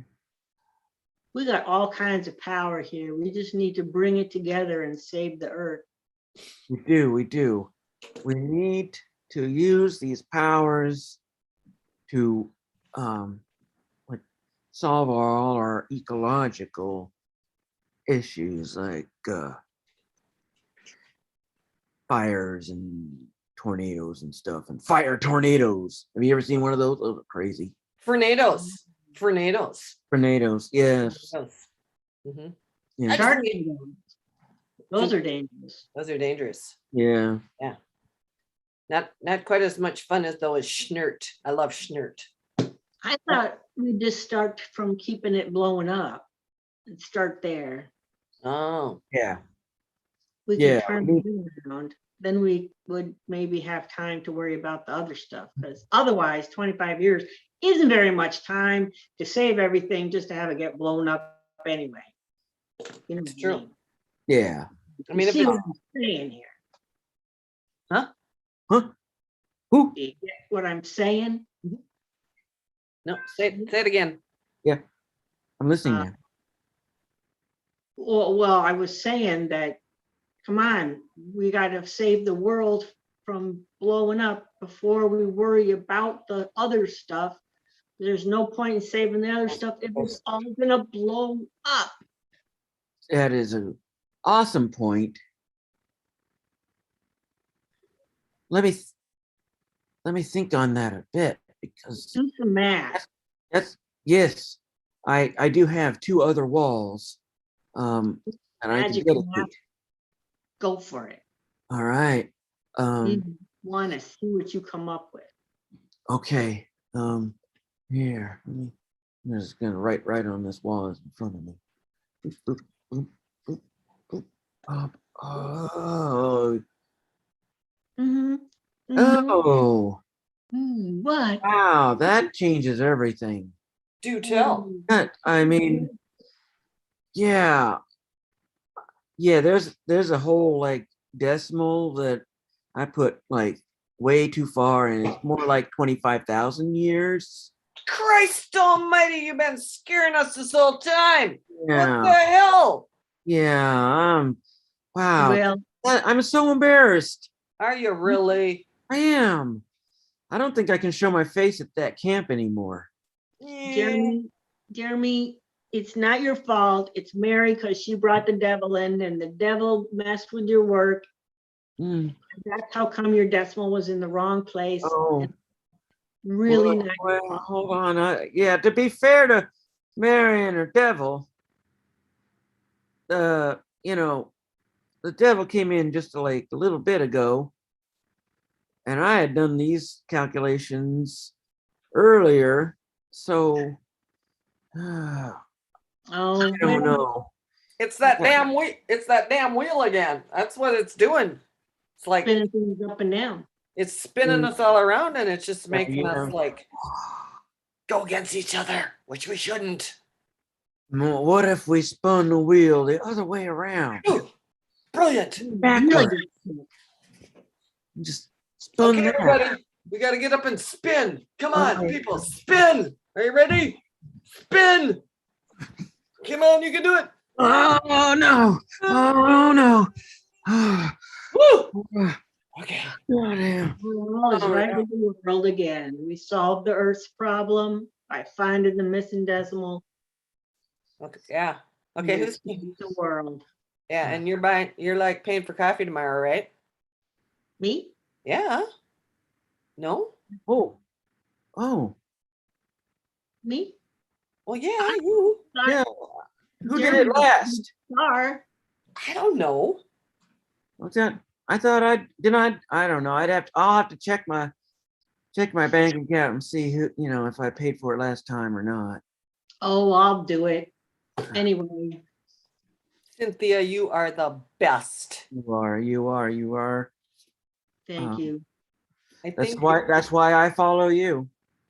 And I follow you. And I follow, you. Yes. Oh.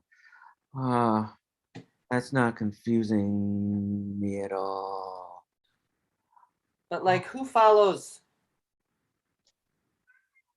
You follow you and you follow you, but nobody follows you. Great job. I mean, thank you so much. That was randomly chosen. Don't leave yet, because me and Caroline are going to give you a quick little interview, if that's good with you three. Sure. Perfect. So. My cat's butt right there. So there you go. Well, Caroline likes cats. I don't know if she likes cat butts, but I mean, let you ask. I mean, I love all parts of cats. I mean, their butts, while not as cute as the face, is an essential part of the cat. So. Go for it, Caroline. Yeah, so how did you guys all meet? Was this a Zoom born thing like many of the groups tonight have been, or was this a pre-Zoom? Pre-Zoom. Pre-Zoom. Yeah, actually, we're randomly chosen and thrown into a group, and that's how we got our name. Yeah, we were and I can't remember, maybe one of you can remember. We were auditioning for a podcast. A podcast. The Improv for Human podcast. We were trying out to get on that, and we just had our names in a pile of Post-its. Oh. Yep. And there we go. We were like, so we were randomly chosen, and we kept that name. That is awesome. I mean, I love it. I think you three, you've been on this extravaganza quite a few times. This is our 1-year extravaganza, and we are honored that you three came back. I'm a big fan. Do you perform anywhere else online, or do you perform now back in person? We got 3 performances coming up back in person at huge theaters. First 3 Sundays in September. So we're really excited about that. And where is that at? It's in Minneapolis. Minneapolis, Minnesota. I'm sure you have some people from Minneapolis, Minnesota watching this. You got to advertise. Bring people to your show. Let it be known. Definitely. It'll be a trip just being back live in person. Yeah. Oh yeah. It'll be nerve-wracking and a trip. So are all of you local? So you're all local to Minneapolis, I would assume. Are you all in Minneapolis or like around Minneapolis? Because I know it's a pretty big city. Yeah, I'm in Northeast Minneapolis. Kate's in South Minneapolis. And John, where are you? I'm in North St. Paul, so I'm in the suburb of St. Paul. Right next door. Yeah. So we're all pretty close. Yeah. Oh yeah. Getting together regularly to just hang out and talk and rehearse not rehearse, but practice and so stuff like that. Yeah, that's awesome. You all seem to be pretty much on par. You know what's going to happen, which is a great feedback, which I love seeing. So I'm just curious because, John, you do a great job, but the 2 women, they do an amazing job also. How do you keep up with them?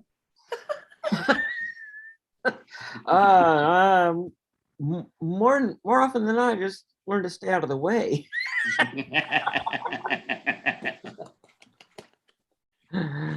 You know, having known them since 2017, so Oh wow. you know,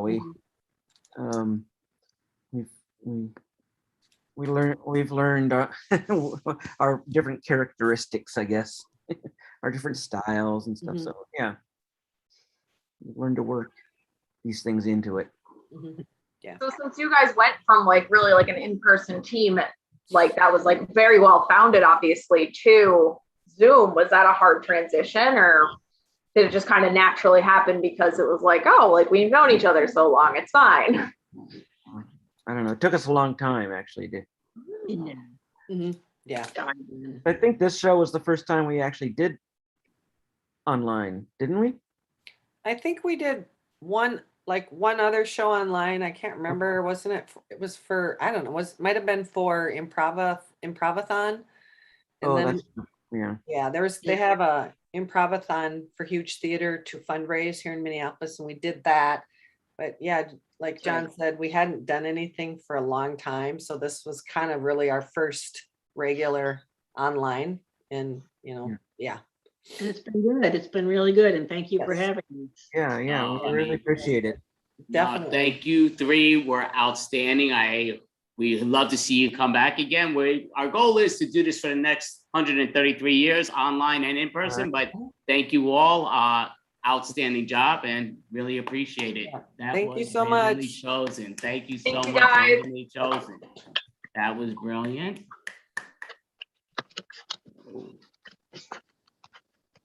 So now, Caroline.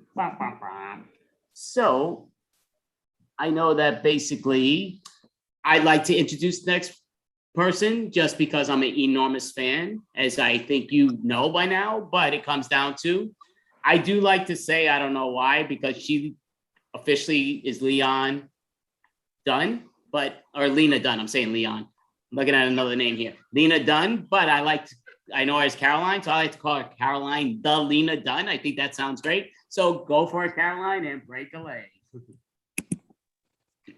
Oh, all right. Leon. Oh, anyone else like me? I keep taking vitamins, even though I don't know what they are. I do it because I'm cheap. I don't care about the medical repercussions. I just don't want to lose money on this. My family does not waste.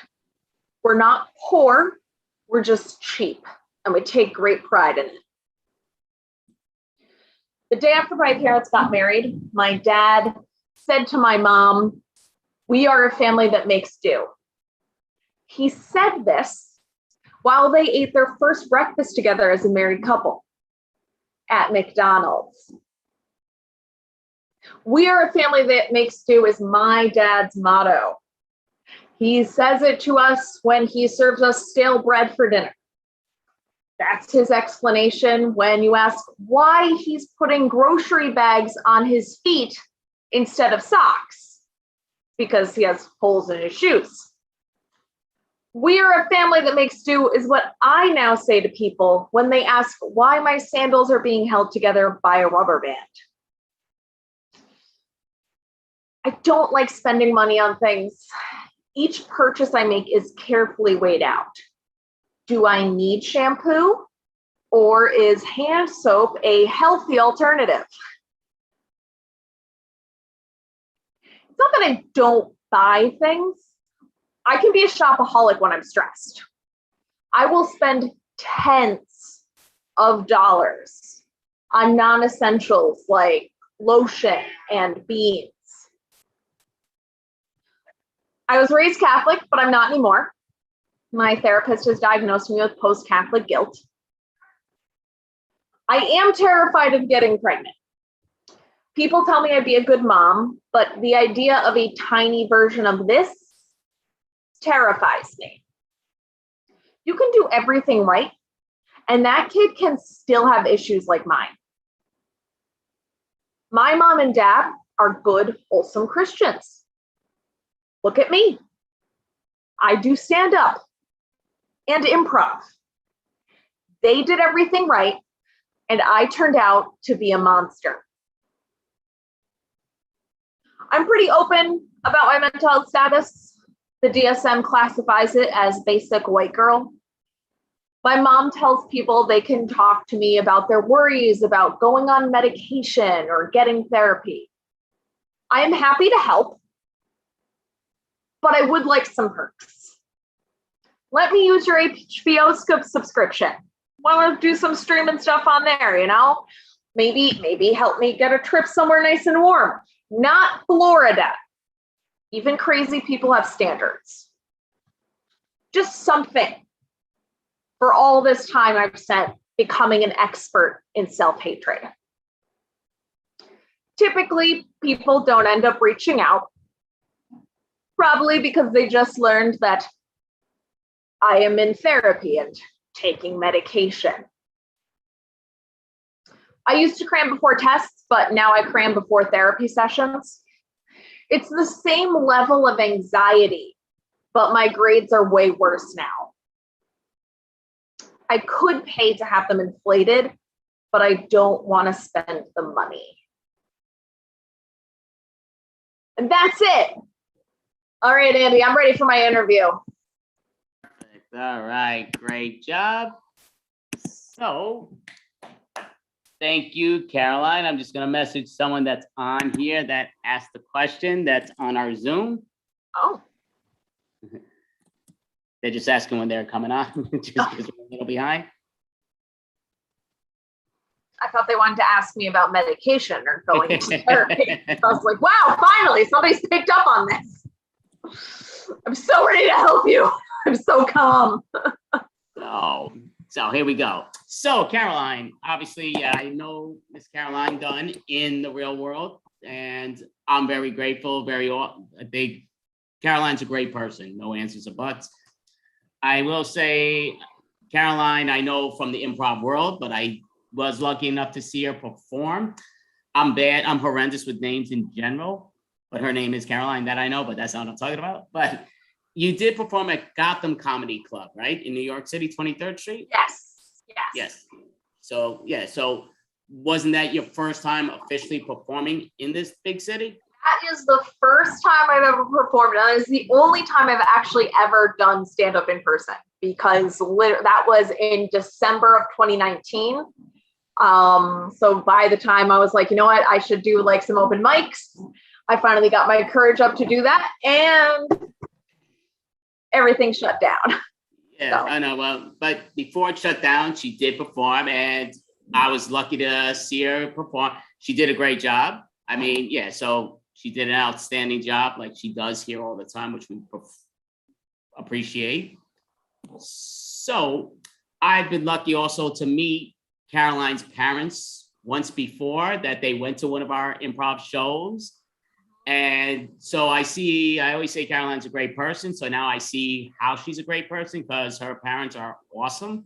So tell us how your parents are doing just in general, just ask them.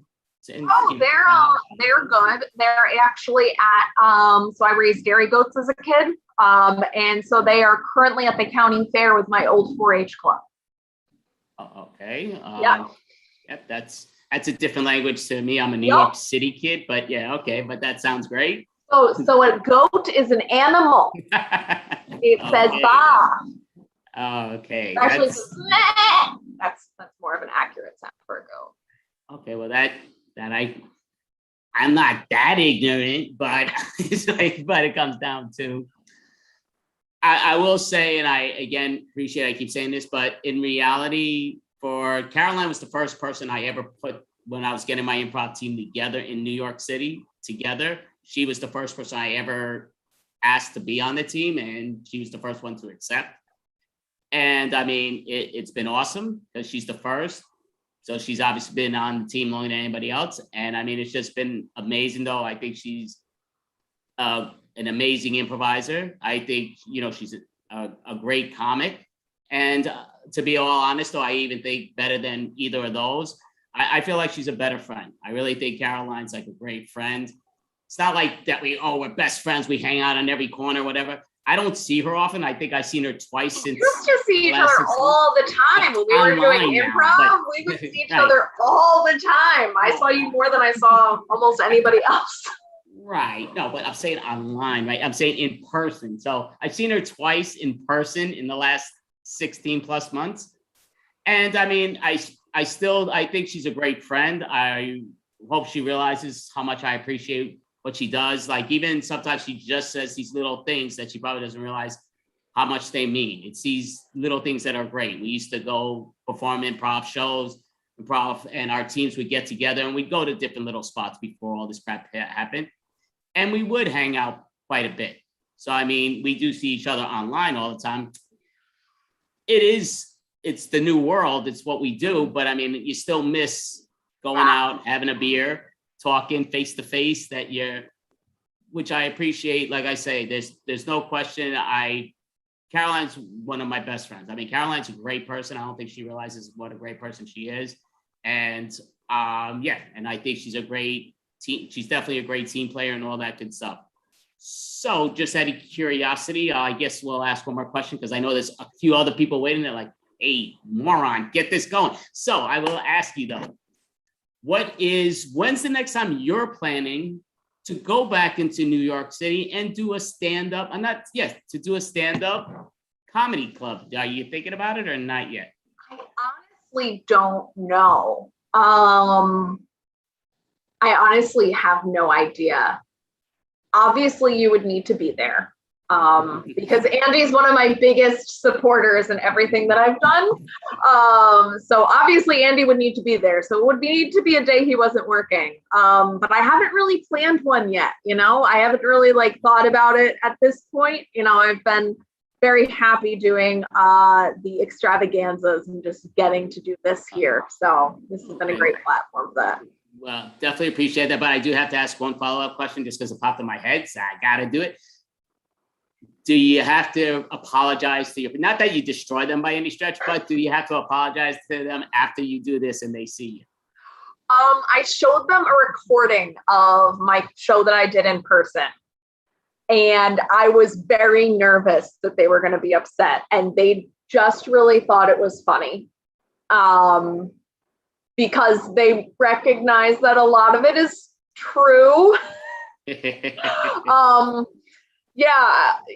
lot of it's true. My dad did serve me and my sister stale bread that he had microwaved. He does use trash bags instead of socks if his boots have holes in them because he won't throw them out. That is all entirely true. So I'm not making anything up. I'm just letting the world know that this man exists. So. Okay, well, that's great to hear.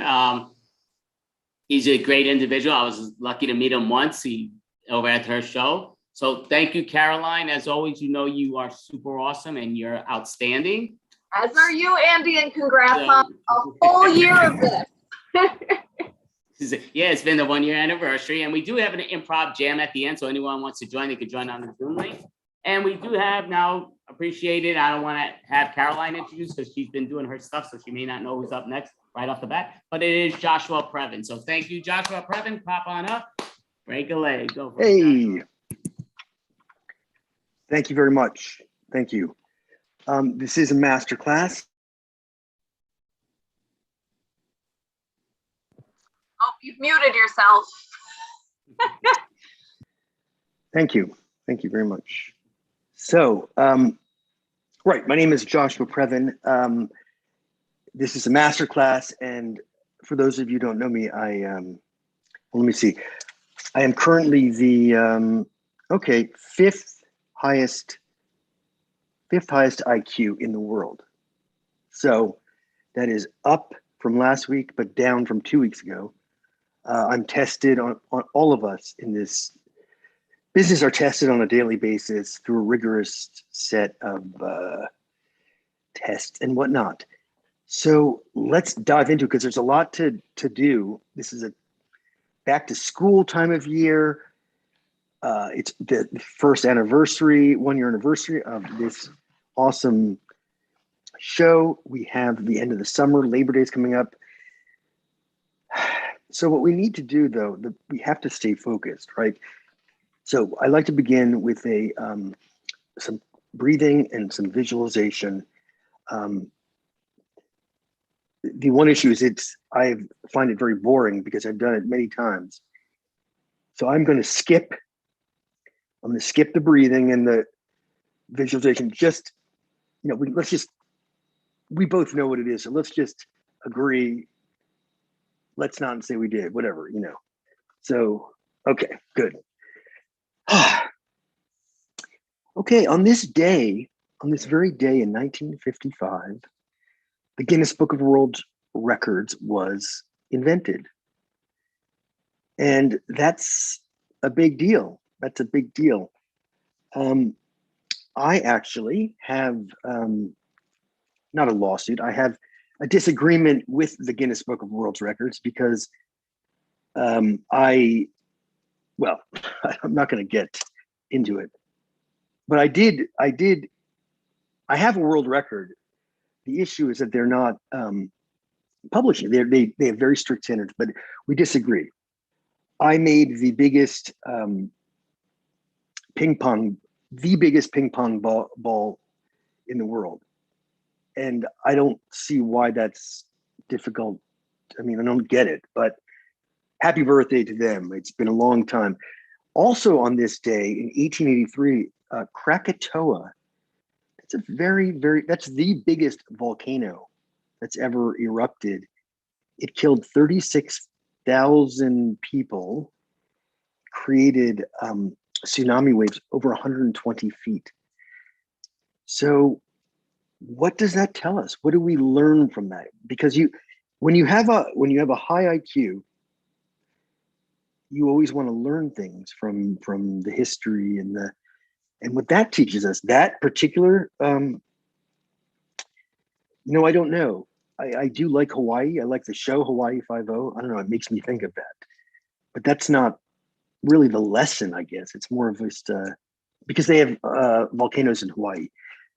Okay, we're just getting revved up because this class is actually less about me and more about you, because you need to get skills. And the most important skill you can possibly have is what? Exercise? No. Health? No. It's absence of procrastination. Procrastination and a smart diet is important. That is a good thing. And it's important to be a good parent and write haikus from time to time. But procrastination, why? Why do we do it? If we could crack that nut, the Guinness Book of World Records would take note, because we always leave things to the last minute, always. I'm blessed. I don't know if it's the IQ, but this class, I was done preparing for it like a month ago. I mean, I've just been polishing it off. And it's elaborate planning. You can see my notes, my assistant, Greg, is everything okay? Okay, yeah. If you can hold my calls, because I'm doing a session. Yeah, so a lot of preparation goes into these classes, what you're seeing right now. But I have it done like months in advance.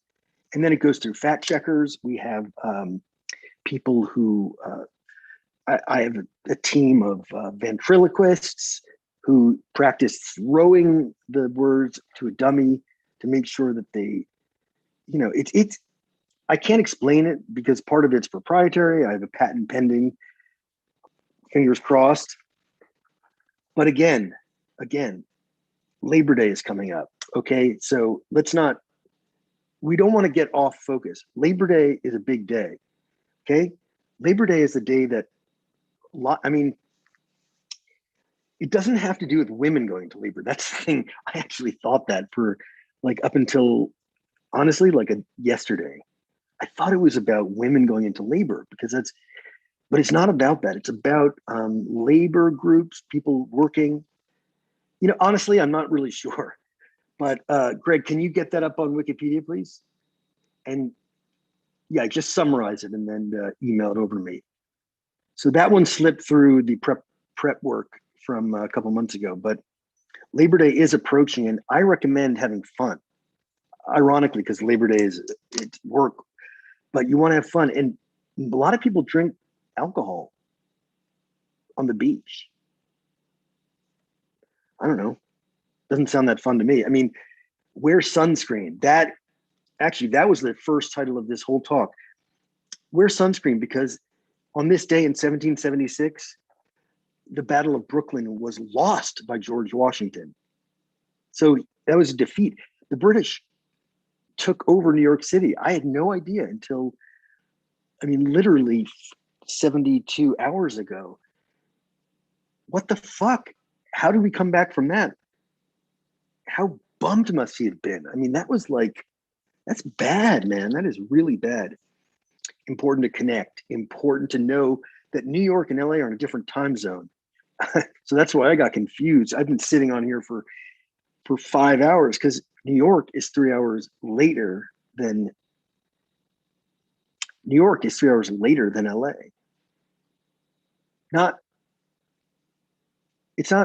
We're in the same time. We're both talking at the same time. It's not like into the future. It's just that the time is different. I don't know exactly why that is. It's kind of amazing if you think about it, that we could be I'm talking right now to you guys, and that's insane. That's insane. That's like time travel. But God bless him, whoever invented that. They should be in the Guinness Book of World Records. Thank you, as Josh. I will be soon. Yep. You're outstanding. Really appreciate you coming on. Thanks. So do you mind us? It looks like you are working. I don't know if that was, but if you are, is it okay if we ask you a few questions, or you? Sure. That's fine. If you want to. Want to go for it, Caroline? Go for it. I want to know, have you ever actually run a master class? No. Oh, no. Okay. Just pure joke. Yeah. Okay, so do you have the 5th highest IQ, or you don't? No. Oh my God, is that not clear? No, I That's thought you know, terrifying. because you always come in with that. I always thought you were like, oh my God. Oh but no. Okay. Oh my no, God. it's good. Hey, that's great. Sorry to call you out. I'm so terrified. Oh my God. No, so it's really good because you're able to keep that very calm, yes, this is all real. And I love that, because that's the perfect way to deliver jokes, is with that stone face. But I'm very gullible, so Oh, well, no, most people are gullible. Oh my God, that is so scary. So you guys thought I was actually, because obviously I'm playing kind of wondering if you actually have ever taught a master class. So I was like, maybe he has, maybe this is being drawn from his real life experience of teaching master classes and bringing it to Oh my God. No, that's so funny. I'm actually it's a character. I'm playing it's kind of funny. He's talking about how he's the smartest person in the world, but he's obviously a total idiot. Oh, that sort of reminds me of, I want to call out my brother on this. So Mitchell, who thinks he knows everything, but he'll say the opposite on me. So I kind of like that, just calling him out. So, but it goes down to. So did you guys think that I was being totally serious, not trying to be funny at all? Oh, no. I just was wondering if you had ever taught a master class. Oh, okay. I was like, maybe it did come across. Totally understood. It's all a joke. Okay. And I was like, this is very funny. Don't take it that way. No, I was just wondering. I was like, maybe you have taught a master class in something. Oh, no. Okay, at least because I was terrified that people are I would seem like a total lunatic if it wasn't seen that I was trying to be funny. Anyway, no, I've never taught a master class. Oh, no, that was great. Me personally, yeah, I know you were joking with certain things, but I still thought you were super high in the IQ level. I was going to challenge you to an IQ test right now, but now I'm probably closer to the lower IQ level than the higher IQ level. Me too. It was totally a joke. I thought it'd be a ridiculous thing for someone to say. It's not the highest, it's the 8th highest. Totally silly. I've been on this for 5 hours because we're 3 hours ahead. And I was like, 2 hours early. Okay. Right. Exactly. Yep. So what made you pick this character to do your stand-up in? I don't know. Have you met this person, or have you No. There's a lot of gurus out there. Can kind of be annoying and sort of dumb, sort of silly. But no, I just have been doing a lot of improv online, and somehow there was an open mic and I just started doing it. And I find it fun for some reason. I get a kick out of it. My dog is so annoying. She's very cute, but she's very annoying. But yeah, so I mean, I've acted professionally. I did a fair amount of like TV stuff when I was younger, and then recently I did a spot on Curb Your Enthusiasm, which was a really cool experience.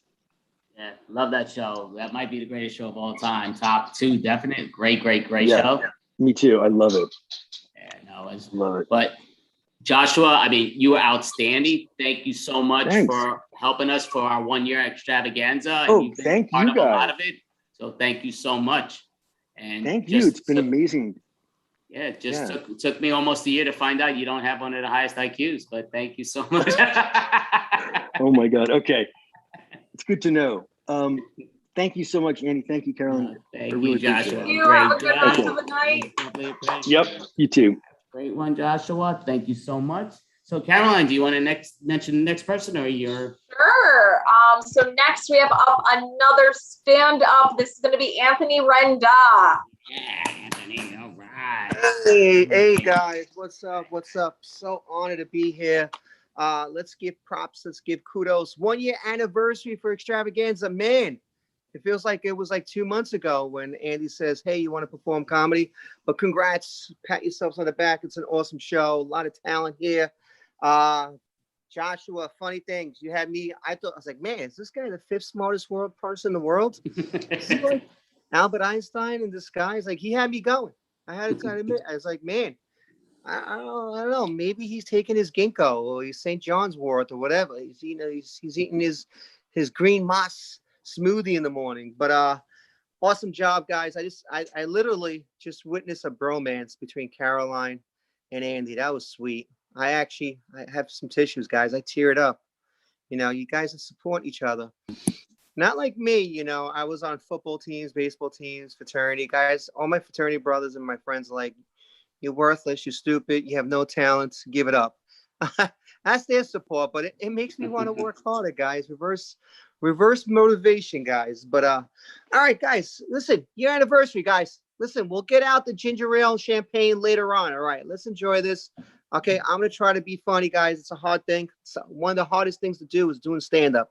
All right. So my name is Anthony, guys. I am Sicilian, so I am. Okay, so in the middle of the set, I might have to snap, guys. I might go ballistic and crazy, because we're short-tempered, especially on the road, people cutting us off. You got to give them the finger. You got to say, what the fuck's wrong with you? Where'd you get your license? But I have been calming down, guys. I have some coping strategies. I do meditation. I try to journal write. And I do Tai Chi in the park with my Asian Chinese friends. If it wasn't for my friend Chen, showing me the moves and showing me how to be one with nature and how to breathe through my, he says we have 3 lungs. I'm like, I thought we only have 1 lung. This one over here is big thing. He tells me how to breathe using my chi. I'm like, what's chi? It's not a letter of the alphabet. I never heard of this, but it's your internal energy system. So I'm learning a lot from my friend Chen. Thank God for those Asians. But nowadays, it's like we're in this dilemma. It's got to be cautious what you say. It might be misogynistic or racist. I can't say Asian. I can't say Chinese. Can I still say African American without being accused of being a racist? You can't say things nowadays. On Facebook, you might get bans, or on Twitter, whatever it is. Now, I'm a Guido. So if you call me a Guido, I'm going to get offended now. I'm going to say that's a racist statement, because not all Italians are Guidos. About 90% are. Yeah, about that much. But I'm proud to be Italian. You should be proud of your culture, ethnicity, what exemplifies what it stands, with the exception, the cast of the Jersey Shore. We're not proud of them, guys. They do not exemplify the Italians, fist pumping, fighting with everybody and, cursing them out. All right. Actually, they do. I take that back. But being Italian, as you can see, the high cheekbones, the Roman nose. Look at his nose. It's like Caligula and Caesar. Look at that. It's broken. But, we're very animated. We talk with our hands. We like to do gestures. We make great flight air traffic controller, guys. If you look at JFK and LaGuardia Airport, 80% of the flight air traffic controllers are Italian. Yeah, because they use their hands very wisely. There was an incident the other day with this Italian guy named Vinny, who's air traffic control, LaGuardia. This is the reenactment what happened, guys. Okay, he goes, okay, Delta, you guys go over here. All right, yeah. Little to your left, more to your left. Come on, more. Come on. You're not listening. All right, yeah. TWA, you go to the right. No, not towards me. To the right. You're right. Yeah, this direction. How many times I gotta tell you? You're not listening? All right, am I gonna have to go there, pilot? And the guy literally went to the pilot station and started beating him up. That's why Italians, we don't last long in these jobs as air traffic controls, because the temper, they need to do Tai Chi in the park with my friend Chen. Yeah, teach him about the key and breathing through the diaphragm. But I'm Italian, I'm Sicilian, and I get into a lot of fights with my fellow Italians, my fellow camarads. They say, where you from? I say, yeah, I'm from the South. I say, where in particular? I'm Sicily, yeah. They go, you're not Italian? Okay, you're Sicilian. I said, listen, last night I checked the map of Italy. Sicily is connected to Italy on one side. It's a peninsula. I've been saying that, guys, for like 15 years, almost 2 decades. I just looked at a recent map of Italy. Sicily is not connected to Italy. I've been lying all this time. I'm not Italian. These guys are right from Milan and Florence and Rome. I'm just deceiving people. So I'm like Corsica and Sardinia. I'm in my separate entity culture. I'm not Italian, guys. Now, but we are Italian. So now I have a good objection how to cope with this. And so let me ask you a question. What's your name? Yeah, Vincent. Yeah, that's a very rare Italian name. Okay, let me ask you a question. Is Alaska and Hawaii part of the United States? They go, yeah, they're, the 49th and the 50th state to be annexed. I said, okay, then I'm Sicilian, then I'm part of I'm part of Italy. All right, case closed. All right, so it just drives me crazy, guys. We got to accept each other. But what's going on in the world? Some topical news. I have to say, some tragic news this past couple days. Guys, bear with me. Cuomo's last day was 4 days ago. No more Andrew Cuomo. I know. Let's take 30 seconds, a moments of silence for him. Let's cry, shed some tears. But I have to admit, this new mayor up until the next election is Kathy something, whatever. She's quite pleasing to the eyes. Yeah, she's quite attractive. I think she's like a MILF, guys. So now when they have the press conference on the latest COVID, what we're going to do with COVID, when Cuomo talks, I don't really listen. Maybe 38 seconds, I change the channel. With this girl, Kathy, I may listen. I may sit down for the whole, listen to the fact, because she's quite good looking. She's quite attractive. But whatchamacallit, what else is going on in news? Biden, he's still president, last I checked. I'm still surprised and shocked that, Trump did not send his henchmen or his cavalry to overtake Biden. Like, I feel like I'm in the times of the Crusaders or medieval times. Trump doesn't want to accept defeat, this and that. Biden still goes on. One thing about Biden, whenever I watch his press conference, maybe you can relate to this. The only reason why I watch it is to see if he collapses and goes into cardiac arrest and dies. Yeah. And I'm like, I don't watch it to see what he says about Afghanistan and what. I was like, okay. He's short on breath. Yeah. He's grasping for it. This may be it.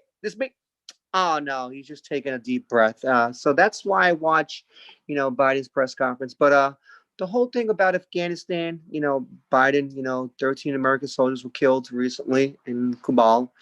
And Biden says, we will not take this. We will not tolerate this.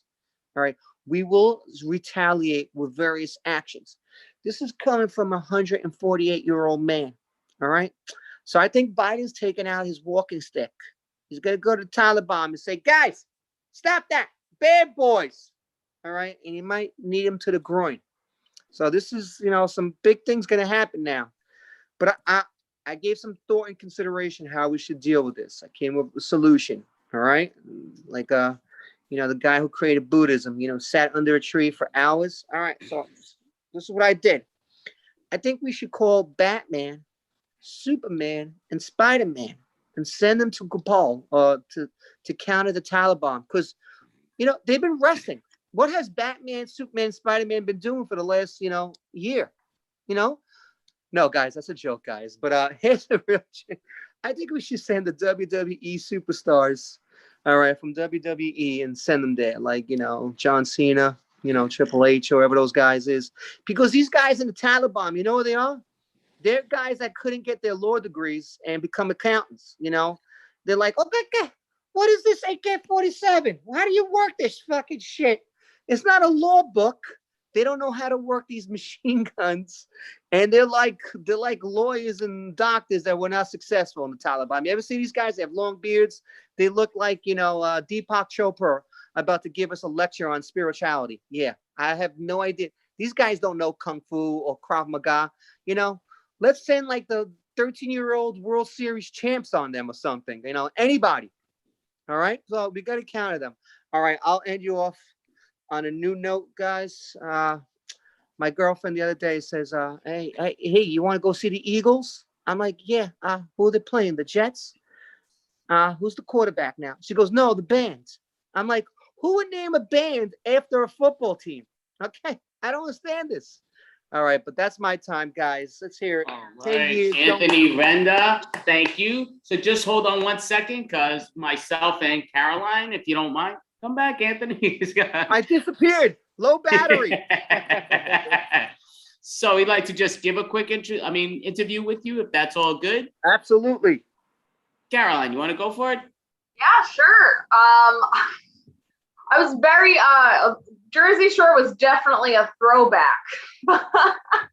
Actually, I grew up really close to Poughkeepsie, which is where Snooki was supposed to be from, and we didn't lay claim to her either. Although now apparently she has a really nice store in Beacon, so they've all kind of gone their separate ways since then, I think. Yeah, they all got girlfriends and fiancés. Snooki has like 2 kids. Yeah, they've all matured, They grew up finally. They stopped going to the shore and fist pumping, trying to pick up girls and start fights. Yeah. Yeah, oh, it's good. It's good to see character development. Anthony, as always, you were doing a great job and all, but I almost didn't recognize you without being in a car, some type of mobile. What's going on? Usually, Friday nights, I actually, believe it or not, I'm a former high school teacher. I taught social studies for like 8 years, and I became a phys ed teacher and a dean. And I'm a personal trainer now at a high corporate gym. So I'm usually training clients late. So they come late. I have to stay late for them. So usually I'm going from work to you guys. I got to get in, any way possible. If I'm walking to my car or going grocery shopping, I'm still going to go on Zoom for you guys. Awesome. We definitely appreciate that. Yep, definitely. Caroline, anything? Yeah. So Anthony, I know you do let us know you perform a lot in Brooklyn. Is there anything coming up in Brooklyn that you want to advertise? Well, I do a lot of virtual comedy with Laughing Buddha, at least 4 to 5 mics a week. I also host on occasions. I live by the Barclays. I work by the Barclays Center in Park Slope, by Flatbush. So there's a comedy club called Eastville. So I'm going to perform with Janine Garofalo, the famous actress from Reality Bites. She performs there every Wednesday. I'm one of the comics that they need to fill in time, until Janine goes on, So I'll perform either this Wednesday or the following Wednesday. So keep tuned for that.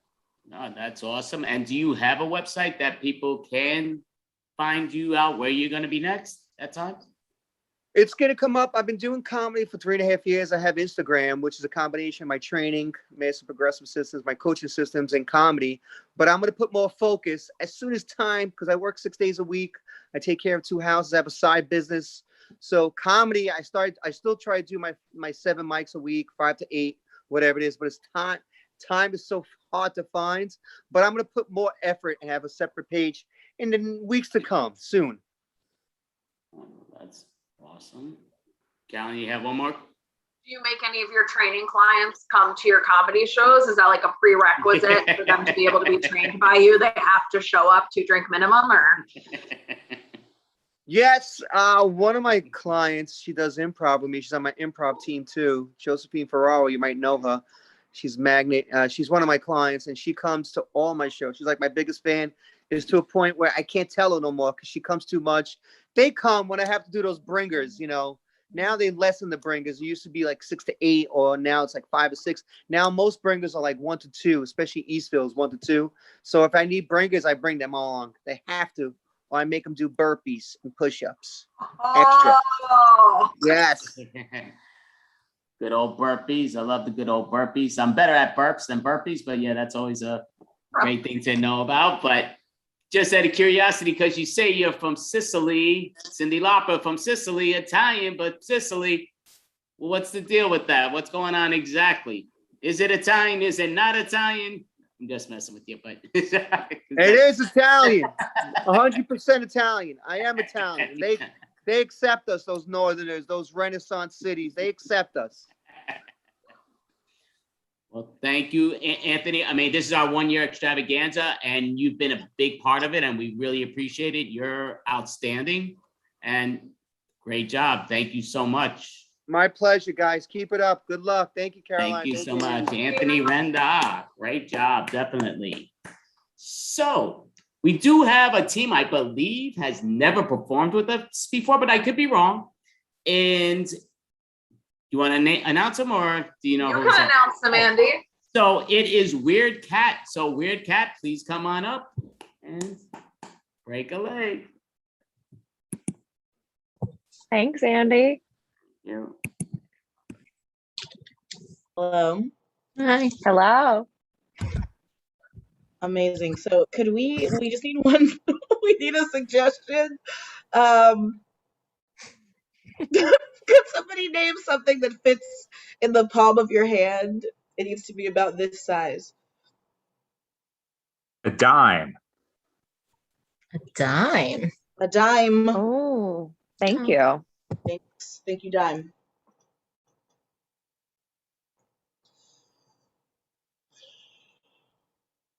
We still need about 10. We need about 10. Hello. Stop hiding. Stop. But I'm nervous. Come out from there. Well, I'm afraid. I only have 8. It's not going to get done any faster if you hide from me, sweetie. The list says we need 10 examples of palindromes. So let's just come out and finish your homework. Kayak. Yes. Anna. There you go. And what's a little bit longer than Anna? Hannah. That's my girl. See, I knew you had it in you. But Mom, that's just 3, and the teacher said I needed 10, and I don't know if I have any more. I'm gonna hide again. Don't. My little girl is very brave.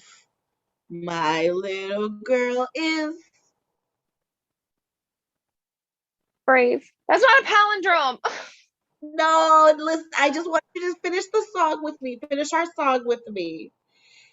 My little girl is very brave.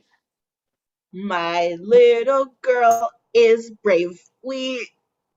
That's our song. I know, Mom. I know.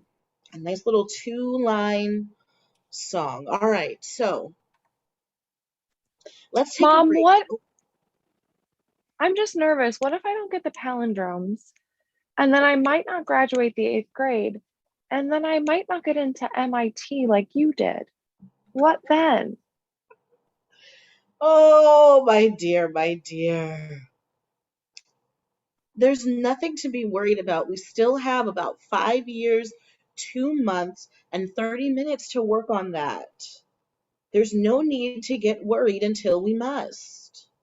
But 3rd grade, if I slack off in the 3rd grade, then it's not going to pay off in the 8th grade. And then there's high school and there's college. And so you Mom, I just want to be like you.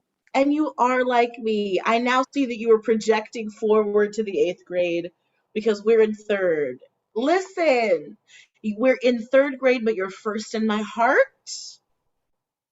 And you're first in your heart because my little girl is very brave. My little girl is Brave. Yeah. Yeah. Now, quick, 2 more palindromes. Go. Don't think about it.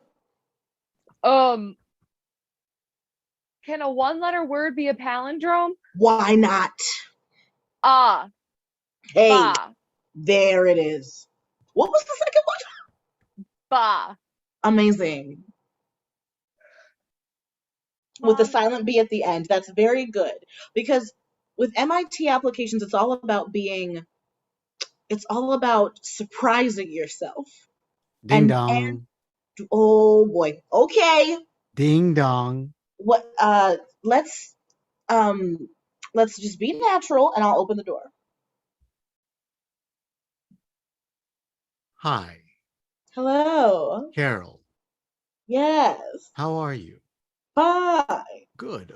I'm just stopping by because it is 10:45 in the evening, and I'm hearing a lot of singing and some weird gestures going on. I don't understand. Is you're singing about palindromes? Is Yes. Stacy all right? Did something happen to her eye? No, Stacy's great. Really? Did she get the pink eye that's going around? I'm being natural. Yeah, she's just being natural. Okay. Her eye is fine. Thank you for checking. Sweetie. Sweetie, are the neighbors being are they being weird? They're being horrendous. I have to say, they think they're being natural. I don't understand what's going on. They're singing about palindromes at 10:47 in the evening now, and we need to get to bed. Oh, so I did get in that little girl's head. You did. I told her she wasn't going to be able to come up with 10. You did. You know what? Just come on out here. Come on out here. Okay. I mean, I have my robe on. I'm not putting a bra on. I'm not. Why don't you come I'm out here in my boxers, and that's all. Okay, sweetie. Yeah. Hello, Carol. Hello, Jane.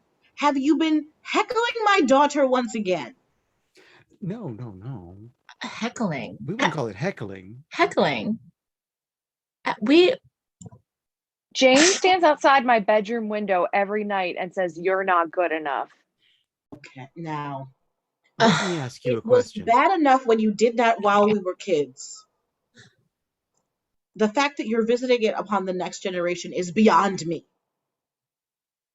I just want the best for this neighborhood. We can't all go to Caltech. Oh. I mean, does your mom just generally leave you like that in the middle of the night? It's dangerous. Sometimes, but she's under a lot of stress at work. At the Wawa? Sometimes the machines don't work. Well, and Kate Winslet was in town. Her filming, and she loved those Wawa God, sandwiches. this weekend? So. Oh my gosh. My mom was so worried about that. Mayor of Easttown. No. Yeah. She's actually staying in our I had a walk down role in it. She was amazing. Yeah. Yeah. Right. I mean, say Golden Globe, but hey, she. Right. I mean, we shouldn't really be talking about it, but I am one of Mayor's sassy basketball friends. She is, and you know why she was? Because she got all of her palindromes right. Yeah. Every single one. She nailed it. I said kayak and Anna and Hannah. What else is there? Oh God! You know what? They ask for 10. You got to shoot for like a good 33, 34. Mm-hmm. And my love here, my love bond, she went all the way to 50. Mm-hmm. And excelled. The next thing you know, what does she do? She walks on Mayor of Easttown, comes and goes like a cool breeze. Mm-hmm. Oh my God, Jane, that's so cool. I know you make me feel bad about myself, but if you really did all of that, then I guess you're entitled to that. Can you tell me the 47 palindromes I'm missing? Oh, sweetie, when you lead a horse to water, what is the rest, I'm not smart enough to get that reference. Sweetheart, whenever you're ready, I've queued up Revolutionary Road for us to watch. Oh, my favorite movie. Good night, neighbors. I don't think we did enough damage. I don't think so. We got to get that girl out of there. Mm-hmm. You thinking what I'm thinking? Yeah, I'm thinking what you're thinking. Okay. Well, I'm gonna go and sneak around back and climb through a window. Okay. Okay. I'll meet you up there. Yeah, I'm gonna scale the wall. I'll be there to hold you. Okay. Can I ask you a quick question? Did you leave Yes. the microwave on before we left? The micro. Oh, I did. With the fish in there? Yeah, I will. I told you I wanted the tuna raw. Maybe a medium rare tops, but it's fine. I just worry that, I read that you need to eat it at a certain temperature. And I just think you're really rolling the dice, sugar bum. And I don't want something to happen to you where you eat undercooked fish. Then where would I be? I don't know. Thank you. Don't cry. Don't cry in front of them. Don't let them see this. They cannot see weakness right now, okay? They cannot. All right? Hey, look at me in the eye. Look me in the eye. Honey bun, look me in the eye and sing that song that we sing together. All right? The phantom of the prisoner inside your mind. Oh, it tickles me when we do this. It just works so well. It really does. Oh, What's wrong? I just just Kate said something the other day that I was just on set that I don't know, maybe I'm just too aggressive. I just showed her that she was planking incorrectly, and I'm just doing it to help, just like Stacy, just like the little dumb girl. If you didn't no, I'm sorry, I interrupted you. I'm sorry. Keep going. No, Get all that out. If No, the I tears just are flowing, I'm the just words should too. just trying to help.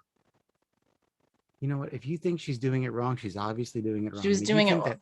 that little monster on the other side of this door is dumb, she's just a big dum-dum, okay? Big dum-dum, ferocious, dum-dum. hammerhead, Shut- hammerhead. Hey, that was almost too far, but I'll allow it. I know I shouldn't bring sharks into it. I'm flying. My heart will go on. Oh God, this is my favorite scene from Revolutionary Road. Really? On the revolution. Do you want to just dance here? Yeah. In front of so they can know we're happy? Yeah. All Just show it. Just okay, ready? On the road. Oh, Mom, this part gets me every time. Me too, my dear. Are the neighbors grinding outside? It appears so. Sweetheart, how are you coming on that 8th palindrome? Well, I would say I'm You got it. You got it. Tit, Stacy, tit.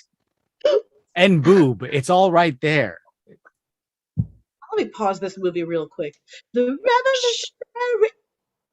Should we invite them in, Mom? They're just standing right there. That's right. You know what? That's a really good idea.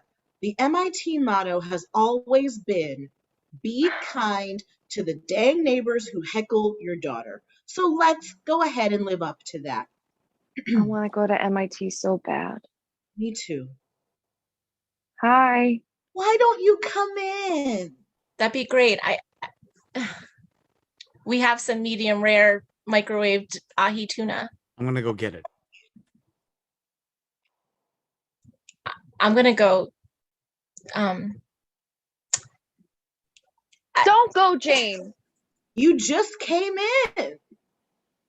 Hey, I'm gonna go wash my hands in your bathroom. Okay. All right. All right. Okay. Whatever you need. I feel like Mayor of Easttown really did a number on her, Mom. Thanks. Pardon me. I just got emotional. I know. HBO Max does that. Truly. I'm here. Hello. Where did Jane go? Jane is washing her hands in our bathroom. She's washing. You can't get her wet after midnight. What? Okay, well, we've taken a turn. Mom, down. can you get wet after midnight at MIT? It is allowed. They've just added it to the bylaws. Good. But before it was quite a problem. Mom, tell me about it. There's something I haven't told you.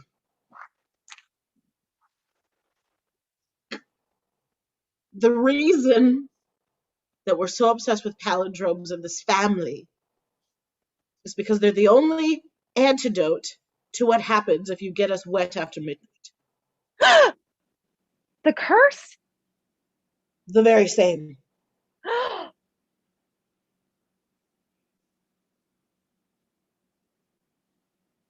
Help me, Stacy. I need a palindrome. Help. This is your moment. Stacy, this is why we needed the 10th. Can you do this? Can you save our neighbor that we don't like? Tit. Boob. Noon. Another way to say 12 p.m. Noon! And what a revolutionary road it was. Did it work? Jane? Jane! Jane! Oh, gosh. Yes, it's me. You've saved me, Stacy. You can do all the things in the world, all the things. Can I meet Kate Winslet? Yes. Yes. You know what? In fact, why don't you come on to set with me tomorrow? You could play my Durder. Oh my goodness. Is that a palindrome? It is in your heart. Because my little girl is very brave. My little girl is brave.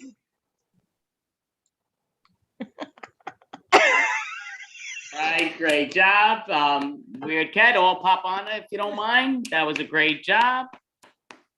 Give yourselves a hand, and yes.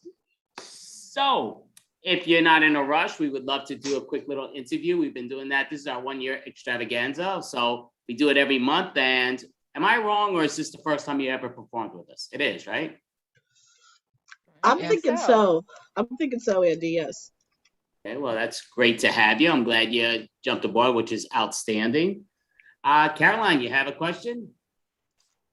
I was just like, you mentioned microwaved tuna, and that brought back so many flashes of my job and people microwaving fish, which happens with a very puzzling regularity. So I'm wondering if any of you have ever encountered the microwave fish issue. Yeah, oh, I'm seeing a nod there. I've encountered the microwave broccoli, microwaved asparagus, fish. I don't like. Not every fish is bad. Like if you microwave a nice salmon, that's like a nice smell that permeates the office. In my experience, you know, it's not just on the fish. In the microwave? Really? I mean, no, like not if I cook it there, but if I reheat it, like at work for lunch, right? So I will ask you all, basically, you're a team. I want you to answer like a team. No, I'm just messing with you. It comes down to, though, are you a team from in-person and online or just online? Both things. We perform with the Armory here in New York. We were put together. Yeah. What's up? We were put together, like, was it right before the pandemic, you guys? Yeah, like well, the team had existed before, and Billy and I were two very eager additions. You were the missing pieces that we needed. Oh my gosh. We performed 2.5 times, and then the world ended. Shut it down. Do we know the great Leia? Yes, we do. Ms. Leah Evans, our queen. Yeah, she is awesome. Actually, she used to do the Triple Crown a lot before she went to the tank, but she used to throw Happy New Year parties out in Queens or Brooklyn. Now I'm blanking out. but went there 3 years in a row. I mean, but it was always awesome. And yeah, she's great people. Go for it, Caroline. She's the best. So I loved what was it, the Revolutionary song? That was nice. That was nice. Have any of you ever done like musical improv, or was that just an off the cuff, beautiful improvised moment of pure song? I think the answer might be a little yes and. Well, I want to hear from Jenny also. Oh, I've never done musical improv. You did today. Yes. I have to shout out Shamara Hernandez. She I don't know if you've done musical improv, but I know you do a lot of freestyle rap. Freestyle, is it Freestyle Love Supreme, or can you tell me the fancy name? It is that. It's Freestyle Love Supreme Academy. I'm an alum, and now I help facilitate like workshops for folks who want to learn how to freestyle rap and also like perform in an improvised style. So it's very cool. She's like a really big deal. Megan, just like can we please be on the same side with this right now? Oh my gosh, thank you. But yeah, I think that moment really came from like wanting to sing the My Heart Will Go On, but realizing that I had already said that we were watching Revolutionary Roads. So did a little improv there. So I will say, just because I'm old school, as you can tell, but it comes down to reality. We used to, back in the heyday, battle each other up in the corner in the heights. And basically, you know, just hip hop and all that good stuff, you know, grew up with Run DMC, MC Shang, MC Light, LC Light. I mean, those are like, I mean, legends, you know, that you just bring back, Kumo D. And to me, it's just, I miss that because a lot of people I knew, I mean, I'm not super old, but a lot of them have passed away, which is annoying, you know, way before we should have. Just stupidity, a lot of them, and some just the bad luck. But so I do miss those days, you know, it's just kind of like drinking our 40, being out on the corner, just bad. And, you know, that was before we should be drinking, but it still was fun. And we would challenge You're each getting other. to so many illegal things online right now. Oh, no, that's but it's so much illegality. so it's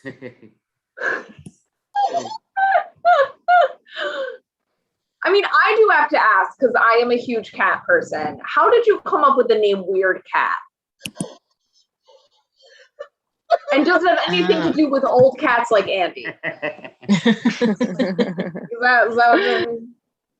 That was like given to us by Leah, right, Megan? And then we just kept it because she was like obsessed with it was like a video Michael Rappaport posted like a few years ago with like a cat. And like when we were assigned teams, she gave us Weird Cat, and then we just stuck with it.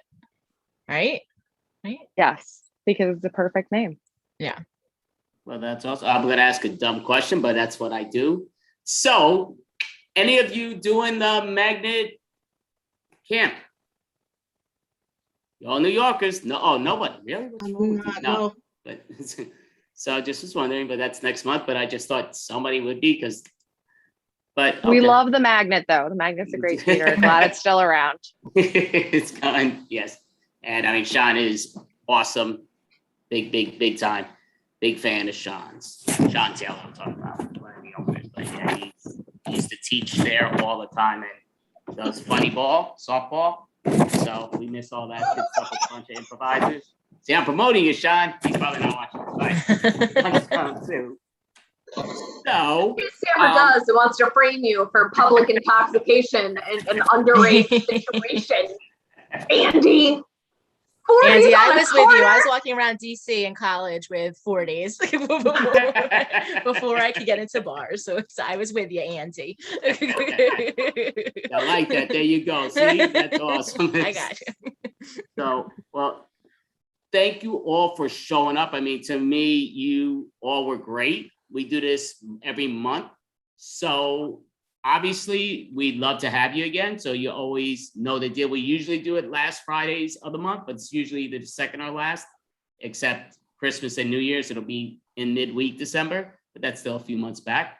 But all of you were outstanding. We really appreciate it. And yeah, big fan of the tank. And you all did an amazing job for it. So thank you all and really appreciate it. Great job.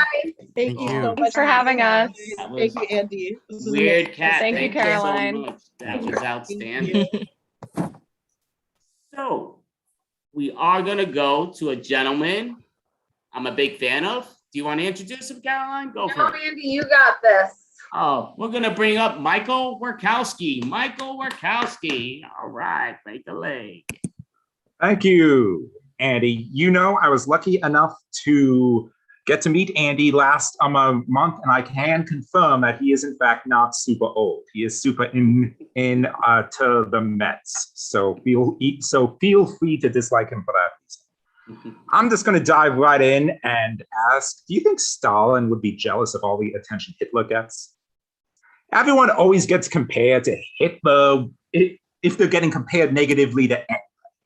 From politics to family members to bosses at work to, well, any other vendor. If somebody is being compared to somebody, it's probably Hitler. Hitler.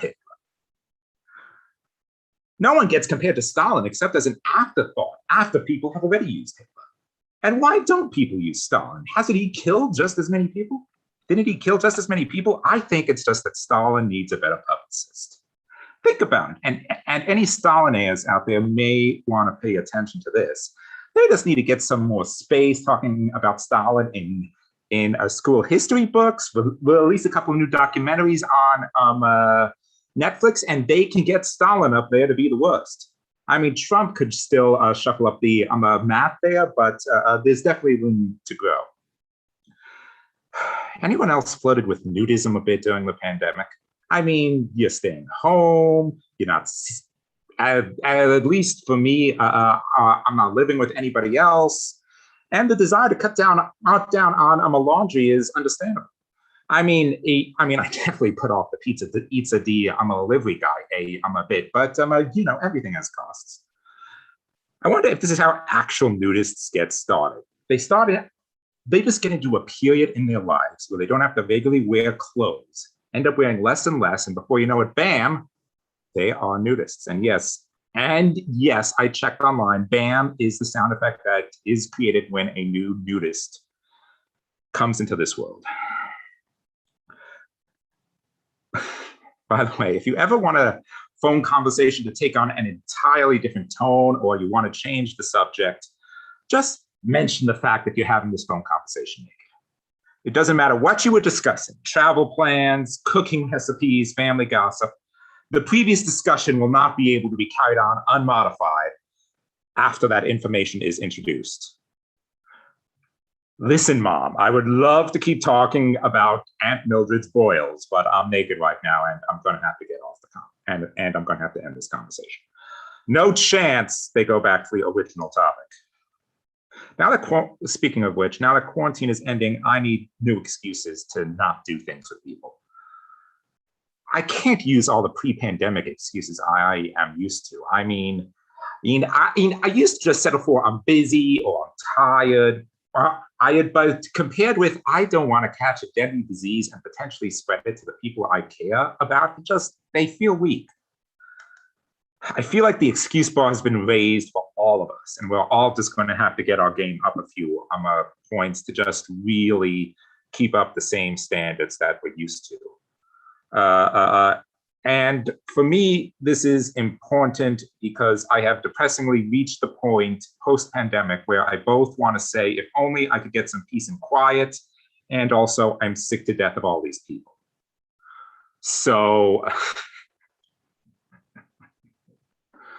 So indeed, pandemic and the post-pandemic lift has left us all in a weird place, and my God, aren't all human beings complicated? When I was growing up, I would regularly come up with stupid little games that I would play to amuse myself, and otherwise try to get around the rules that my parents set up for me, thinking if I got around it Indeed, they simply could not punish me for it. For example, I would use replacement words for swear words. So, for example, goddammit would become dodgammit, and son of a bitch would become a bun of a sitch, and so on and so forth. Believing that, of course, because those weren't words, he couldn't get upsetting me for saying them. Which, as it turns out, as long as they know what you're saying, they can still punish you for it. But I was precocious, if nothing else. I kept coming up with more and more games. For example, my mother was very pedantic about grammar.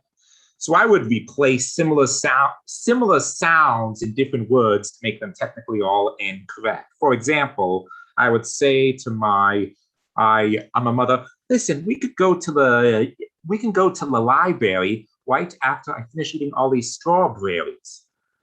And boy, would that get her goat.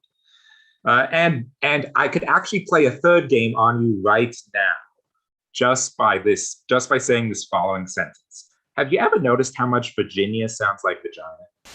I'm saying that so your mind forms a subconscious connection between those two words. And then at some point when you're just talking about the state, you'll just slip out and talk about genitals.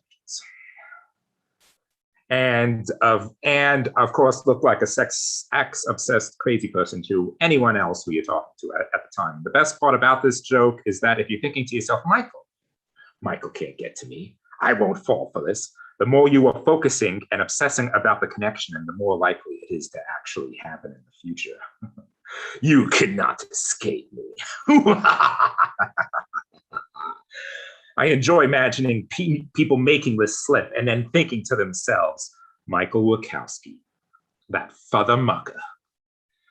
So, and if any of you go home and try to use any of these stupid games at home, for the record, you did not hear about these from me. I don't need that kind of heat. But if I do get called on it, I will just say, listen, I'd love to talk about this, but I'm naked right now, and it's just, I don't have time to. And that's my 5 minutes. Thank you all so much. Thank you, Michael. Don't leave yet, but great job. Thank you. So me and Caroline will give you a few questions. As you know, I gave you that warm up. You will not break. So Caroline said she couldn't wait to ask, so go for it, Caroline. Oh yeah, so you got to meet Andy. Yes. So pretend you he's had not your here. chance. You had your chance. Yeah, I did. Yes, and I clearly blew it. It's over between him and I. So what was the most interesting thing, the most startling thing about Andy when you met him? What surprised you the most about him? Interesting. Well, besides the fact that he was literally wallpapered in Mets gear, which it was literally like, I think he had a shirt, a jacket, a hat. Like, it's just like, I'm assuming he's on commission or something, just to sport that much paraphernalia. But besides that, no, I don't know what to say to much, honestly. Okay. No, it was great to meet him. And if anybody out there gets the chance to travel to New York, definitely try to grab him if you can. It was definitely a big time pleasure meeting you, Michael. You know, the legend of Michael, he actually is real, which blew me away. I wasn't sure if it was just these digital things. Caroline made the excuse, so she went to Philadelphia that day, which was I still think it's only a 2.5 hour drive, so she could have came back. Yeah, excuses. I was at a river. It's excuses. And I see Michael. I mean, yeah, Michael's a gentleman and a scholar. He didn't say that I'm a lot shorter, even though I always say I'm short on the video. He's like even shorter, but he held that back.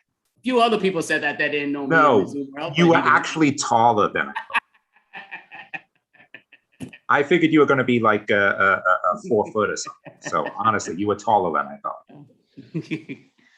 But it was definitely my pleasure. So here's a question for you. I mean, simple to the point. Since you've been doing, I know you do both improv and comedy. What did you do first? Improv. I did that for about a year before I started stand-up. Would you believe I started stand-up in the first place to impress a girl? Did it work? No. Oh. Oh. I couldn't get her to come to the show. Oh, I was about to say, like, you're very good, so I don't know why she wasn't impressed. But yeah, if you couldn't get her to go, I couldn't get her to come to the show, which is one of those. Blocker. Yeah, I can't beat that. So. Have you impressed subsequent girls with your stand-up? I'll say yes. Yeah.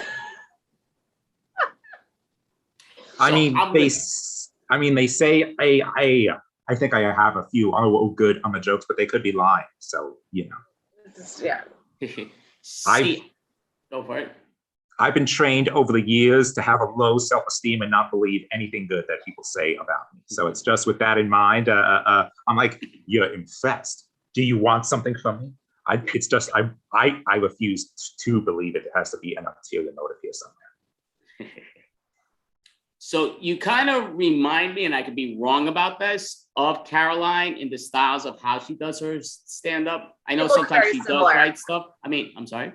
We look very similar. I'm not talking about looks. Definitely not talking about looks. I'm just saying in how I think the style of how you do it. Because I know sometimes Caroline's had stuff written and she's had her stuff prepared, and other times she had to do it like improv style. Like tonight, I believe she did because she was getting busy and all.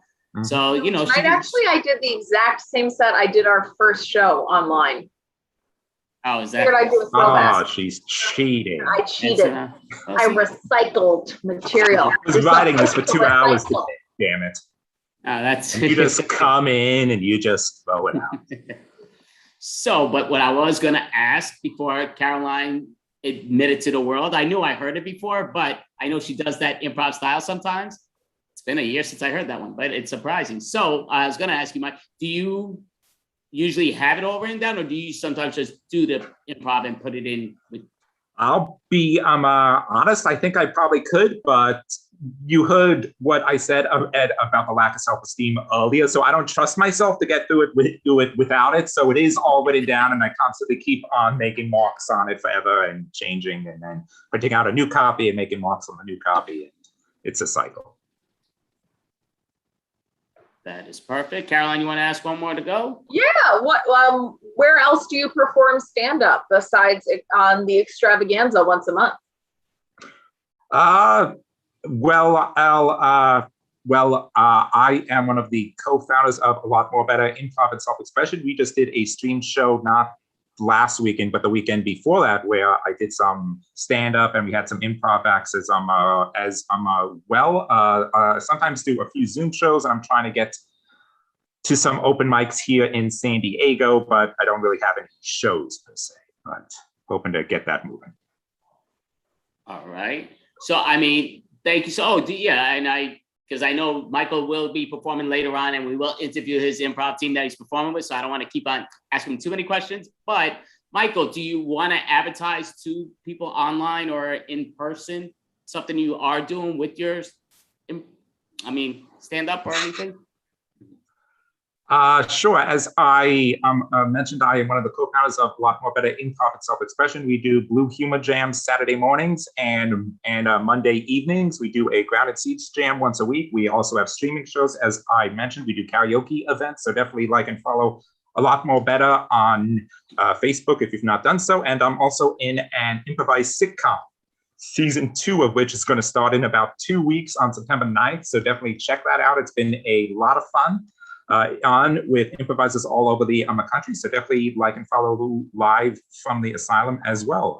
And thank you for having me on, Andy. No, thank you, another Michael. year. Yes, thank you so much, Michael Wachowski. Outstanding as always. Great job. So Caroline, I'm not sure. Yeah, you know who's next. So Caroline, please let them know. All right. So next up, we have another stand-up DB Frick. Yeah, come on, DB. Here I come. Here I am. Hey, hey guys. Thanks for tuning in tonight. It is true. I am DB Frick. Nice to see everybody. Well, really, just see me. I get to do this comedy straight to me. It's a real egocentric thing. I'm literally just talking to myself. This is fantastic. I get to see my face. and now my hand covering my face. Yes, my name is DB Frick. When people meet me, one of the first things they always ask me is, what does the DB stand for? One woman actually asked me, how do you spell it? And I was like, well, DB. The truth behind the name comes from before I was born, obviously, but my parents were at an Elton John concert. And at that Elton John concert, my mother was pregnant with me. It was a couple of months before I was born, and it was 1976. And they decided together that they were going to name me after the next song. And the next song was Rocket Man.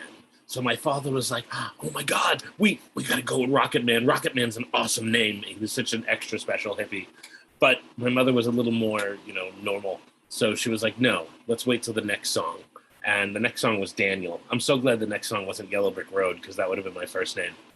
But the next song was Daniel. So the D in DB stands for Daniel. Barry is the name of an uncle of mine on my father's side who was shot dead in a drug deal before I was born. My father wanted to name me Shotgun because that's what he was shot with.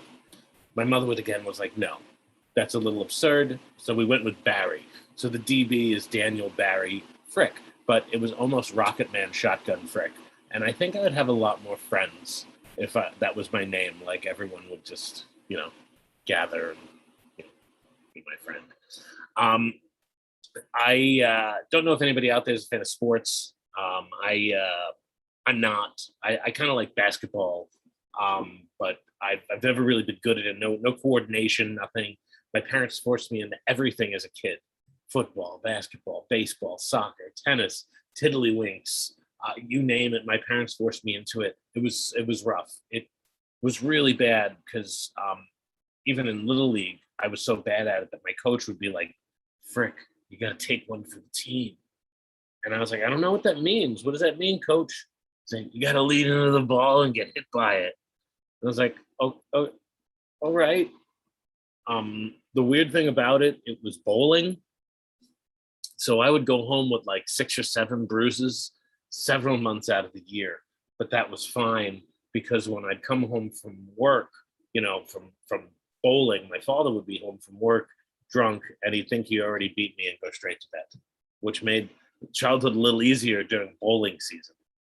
The truth of the matter is my father was a big drinker. My father once, when I was a kid, left our pet parakeet on the radiator the night before Thanksgiving.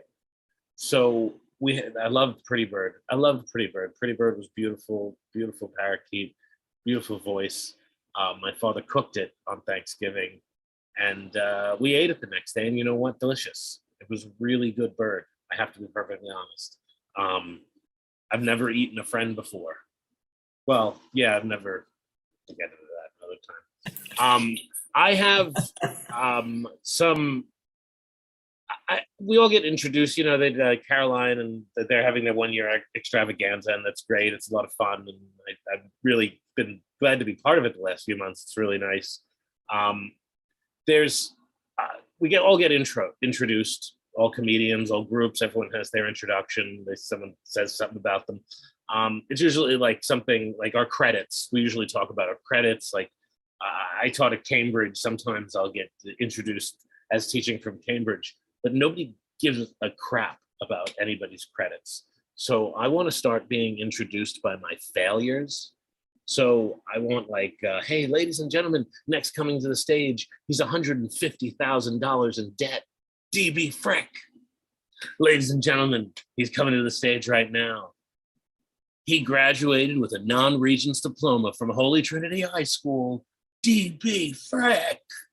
Ladies and gentlemen, he lives in his mother's basement. DB Frick. It would be great. You remember that stuff. You're not going to remember that whoever jokes for 15 years ago. Nobody cares. Nobody cares about anybody's credits and resume. We should just wear them on our shirts. When we come to shows, we should just put our resumes on our shirts so that we can stop talking about them all the time. In addition to sports, I don't know if you know, I was back to the sports thing. I don't know if you know this, but people are living on golf courses now, which I think is very strange. I was I work for a few companies, and we were videotaping an event at a golf course, and one of the guys who was golfing hit a ball into the woman's house that was on a golf course. So about 2 minutes later, the woman comes out with the golf ball, yelling at the guy, "Are you effing crazy, hitting a golf ball into my house?" And he was like, "You live on a golf course. You have to expect that's going to happen." But you don't do that with other sports. Like, nobody ever buys property in the middle of a football field.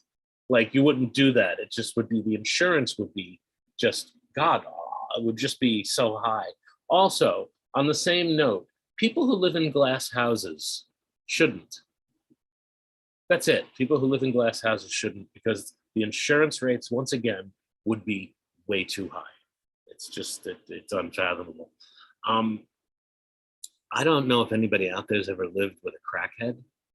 Has anybody ever lived with a crackhead? I know this could be a really sore subject, but I actually did for many years live with a crackhead. I'm looking around the camera, like, to see if there are people that are reacting to it. It's really funny what we do with our brains. But there's the one significant difference between a crackhead and someone who doesn't smoke crack is that a crackhead will accuse you of stealing stuff that they clearly don't have and that you clearly didn't take.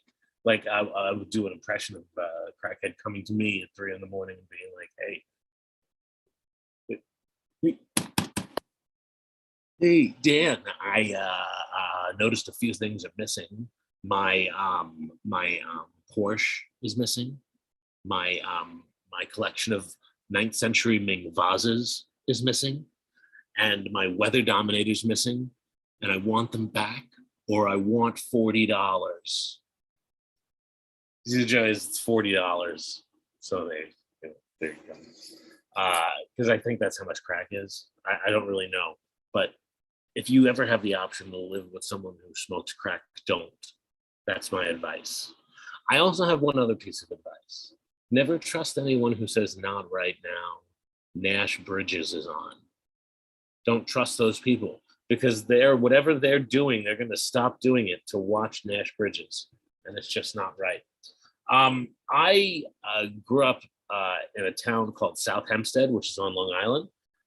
It's a small little hamlet, but it's sort of surrounded by a lot of gang violence in surrounding neighborhoods like Roosevelt and Freeport and Baldwin and Hempstead. Sort of there's a lot of gang violence over there.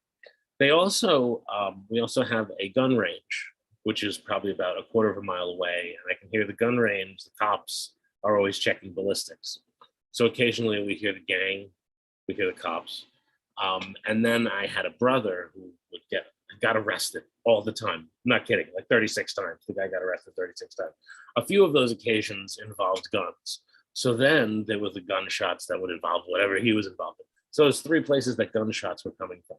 At the same time, I had a niece who was growing up. She was about 3 at the time. And though this whole story is a build-up to this, you have absolutely no idea how hard it is to find a bulletproof vest for a 3-year-old. They're really hard to find, but they do have them in Yemen. You can find them online in Yemen. That part's not a joke. One of the things that I've been trying to work on recently is myself, because what better to work on than someone completely depraved and ruined. I've been trying to work out a little more recently. It turns out to be very little more, but I'm thinking about it more. So I'm thinking about the gym, and recently I did actually go. And after a while of being away from the gym out of fear, but I went there and I'm listening to music, and I like to listen to a lot of different kinds of music. And at one point I was listening to Miley Cyrus and really into it. And my Bluetooth went off, and absolutely everybody in the gym knows that I was listening to Miley Cyrus in that moment. And that Party in the USA was why I was going so fast. And it was sort of, it's great and embarrassing at the same time. One of the other things that I'll do at the gym is sometimes when I'm done with equipment, I will raise the weight of it so that the person who comes after me is like, wow, this is really like, who put this? Someone here is really strong. This is impressive. And they'll see me from across the room and they're like, wow, yeah, I just hope they don't call me out on it because it's just not going to happen. Let's see what else we got. This is something that's been annoying me. This has been annoying me so much. There are so many things to charge now. I have to charge my cell phone. I have to charge my laptop, which is right here. I have to charge my tablet.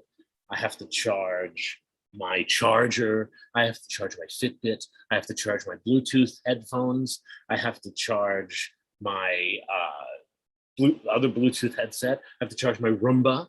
I have to charge my sex robot. I have to charge my vibrator. I have to charge my Bible. And those last three are always running out at the same time.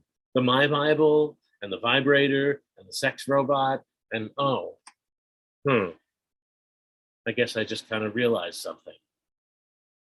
I use them all at the same time. Horrifying, right? I think that I want to do a little bit of a song for everybody out there.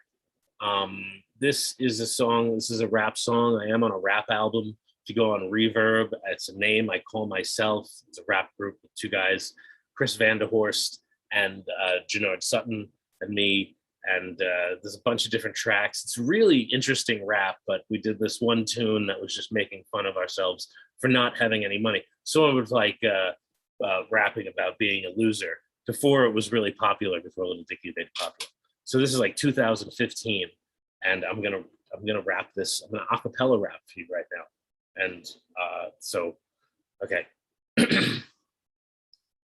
I ain't got no dough, but I got my camera. I got my slam piece, so believe that I'll be slamming her, going all night, cause I got the stamina. You can ask Tabitha, Lisa, or Angela. Dollar to your name, dollar to my name. Ain't got nothing but $1 to my name. It's the blame game. Checking out my pockets makes me go insane. My mama tells me go get a job. How to do that when I'm a 3/4 slob. You know all about my pockets being naked, wallet being flat, refrigerator vacant. You can take me home because I'm yours for the taking. And I like my women like my drinks well shaken. Sitting at a grill, mad, illin' and chillin'. On a date, all alone, salad bars filling. Dollar in my pocket, billion down for million. Sneaking a cotillion, hide up on the ceiling. And this is where the third graders started singing, hey, big spender. And it was a great build up. And then I'll be at the dollar store, filling up my basket, poor till the day I die, lying in a casket. I'm hot and I'm haunting Bob Cratchit. And was that brother, Tiny Tim, he's got my jacket. I'm at the bus stop and the driver keeps going. The $1.25 fare's got me rolling. Driver sees my face and knows I'm a degenerate. I steal from old ladies. How else would I pay the rent? I don't need a job. I need a rich lady. Tired of the bread without the butter and the gravy. Here lies the problem. I'm just lazy. I'd just be the brother taking candy from a baby. I'd pop the top, but ain't got no job to cop. The food here's slop. Favorite movies hop. Chris's gun's a prop. Room could use a mop and some California crop. They say Helen Killer stop. So my rap name is Helen Killer. I know that's highly offensive. I'm sorry, but it is Helen Killer. It's spelled differently. If that Hell, Hellin apostrophe Killah apostrophe. I don't know why the second apostrophe is there, but I just thought it was funny for me. Why not? Why not put in a second apostrophe? So I also have another part of a song I've been working on, and this is also highly offensive, and it's about selling babies on the black market. Okay, pretend I have a baby in my hands right here. Hush, little baby, I got a plan. I'm gonna sell you in Iran. If that Iran man don't pay, I think I might sell you on eBay. And if that eBay plan goes bust, I might just sell you for some angel dust. I don't really sell babies on the black market. I want everyone to know that. It's important to know that I don't, and I never have. I have, on the other hand, done something even worse and more disgusting, which is I worked for TMZ for a while. So I apologize for that. And thank you very much, guys, for having me on. I really appreciate it. Thank you, Andy. Thank you, DB. Don't leave yet, but thank you. You did a great job, as always, coming on, which I definitely appreciate. What I will say about DB, what I really do appreciate, he makes it easy for me to schedule him. Just Okay. for those that do the extravaganzas, some of you are a pain in the ass. You don't make it easy for me. DB makes it easy. Thank Right. you. Well, I'm glad I did. I just had to change it at the last second too, because I have a dying cat. I have a cat who's very sick, and she was it wouldn't have been good to have the set and have the cat. It would make me look really bad. Oh no, you agree. I'm not. No, that wasn't why I called that. No, I'm saying I'm being honest. No, you've been. I appreciate that. I No, appreciate it. and you do too. You guys run I'm amazed how you run the show. There's so many acts throughout the whole night. I mean, it really is an extravaganza. You guys have. Oh yeah, no, that's all Andy. Well, it's amazing what you put together. Yeah. Appreciate it, Caroline. Go for it. Oh yeah, so I do have to ask, are you actually named after Elton John's? Like, is that? Yeah, no, Daniel. Yeah, I'm named Daniel because of Elton John. Yes. That is so and Barry because of my uncle. Yeah, that's a true story. I was like, is that true? I wish it wasn't. It's actually the story I told. I did an interview for a game show. Jay Leno is doing You Bet Your Life, which is coming on in September. So they're interviewing people to be like on the game show as contestants. And that's the story that I used. And when I got to the part about my uncle, they like stopped it and they were like, this is a family show, right? And I was like, I don't really have family stuff. I don't have family stuff. They were like, just be funny about something that isn't. Anyway. I mean, that is interesting, saying that it is the truth and all. They could have called you Norma Jean, They could have. That would have been easily been NJ, maybe. I don't know, but it would have been. That is funny because that's another place that the joke could go, and I usually don't take it any further. And that is one way it could. Yeah. I mean, there's a great song, A Boy Named Sue. So it's just a different kind of song. Boy named Norma. So this is our 1 year extravaganza, and I mean, I'm very thrilled and happy. Again, last year, same bat time, same bat channel. I thought it maybe lasted 1 or 2 months. So this blew me away. Never expected it, and yeah, I want to keep it going for the next 130 years. So Caroline will carry it for the next 128 years after I die. But I mean, it comes down to 2 more years. The vampires. So, but I also wanted to do this joke. Your last guy you interviewed, before I go, the last guy you interviewed said that the reason that he got into comedy was because of a girl. So did I. Oh, did that win you her, or did that not win you her also? I don't know yet. Okay. Talk about patience. All right. One of you. I'm suggesting it's one of you two. Oh, it's definitely you, Andy. That was the So suggestion. let him know. Right. There you go. Thank you very much, guys. No, well, thank you, DB. Yeah, so I would, we do have an improv jam at the end. DB always tells me, I'm going to stick around. Then he always says he falls asleep. Come on, listen, he's too young to be falling asleep. 44. But Andy can outlive all of us. Jesus. Thank you, DB. So do you want to introduce the next team? I think you know. Yes. So the next team is Andy's team, the Improvfessionals. What? Yeah. Come on up, everybody. Let's not be shy. Just go. Yay. So, we are the Improvfessionals, and we are running behind time, but that's all good. We don't care. It's the extravaganza for the year, right? We're planning to have a great time, and as long as everybody else is willing to hang, that's what's awesome. So just before we go, I'm just going to give first names just to make it quicker and easier. But Caroline, Alex, Nick, Hillary, Angel, Sandy, Saraya, Mel, I'm Andy. We are the Improvfessionals. So it goes down to, we are different people from different parts of the world, which is awesome. The Improvfessionals, are very happy. This is our 1 year extravaganza, which obviously we've gone on every one. We have different team members that are here. Others have left, but it comes down to the team has been there from day one, which is awesome. Even longer, but that's beside the point. That's the extravaganza. So these cards, they'll know what it is. At least I think they'll know what it is, but it doesn't matter.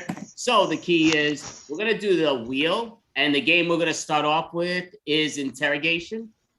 So, and there's different interrogations, but they know which one I'm talking about. So I just need to take this off. I'm going to share my screen. Oh, and I'm going to ask everybody, if you don't mind, the number I said it, I guess, Caroline, put yourself as 1, Alex 2, Nick 3, Hillary 4, Angel 5, Sandy 6, Saraya 7, ML 8. I share the screen. So this is just going to be my quick suggestion wheel of where our location is sort of going to. That's all non-geographic stuff. There's 50 different ones. So what's it say? Because what is it? Campsite. Oh, campsite. Thank you. No, the little screen actually blocked exactly where it said it was. Okay, so perfect. So it's a campsite. So basically what this is called interrogation. All these people here are adults. So we're going right off that. So they're not getting into the youngster age. They're not going there. We're going for adults. So we're going to have fun at the campground. So we're going to start it off with, I'm just going to give the numbers in the beginning. 1 and 2, you two will begin at the campsite. Go for it.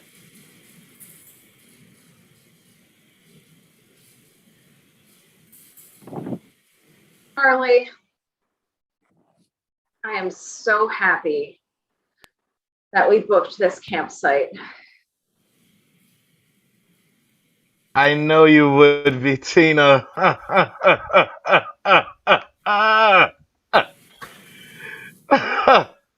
You know, when you first mentioned like let's go camping, I was against it.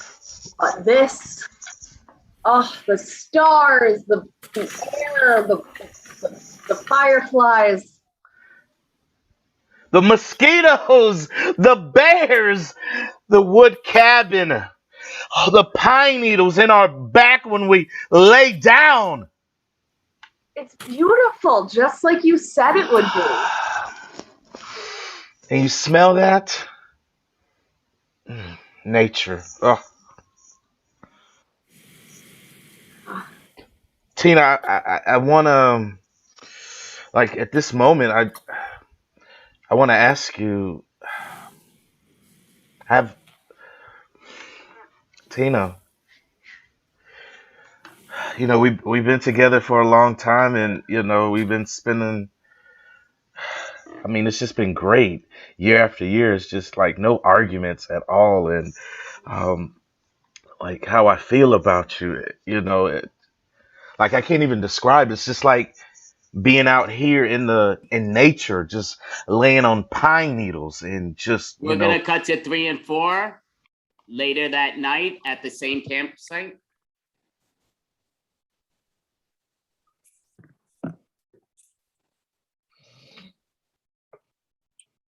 How are the roasted marshmallows coming? I don't know. I can't. These bugs. Ugh. Ugh. I told you to put on the some off before we came out camping. Why didn't you? Because it's DEET. It's chemicals on my skin. Ugh.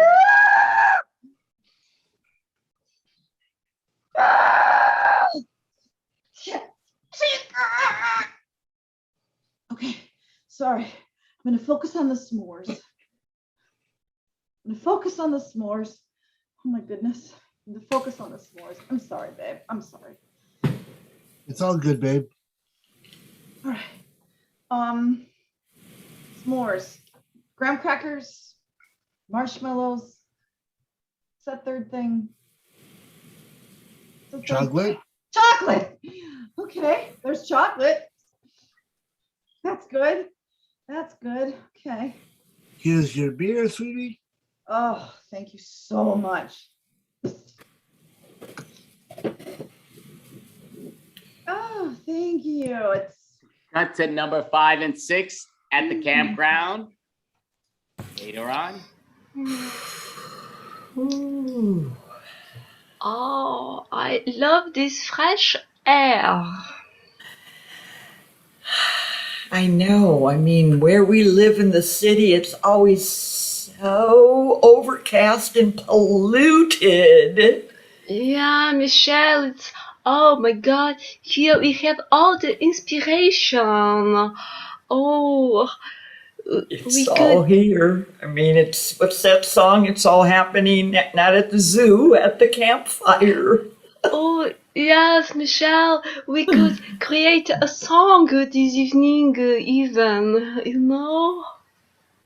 Peggy, I think that you and I could definitely create a song. I mean, we can sing. Oh la la, Michelle. When we met, you know that it was your voice which attracted me. And now, after all these years, we gonna create a new song. Oh la la. Create a new song to celebrate. We're gonna create a song that'll tell about our undying love. Bringing up 7 and 8 over at the campground. I know you love the outdoors, and I'm trying to be a little more adventurous here, but I just think maybe I'd be better off glamping than camping. The bugs and everything, it's all a little bit much. Well, Jenny,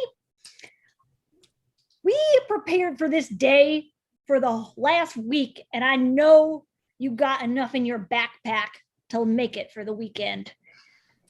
Yeah, I know, and I'm trying to like it. I really am. It's just, I'm getting eaten alive. And I didn't wear the right shoes. I got blisters on my feet.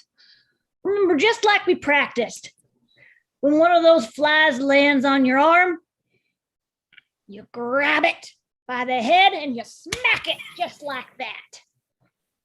Oh, that is so gross. Oh. There's one right there. You got this. You got this. Right in, yes, like that. Oh, it's all smeared all over me. Ugh. Don't worry about that. You kill one, they don't usually come back. Okay, all right. Oh, wow, it's working. It flew away from me. Just right. Yep, that's right. That's right. Oh, God, it's hot out here tonight. Oh, yeah, I'm sweating. Ugh. I just wish there were showers out here, you know? Oh, man. Yeah. You know, I'm glad I packed us some dry shampoo and some dry conditioner. Oh, thank God. Oh, my hair is so greasy. Yeah, it's all those days as a Girl Scout, Boy Scout, actually, that I was back in the day. And they taught us never go anywhere without your dry shampoo and your dry conditioner. You are such an expert. You just prepare for everything, you know? I do admire that about you. Now, Jenny, I didn't tell you one thing about the campsite. Yeah, Jamie? There's bears. Bears? Yeah. Oh. And we didn't prep for that. So I brought a few things here, and I brought the vest that you're gonna need if they come out. I can't believe you're dropping bears on me now. I mean, the bugs were bad enough. Yeah, I just found out too, actually. So isn't there like a spray or something for them too? Like a spray, just the translucent vest. Okay, and this protects me from getting eaten alive? Yeah, they're supposed to have some vision problems, and the reflection is supposed to kind of block their, you know, I heard this back in my Boy Scout days, and you know, only once did someone get eaten. Okay, so now we're gonna cut to there's been arrest. They all got arrested, and they're going to where they're getting at the spot over at the prison. I just blanked out. But okay. So yeah, so what were you doing in a freaking closed down campground? It's been closed for the last 6 months. Honestly, I had no idea it was closed. Okay, I thought it was open, and look, I think Charlie was going to propose to me, so maybe if him and I could just get in a room together, please. I don't care if what he said or what he didn't say. No, it's simple to the point. The big great bear that's been stuffed there that's worth a lot of money was stolen. Why'd you steal it? Why would I steal a bear? I thought I was going to get engaged tonight. Okay? I don't need a bear. All right? I have a bear. His name is Charlie. Now, can I just see him? You lose. You know what? Get this clown out of here. You move. Bring in the next one. Okay, so listen, what are you doing at a campground that's been closed for the last so many months? Just enjoying this fresh smell of nature and loving the love of my life. Oh, so that's the stolen bear. You love the stuffed stolen bear that was worth a fortune. That's what's the love of your life? No, Tina is the love of my life. Oh, you call the stuffed bear Tina? That's great. No, no, you got it all wrong. I mean, I just want to be honest, you know. Yeah, that'd be nice. I was gonna ask Tina to move in with me. Okay, this sounds. Yeah, this is not my cup of tea. You know what? Get this clown out of here. Bring in the next clown. Yeah, this is ridiculous.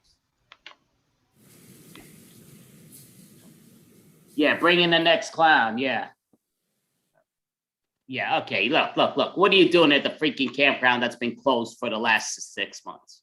3 months, I'm whatever. just having s'mores with my girlfriend and enjoying the night air. It's closed. What are you not understanding that it's closed down? You're not supposed to be in a closed down place. I didn't realize it was closed. We're from out of town. We just saw there was a campground. We just see the sign that it was closed. You can ask her if you don't believe me.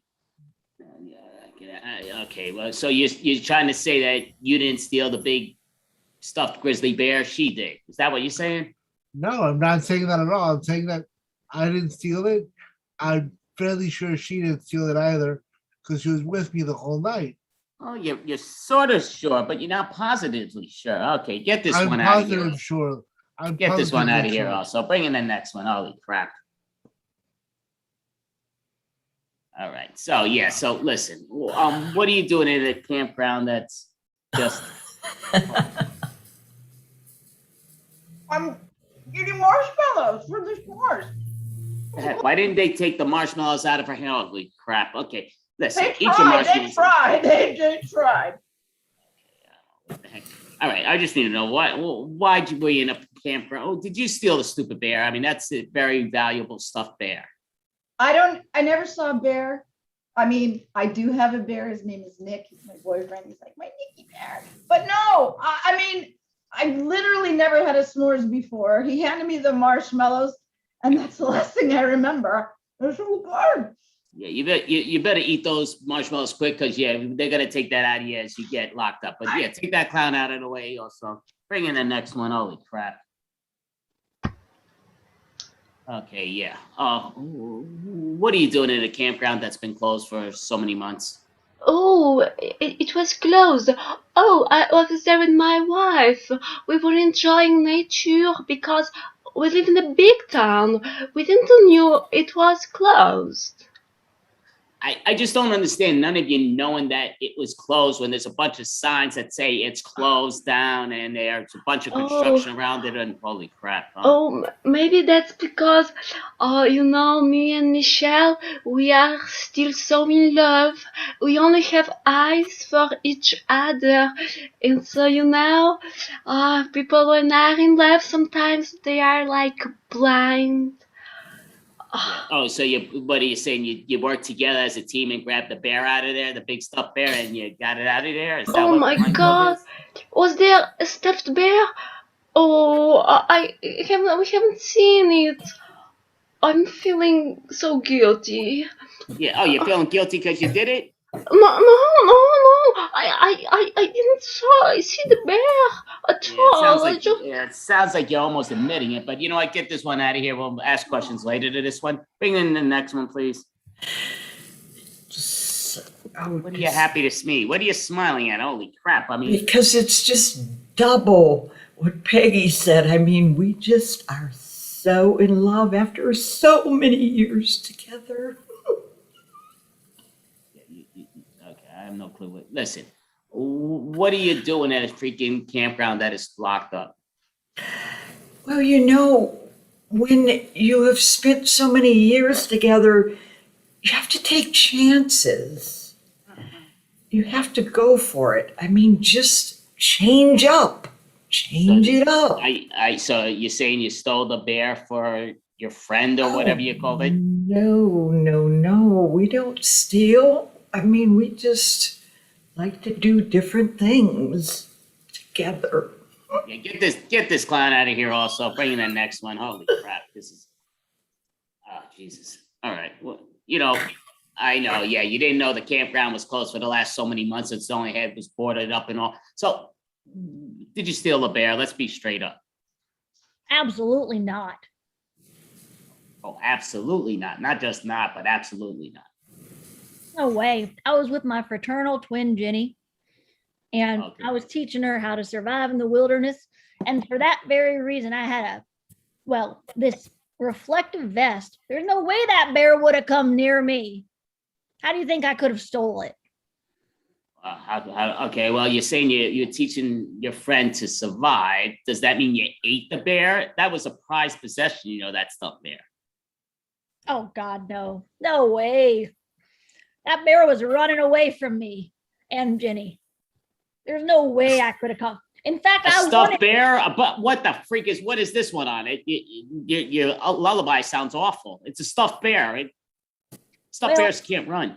You know, after that, you know, we were hallucinating a little bit. I didn't know at that point. Yeah, get this one out of here. This one's really out of my mind. Bring in that next one. Holy crap. Oh, Jesus. Okay, yeah. So hopefully you didn't hallucinate or anything. Did you steal a bear? Steal a bear? No, I'm terrified of bears. That was a stuffed bear, but I mean, that's... Still, it was if it's a big bear or anything, I don't want it. Well, the person you were with seemed to not be able to tell when a bear's running or not or whatever, so it didn't sound legit. Yeah, I mean, we did drink some river water and I think it had a weird effect on us. You know, I trusted Jamie because she's really the outdoors woman here and I'm just kind of following along. I don't know what I'm doing out there, really. I don't know what the hell that means. You know what? All right, get rid of this one also. So we're going to cut to the prison. They're all in the same jail cell.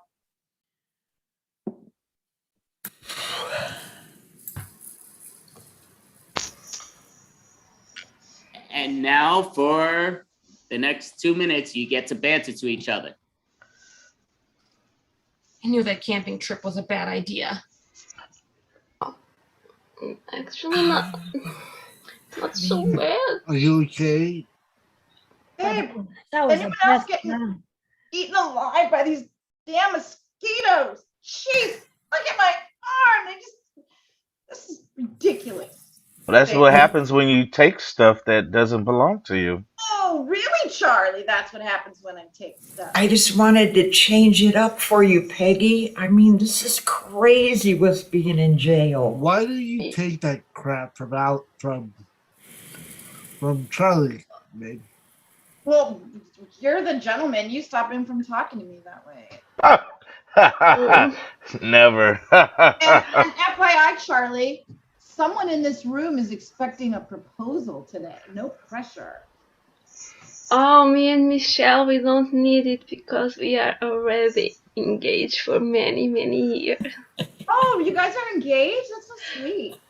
For many, many years, I wonder if they're actually going to get married. Yeah. What's the whole When you're deeply in love, you don't need to be married. You're just in love, Nick. Or you could get married. That's also another thing you could do. Good. You So could we're get gonna a cut to, now we're gonna separate them from the jail cell. We're gonna put 1, 3, 5, and 7 in the jail cell. Just remember, one of you's getting locked up. You probably don't want to be locked up. Remember that. 1, 3, 5, 7. So who did it? Which one of you ladies did it? Not me. You probably did it. We're all ladies, as you pointed out, and you're the only man in here. There's no way I did it. Me neither. I was just enjoying when Michelle, we were creating a song. If I was a gambling man, I'd bet on Crazy Tina here to my right. She's the one that's crazy. Why do you think I'm crazy? What is bringing you to this conclusion? You know what? He seems very mean because he's accusing you. I think maybe it was him. I think so too. I think it was Nick. He came right out with who did it. Yeah, The very guy who did it. blamey of you. Very blamey. Is that an actual adjective for this? Are you just making words up? I don't know and I don't care. Okay, my grammar is not on trial here. Okay, I was supposed to be getting engaged, and then you decided to go steal a bear statue or whatever. I did not steal a freaking bear statue. Why would I want a freaking bear statue? Fine, like a stuffed bear then, whatever. But you stole it, and now we're all stuck here. Why would I steal it? All this talk about the campsite again is making me miss it. I think God. Let me get fine, Tina. If it wasn't you, which I'm not saying that it still wasn't, what if it's this other crazy brunette lady? Crazy? You are calling us crazy, but why you don't know us? You are a very mean person. Yeah, like what is this whole crazy thing? Bring in 2, 4, 6, and 8. These ones will leave. That's another jail cell. And you all wanna not be convicted. Go. I gotta get out of here. I can't stay here. I gotta go propose to the love of my life. Way to ruin a proposal. Yeah, Charlie. We were writing a love song. I didn't even take anything. Like, why would I take a bear? I was just to your new fiance. Mm-hmm. Yeah, maybe that was going to be your We have bears present. here. There are bears here in nature, and we're gonna live out in this cabin. And no, why would I do that? No, it doesn't make any sense. Jenny, do you have anything to say for yourself? You're awfully quiet, dear. Oh yeah. Mm-hmm. I don't even go near bears. I didn't even want to go on this stupid camping trip, to be honest. No, Jenny, I don't think Jenny took a bear. Could it been you, marshmallow lady? Oh, you think I took the bear? Yeah, you had that rash. You were so wanting us to look at the marshmallows, you had them right in the top of your shirt. I had to hide them somewhere. And by the way, I share, and I have Hershey bars that I snuck in too. I won't tell you where I was keeping those. And I'm here. I brought enough for everybody. Trying to get our mind off the fact that we think you might be guilty, Hillary. You know what? Whatever you need to tell yourself to feel better, sweetie. What else? Oh, Michelle, you did get a nice present, from your wife, You mean the love song? Was that the present? What's the present? Yeah. Well, when you get a love song, there's an additional present, like a stuffed animal or something that comes with a love song. No, that love song we made up together was plenty. We didn't need any stupid stuffed bear. It was very good, right? I bet. The puns are unbearable. Okay, so now everybody get back up. Now you're all in the same jail cell again. And I'm going to ask number 1. Ask anyone here a question. And you don't want to be convicted, none of you. Go for it. Charlie, when we get out of here, are you going to ask me a very important question? Yes, I am. Okay, number 2. You don't want to be convicted. Ask anyone you want a question. Peggy, what was the name of that song that you wrote, that you and Michelle wrote together? Oh, it was called L'amour in the trees. Bear in the Bear in the okay. L'amour Bear in in the the trees. trees. Okay, number 3, ask anyone one question. You don't want to be convicted. Go. Babe, will you marry me? What? You know what? Normally I would say no, but I just know it's going to piss off Tina so badly that yes, the answer is yes. Oh my God. Number 4, ask anyone a question. You don't want to be convicted. Hey, Charlie, how you feeling now? My question for you, Charlie Bear. Oh, I'm great. I'm great because what kind of proposal is in the jail cell? It's better when you're free. So I'm great. Okay. Number 5, ask anyone a question. Oh, I'd like to ask Michelle, would you like to compose a whole album with me? Absolutely, love bug. Oh. Hillary. Yes. So I didn't quite believe your line about the marshmallows. So I think maybe psychically you sent down a line or a vibe to Nick to get him to propose to you to throw us off again. I think you took the bear. Did you? No, of course I didn't take the bear, and I'm not going down for this. It was not me. You know what? You're the accuser. I think it was you. Number 7, number 7, ask anyone a question. You don't want to be convicted. Go for it.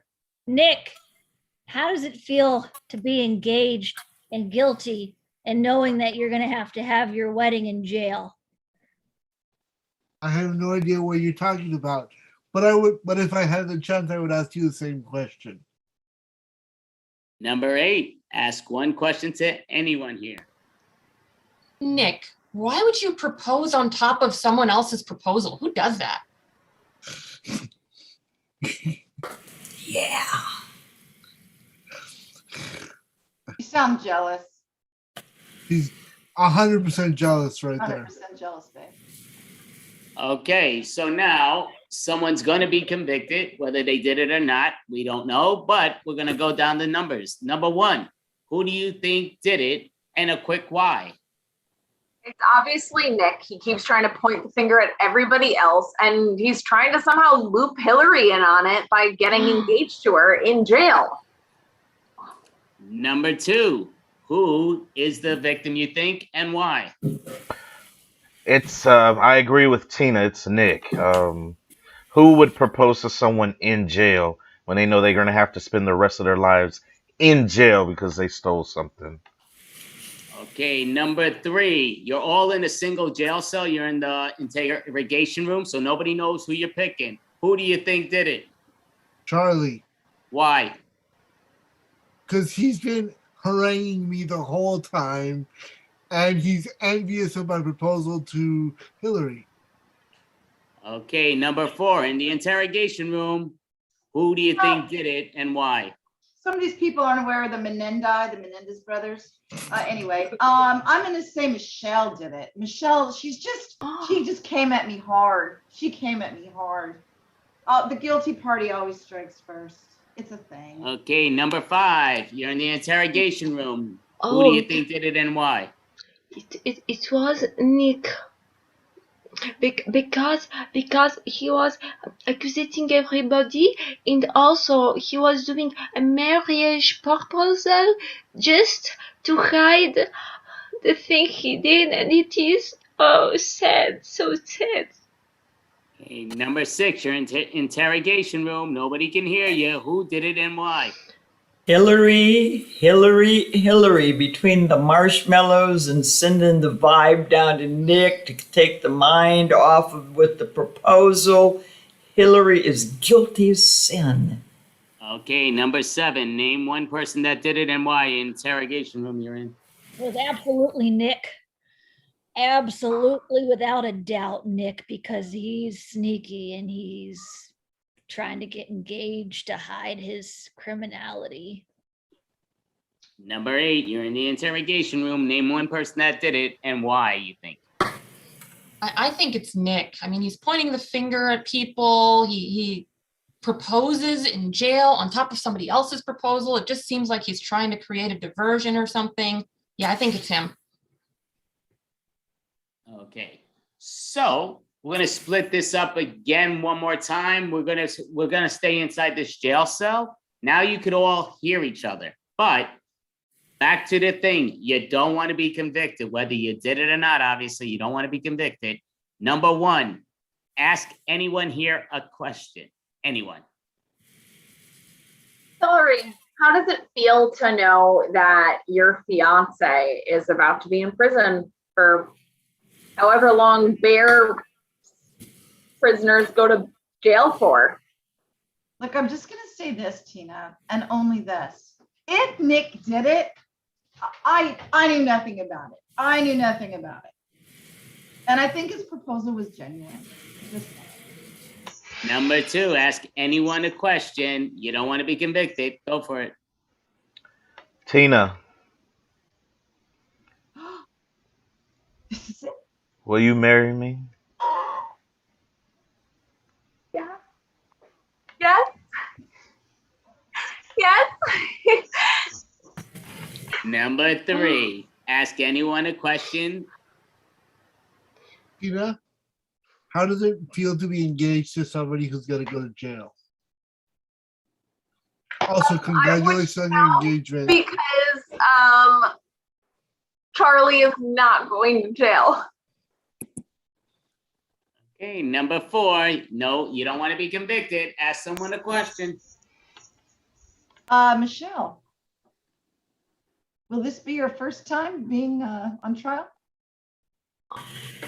Or convicted of a crime? Nobody's convicting me, and no, I've never been on trial. Number 5, ask anyone a question. Remember, you don't want to be convicted. Yeah, Nick, what is your kind of relation with the bears? I have no idea what you're talking about. I have never had a relationship with a bear. Number 6. There was that one time in. Go ahead. Nick. Number 6, ask anyone a question. There was that one time in college, but. Ask number 6. Nick, how does it feel to be thrown under the bus from the person you just proposed to? I want to point out that she was the only one that did not throw me under the bus, unlike you and your wife or girlfriend or whatever the hell you call each other. Number 7, ask anyone a question. Hillary, how in your time knowing Nick, did he ever do anything suspicious that made you think, shit, this guy is a criminal?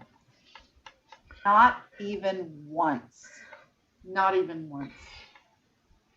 Number 8, ask anyone a question. Just remember, if you think somebody's being convicted or you don't want to be convicted, go for it.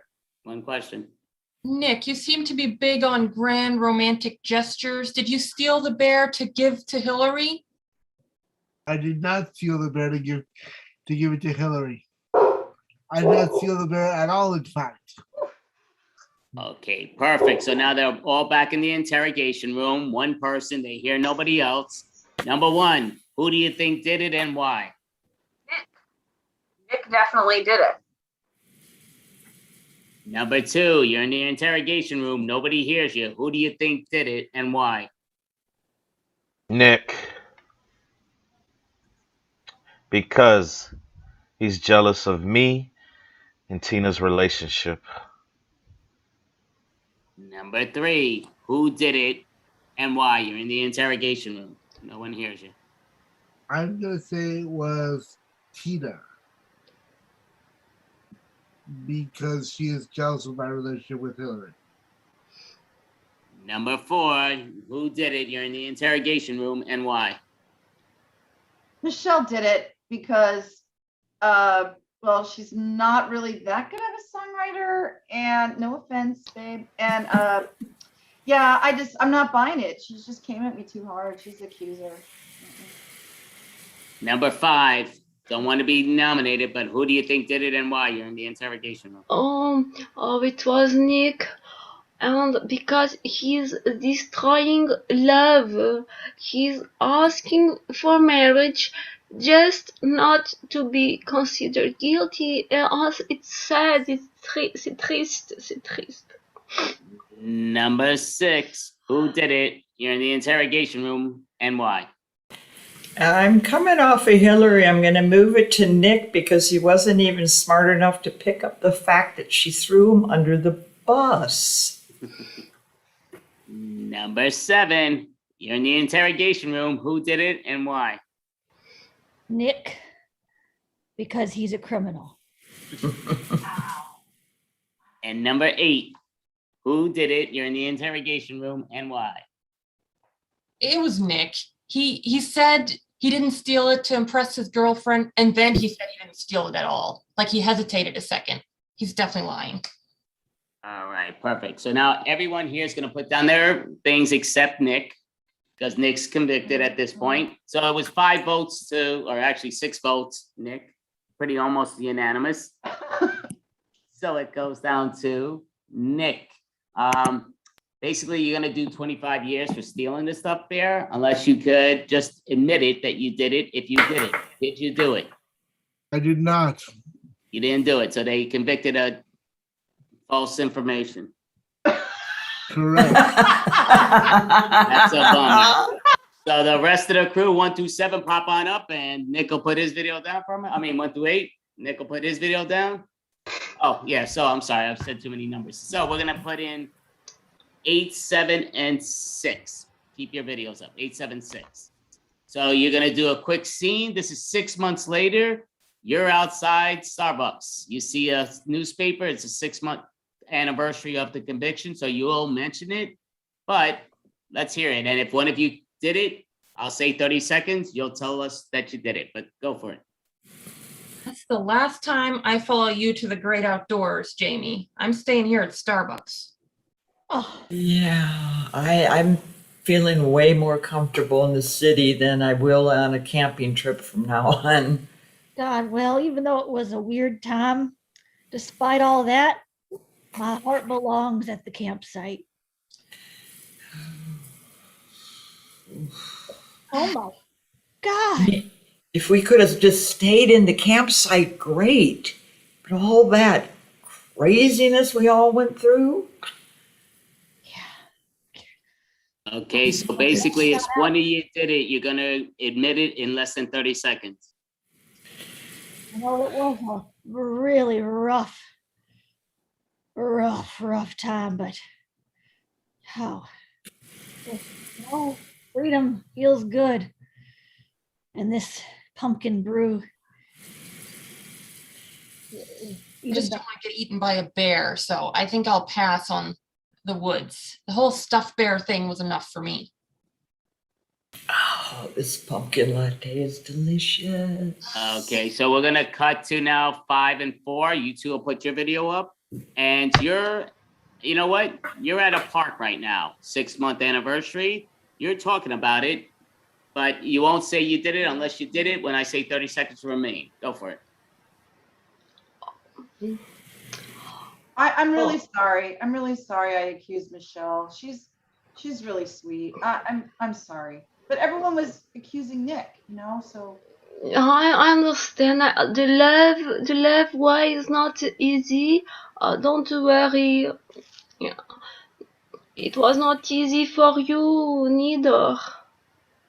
I think I'm just so upset because you know it was that couple that was going to get engaged and then didn't get engaged. Like, you just know that it was, and poor Nick's just rotting in jail, and he just cries and he's lost so much weight. It's terrible, Peg. I comprend. I understand, Hillary. You know, maybe he was not the right one for you, and you will find the one. In 30 seconds, if one of you did it, you'll reveal it. I just feel like I need to stand by him now. You know, it's like the whole thing was this horrible misunderstanding, and I know it wasn't him, and the people that are responsible for this need to pay. Ooh, but if it wasn't him, alors it was somebody else. But who? It's got to be Tina or Charlie. I know. Okay, so cut to 1 and 2. You two will be over there 6 months later. You're talking about it also. You're not going to reveal it if one of you did it, but until you hear 30 seconds, continue. It has been going so well, sweetie. I know it. I'm so glad we got out of that little bear stealing predicament. Oh yeah, that was 6 months ago. I think we should just really, like forget about it. I'm sure the guy who did it is fine. Yeah, he deserved it. So But yeah, and he's trying to propose to his girl. What, like with us there? Like it's just after we had already made it clear that was going to happen between the two of us, like that's just like whoa. So he definitely deserved it just for that. Okay, so in 30 seconds, if one of you did it, you will confess that you did it and why. Go for it. Just paradise. I love being here with you. Yeah, I love being here too, and I wanted to incorporate some of like the night you proposed into our wedding. So I have a little surprise. The thing that's gonna hold like the table assignments at our wedding. Yeah. It's gonna be a big stuffed bear. All right. Yes. I love it. I love the idea. That's awesome. Yeah, I got it for free. I stole it. But you did it for us, and I totally deserve jail time. Yes, I mean, yes. he's trying to take over our proposal. Love. See everybody pop your videos up. It's always Caroline. Oh, thank you. Although that's a sweet bear, Charlie. So we are running a little behind on schedule. Nobody. So just are behind a few things. So we are going to do one more quick thing before we call the next person up. But yeah, so basically, we're just going to do sex with me. Simple to the point. So we're doing sex with me. And you know what? I'll have you know what? Saraya, go for it. Yell out anything in the planet, any occupation or whatever. Just no politics or religion. Fireman. Fireman. Okay. Sex with like a fireman. You can't turn my hose off. Sex with me is like a fireman. Hot and hotter. Sex with me is like sex with a fireman. 12-hour shifts. Sex with me is like a fireman. Starts with a lot on, and then at the end, nothing. Sex with me is like a fireman. You're always going down the pole. Sex with me is like a fireman. I stop traffic. Sex with me is like a fireman. It starts hot, but then gets cold. Sex with me is like a fireman. When you think there is too much fire, then you discover the water. Sex with me is like a fireman. You might find yourself in some weird alleyways, but you're gonna get out. Sex with me is like a fireman. There might be squirting. Sex with me is like a fireman. Sometimes there's a pussy in a tree. We'll end it right there for that moment. But somebody else yell out a new occupation. Psychologist. What was it? Psychologist. Psychology. Okay, psychologist. Go for it. Sex with me is like a psychologist, all in the head.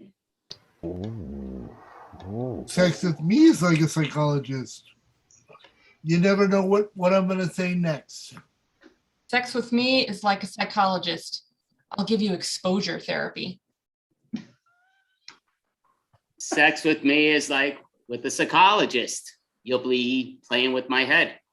Sex with me is like a psychologist. It starts on a velvet couch.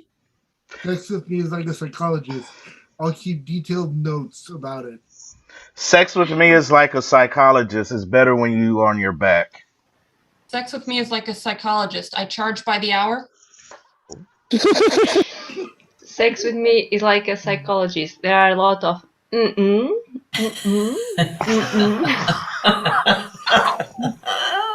with me is like a psychologist. It's all about the DSM. Do some more.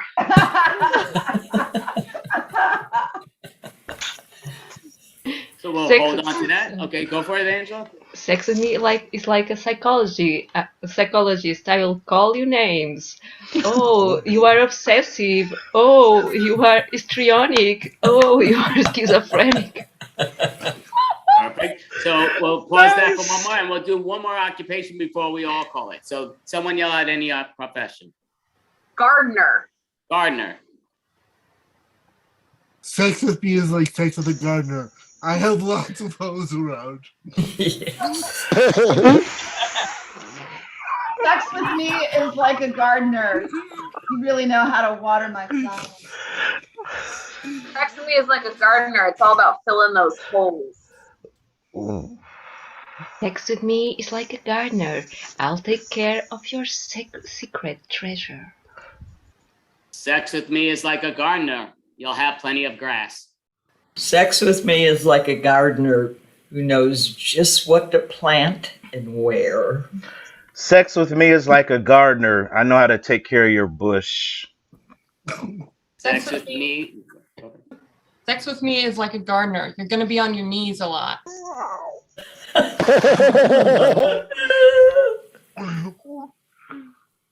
So we'll Sex call with it me- there. Go for it, Angel. Go for it, Angel. Sex with me is like a gardener. I always know which is the right scissor. All right, so give yourselves a hand. So, you know the deal before we call it out. So we're just running a bit behind, and I know there's like quite a few people there that are a little annoyed at us, but that's all good. Don't worry, and I apologize, but you guys will be good. So before we call it, give yourselves a quick hand, and definitely. So what I will say is, me and Caroline, we've been doing it all night, interviewing the teams and all, so there's no reason why we want to do this one. So Caroline, you may escalate. Go for it. Okay, so I don't know. I know everybody so well. It's hard to ask questions when you know everybody so well. All right, so I'll ask the first question. You can think about it. It's all good. So what I will say, ask simple to the point. Who here, besides my team right now, has another act or something they're gonna do online with another team or stand up? And I'm not talking about tonight. I'm talking about outside of tonight with someone else's team. Just raise your hand. On this set? Wow, we got a few. Okay, so Alex, go ahead. Tell us which team and where. Not tonight's thing, but Oh, not tonight's thing. Yeah, tomorrow I perform. It's going to be in person, but I perform with Just a Funny Theater. It's called The Big Show. So for all your wrestling fans, okay, Big Show. All right. and Anyways, let us know where it's at since it's in person. Tell people where it's at. in Miami, Coral Gables, Just a Funny Theater. So if you're ever down here in Miami, Florida, yes, come check me out over there at Just a Funny Theater. Perfect. And Nick, you didn't say yes, right? Yes, I did. You did. So tell us where. I will be doing a podcast with Geekology 101 about my dad who passed away last year, but it's going to be about my dad's career in the 70s. It's going to be really interesting, I hope. Do you want to tell us where that's at? Are we able to see it online or anything? Or It's going to be on Geekology101.com. Okay, thank you. Hillary, you raised too, right? So I have a brand new team called Rookie Mistake, and we're just starting to practice together out here in San Antonio. And I'm hoping that we will debut on next month's extravaganza. Great, All awesome. short form, Definitely. really fun. Sounds awesome. Michelle, Sandy. I'm reading your name. Sandy.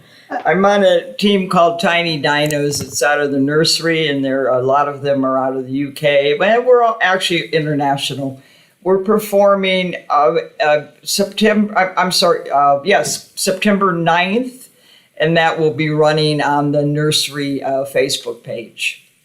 Okay, perfect. Did anybody else? Angel, right? No. Sorry, you didn't, right? No. Angel, you did, right? No. Oh no, I'm sorry. Did you, Mel? Nope. So for those of you who didn't have something else, what's your favorite game to play with the rest of the Improvfessionals? So go for the number order. So Alex, you're the first one number. Go for it. Oh, objection. Objection. Perfect. Who's next? Number 3. Go. I'm just gonna say numbers. It's gonna be quick. Easy. Sex with Me is one of my favorites. Which one? Sex with Me. Oh, Sex with Me. Okay. Number 4. Go for it. Try this on for size. This on for size. Okay. Number 5. Brook Street. Okay. Oh, okay. Stony Tony Brook. Brooks. Stony Tony Brook. Brook Street Murders. Okay, that is perfect. So the next number over. I like butts because I've always considered myself a butt woman. Alrighty. Number 7. My favorite short form games are Gibberish Anything and One Voice Interview, and then long form Goon River. And introduce me. I'm surprised because people were telling me to stay away from some of these people, but no, we'll started bring that back. liking I it liked it. after the 7th time, I feel like. How is that? It's only a few that I'm like, I need to play this game again. Number 8. I would also have to say Sex with Me. It's just always a riot. But for long form, also Goon River. Yes. All right. What Sounds is good. this Goon River? So, well, we'll do Goon River on Monday's practice. All right. So we'll do that. But, Yeah. Better than a mile. So we are the Improvfessionals. We're quite a bit behind time, and that's our fault. I mean, we were just interviewing people, and we've had a great time. This is our 1-year extravaganza. So thank you all. We're doing an improv jam at the end. What time? Who the hell knows anymore? But it'll be after 2 in the morning. But again, come on down in the Eastern time world, Hold and on. it'll be. I have a quick question. Yes. What are your favorite games, Andy and Caroline? Oh, Four Corners. I love Four Corners. Yes. I love Four Corner too. Yeah. Yeah, Four Corners is one of my favorite games, and in the person world, Survivor. I love Survivor. Oh, I think Survivor's that's awesome. an amazing and outstanding and tiresome game when done correctly, but it is a lot of fun. But thank you all, Improvfessionals. Everyone have an amazing weekend, and thank you all for participating in 1-year extravaganza. So, and I apologize to people that are waiting on the line, but don't worry, we're going to interview you too, so it's going to be fun. I did have it next over. So, Caroline, so do you want to call up, or do you want me to call up? I can do it. So next up, we have a stand-up person, Fran Tiernan. Yay, come on, Fran. Fran Tiernan, you still here? Oh, yes, he is. All right, Fran, break a leg. Hi, I'm Fran Tiernan, and I'm an alcoholic. Oh no, that's tomorrow. Shit, sorry. Happy anniversary! Been a year so far. Fuck. A year, and you guys haven't had me locked up yet, or at least reported me to the authorities. Oh, that's happened before. You'd have to buy me a drink before I tell you that story. But as the show kind of came up, kind of got me thinking, and it's kind of piggybacked on the train of thought that I've been having for a while. You know, getting older, like the year has gone by and it's gone by so fast. The weeks are going by so fast. I've gotten a year older. Now, every year I get older, there seems to be more and more people younger than me. Every day that goes by, there's more people younger than me. And I'm starting to notice things as well. Starting to notice, like kids, like, not so long ago, they're in their house and they were playing with their Pokemon cards and they're on their X-Station Mega Drive boxes and stuff like that. Those same kids are now in the bars drinking legally. You're looking at them, like, you remember them running around like little twats, and now they're fucking in the bars acting like prats. Oh. I'm thinking now, over the last while, I've kind of come to the realization that I think I'm now at the age, I'm 37, and I think I'm now at the age where I can complain about the youth. Fucking kids. But I have noticed the old generation gap now between myself and the youth and their PC shite and their fucking head lost in technology. And I was thinking as well there a while ago, like, I vaguely remember my 20s. But one thing I do remember in my 20s is when you're looking at somebody that's in their late 30s, I remember thinking to myself back then, fuck, they're old. Like proper grown-ups. And I'm one of those fuckers now. But I'm not grown up. Fuck no, I'm not grown up. Probably should grow up. But, it's like just the days and the years and all, everything's just going by. But I have noticed that generation gap between me and the young folk. The young folk, that's what I'm going to call these kids. The young folk, write that down. Nobody there. The young folk, write that down. That's a reference now. The late teens, the early 20s, the generation I'm talking about. The young folks. I've noticed the gap between me and them. Their PCs shite and their head lost in technology. Now, don't get me wrong. I love technology. The advancements we're making, spectacular. But what I mean by the kids with their heads lost in technology, walking around with their heads in the phone. Everywhere you go, heads in the phone, looking at the Facely book and the one with the bird. I shouldn't have had that point. Twatter, with all the twats. Oh, and then, can't forget about the old Instagram either. That's a popular one now, isn't it? With all the pictures of the food and all stuff like that. I'll give you a fun fact, actually. The internet became popular because of porn. Instagram became popular because of corn. See what I did there? Porn, corn. I like that one.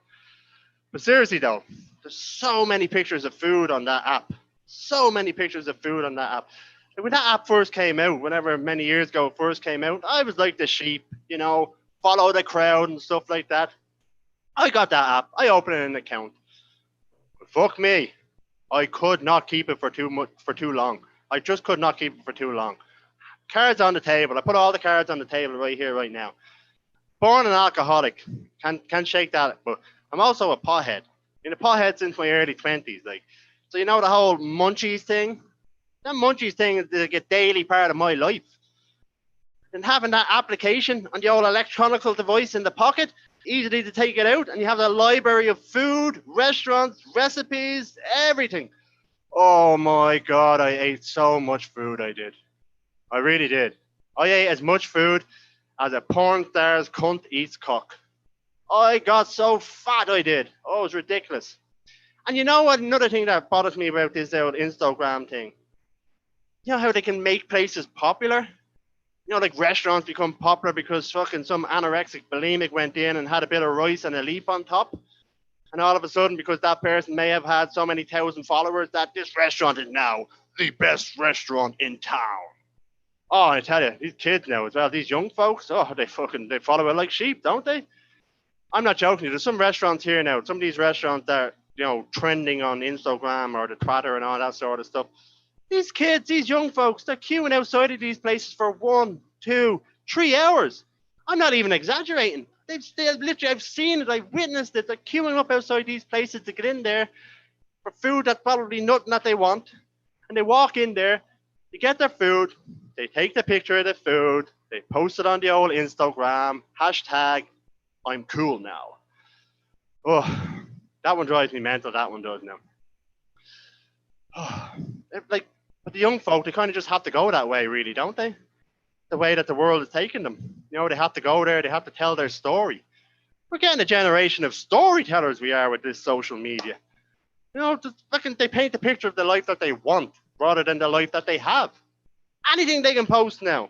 Anything they can post now, they post to put the spotlight on themselves. I mean, anything.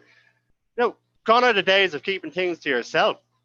Posting you have chlamydia is now a post from the top shelf. Oh my goodness. Oh, social media though, it does piss me off a little bit now. I won't go on too much about it because I'm a right old prick when I'm pissed off. But I leave at one point I make about the social media is with all these young folk now walking around with the heads in the phones, everywhere they go with the head down in the phones, we're going to turn into a bunch of Quasimodos, we are. You know, your man from Notre Dame with the hunchback? Think about it, all the kids walking around. We're all going to turn into a bunch of Quasimodos, we are. Oh. And these young folks as well, the old Quasimodos, they're a liberated bunch as well, aren't they? Oh my God, it's sex this and fuck that and stick your finger in here. They're very open, aren't they? They're very open, these people are. Oh, they're such a liberated bunch. You know, gone are the days where it's about finding the one. Now it's all about building up your collection of cum. Oh, I suppose it's hard not to have that mindset, really, you know, with all these dating apps. I've gone are the days like back in my day where you only had the option of your woman down the road and the one around the corner. And your buddy was fucking the one around the corner, so you're stuck with the one down the road. Now the whole option there, the whole world is your option now. Oh, people don't know what they want. And people don't even know who they are with the stories that they're telling. And it seems like that's the way they're like people like down dating apps and stuff like that. It's the only way that people can kind of go. See, 3 minutes, Andy, give me a couple of seconds longer. But like, it's the only way that these people can go. Like, you know, it's the only way that people can seem to communicate with people. Like that's to start off. You can't just do the old-fashioned thing, you know, chat someone up, take them out for a drink. It has to be through these apps. I was in the coffee shop actually, right? I told this story before, and this happened before the COVID, before the lockdown. I was in the coffee shop. I ordered myself a latte. Very attractive lady in front of me, same age group as myself. She ordered herself, you know, one of them fancy drinks, the Frappuccino Maca Latte with almond milk and whipped cream on top, one of them fancy ones. She ordered that drink. I ordered my drink. We were both standing to the side waiting for our drinks to come.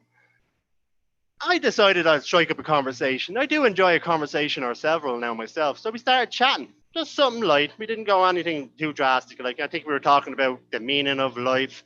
We also had an in-depth conversation about her ovaries. We didn't really. But you get my point. The conversation was going well. Our drinks came. She said to me, write that down. Write that down and write that down. Because she said to me, you know what she said to me? What did she say to me? I tell you what she said to me. She said to me, are you walking my way? And would you like to walk with me and we can continue our conversation? And I tell you now, I'm a horny motherfucker. And normally I would have been on that like flies on shit. This particular day I couldn't do it. Explained it to her and asked her would she like to exchange numbers. No, we can go get a coffee, meet up another day. You know what she said to me? What did she say to you? You know what she said to me? I'll tell you what she said to me. She said to me, are you on Tinder? I said, what? She says, are you on Tinder? The second time was a little bit more aggressive than the first time. Red flag went up already. I said, no, I'm not on Tinder.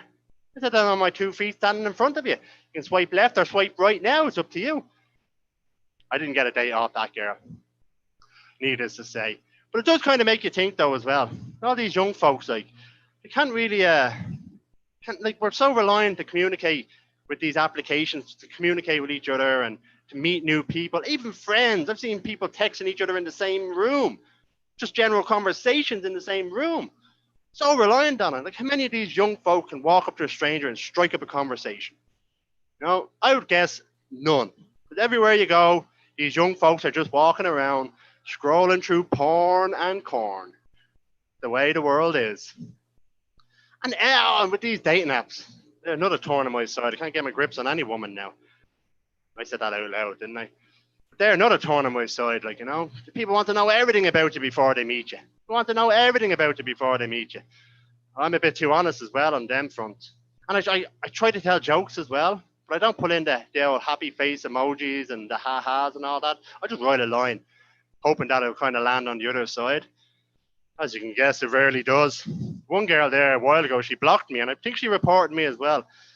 But she said to me, she goes, which is a fair question this is now during the COVID times, but she said to me, how do you normally meet women? So I wrote back, in a dark alleyway at night time. Oh, that was a good one. I like that one. She blocked me. No answer, nothing. Oh, gone she was. But I suppose now with COVID, we're all kind of being pushed that way, really, aren't we? Pushed towards the technology. These young folks, they'll never know how good we had it. You know? I miss that, that thrill of catching someone's eye in a bar. The chase is on. And them days are gone. And you know what else is gone as well? I'm nearly done there now. You know what else is gone now? The beer goggles. The beer goggles. They're a thing of the past now, aren't they? Fuck me, I got laid so many times because of them. A wingman, I would say, for an ugly bastard like me. No, Fran, you're really good looking. Oh, thank you. But I'd say one thing anyway, but in the last, I'm nearly done now. But these young folks, they never know how good we have it. But I do feel like an old man now after getting all this off my chest. And I say one more thing, I say, how many young folks does it take to screw in a light bulb? None. There's probably an app for it. That's a cigar salute to Sean Locke, rest in peace.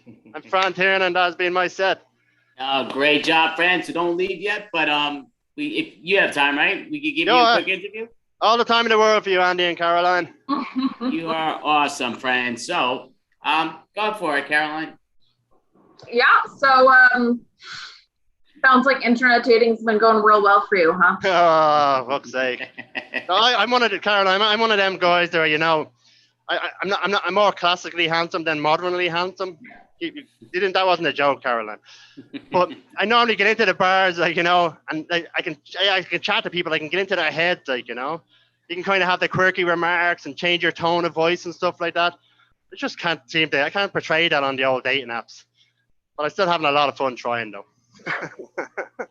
So just out of curiosity, Fran, in person, have you been going to spots to do stand-up, or do you even just go out to socialize a bit, or are you still more staying home? I lock myself at home with a bottle of Jameson every night, Andy. No, I'm lucky here in Vancouver that the BC government and Canadian government, Vancouver in particular, it's not too bad, the lockdown stuff. I can get out, I'm lucky to have a good circle of friends around here. I've actually, I'm booked in for my first ever live show, so I'm going to hear these audible boos that I haven't been hearing from you guys. But I'm booked in to do a show at Rawsome Comedy in Vancouver on the 9th of September for an amateur night. So that's awesome. Looking forward to that. It should be exciting, so. How long is your set? Do you know, or you don't know yet? It's just 5 minutes for the first time, Oh, that's great. No, want to figure out if they want to get rid of me or not, so. It's a good set length. Hopefully. But I have to say one thing though to yourselves and Andy, it's been fantastic being involved in this the whole year. And I say what DB Frick said before and stuff like that. It's an amazing job that you guys organise all this sort of stuff, and to have such a great crowd of people that do be here, and I've learned a lot in the last year just being involved in this, and it's kind of encouraged me to go on further as well. So thank you guys for that for sure. Thank you, Fran. And Fran Tiernan, this is our 1 year extravaganza. He's been in every extravaganza, which we really appreciate, Fran. You've been, not many people would say that at all. So thank you so much. You've been. You have a problem now, Andy, is that you have to get rid of me. I won't leave. Oh, no, listen, you're always welcome. We love having you. You're always welcome. Listen, perfect. When Caroline's running this show, for the next 80 plus years, you're going to be joining her. And that's going to be I'm going to merge my consciousness with a machine in 2045. I'll be here forever. I will. Thank you so much, guys. No, thank you, Fran. Have a great night. That was Fran Tiernan. Always a pleasure. Awesome. Well, you can introduce the next person, Andy. Yes, so we are gonna, and I think I'm gonna have to put on his video. Canadian Nobody, yes, because, and I apologize. I started it early. It's my fault. I'm sorry. Oh no, don't be sorry. I just. There we go. Oh, you got it. Perfect. There we go. Hello. How are you, Andy? Okay. Right. I'll do my thing. We'll talk after. Now, being a Canadian and a nobody, I'm a little bit selfless. I can be selfish. but I'm going through a lot of self-ness. So you guys are running behind schedule. I'm only doing 5 minutes tonight because I do a lot of stages. I have spent 32 years on the north side of Edmonton. So Canadians know me as the north side nobody. They know exactly who that is. Now, to everybody else in the world, I say Canadian nobody. It gives them a little bit of an ease to everything. It's funny how words work, because just the other day I was at a club and I said to somebody, wasn't it nice that we just had a squad of bomb comics? Now, if a bomb squad came in, the party wouldn't have been quite as good. It's funny how things change as time goes on. Now, a lot of years ago, oh, by the way, I'm walking through a parking lot now just to stay away from all the music. Anyway, years ago, I was in a psychiatrist's office, because we should all at least spend one day with a psychiatrist. Anyway, the psychiatrist said that some of my jokes in his mind were reminiscent of Louis C.K. Now, years ago, that was an awesome thing. Nowadays, not so much. So I better warn people ahead of time, I am not a sexual predator. I am a predator of predators who's hypersexual. Now, what that means is I go after people that are actually worthy. You know what I mean? Like, I would never attack a weaker person or a passive person. I'm a Canadian. That's what we do. We relax, we take it easy, and we find who is the biggest enemy. And in Edmonton, Alberta, Canada, our biggest enemy right now is global change. It's incredible. Like, no one wants to talk about it so much, but if you come to Alberta, you're almost guaranteed to be one of the last living on the world if everything goes according to plans and the world floods, because we're at 3,000 feet. I mean, even our porches and patios have to be on roofs. Like, we're ready for this. Like, we got a wall on the one side and we're waiting for the flood. I'm just kidding around. I hope everybody starts taking a little bit of accountability. Back in the day, me and the boys used to come to this area. We'd all be rolling in our own wheels. We'd all be showing off our bikes, our cars, whatever. Tonight was the first time in 30-something years, me and the boys came to a club and we actually carpooled. And we're taking a cab out of here. That's change. A long time ago, everybody was all, me, and we're now you. And on that note, I'm going to cut this short. I hope you're still around, Andy, because I'm starting to move back towards my friends. So let's do this interview. There we go. Let's cut it short so Most you guys can have more room. Sure, definitely. So Caroline, do you have one question? Because we want to make this short, friend. Yeah, I want to help you guys love out. the music going on in the background. I love that they're playing some songs for you. So that's your your sign-off music. Oh yeah, absolutely.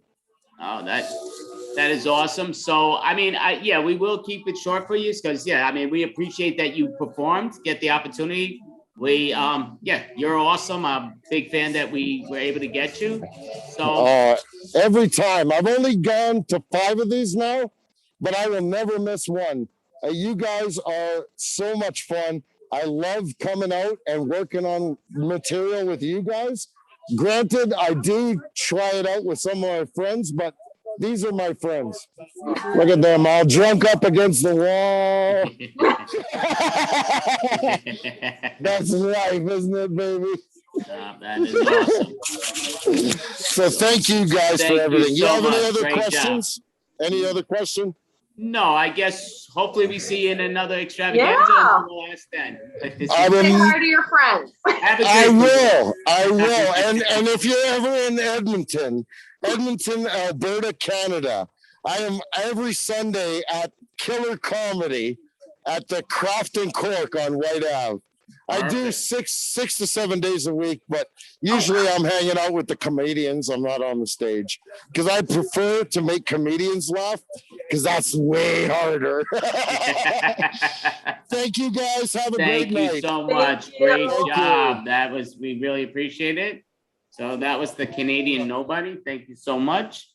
So Sorry, I know everybody's in a little bit behind, but do you want to introduce the next team or go for it? Yes, so our next team is an improv team called A Lot More Better. A lot more better. All right, break a leg. Thank you, Andy. Counseling. God, it's been what, like an hour? Hey, everyone. We are a mashup team from A Lot More Better Improv and Self-Expression. Today, I'm featuring myself, Michael Wachowski, as well as Tanya Odesho, Nelson Morgan, Don Slovan, and Susan Skosko. So let's see. Can we get a suggestion of a word that makes you uncomfortable when people use it? Somebody, please. Moist. We have moist. Thank you, moist.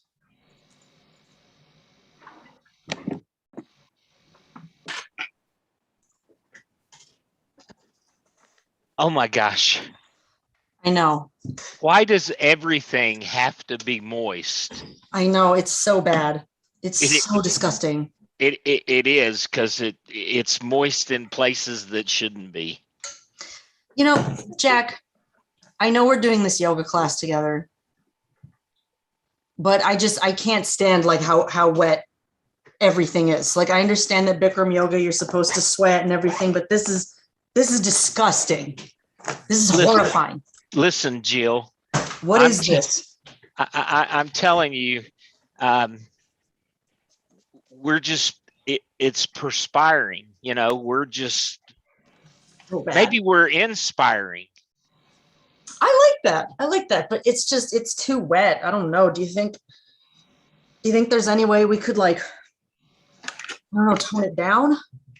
Well, honestly, no. Oh, for fuck's sake. How many more minutes is this?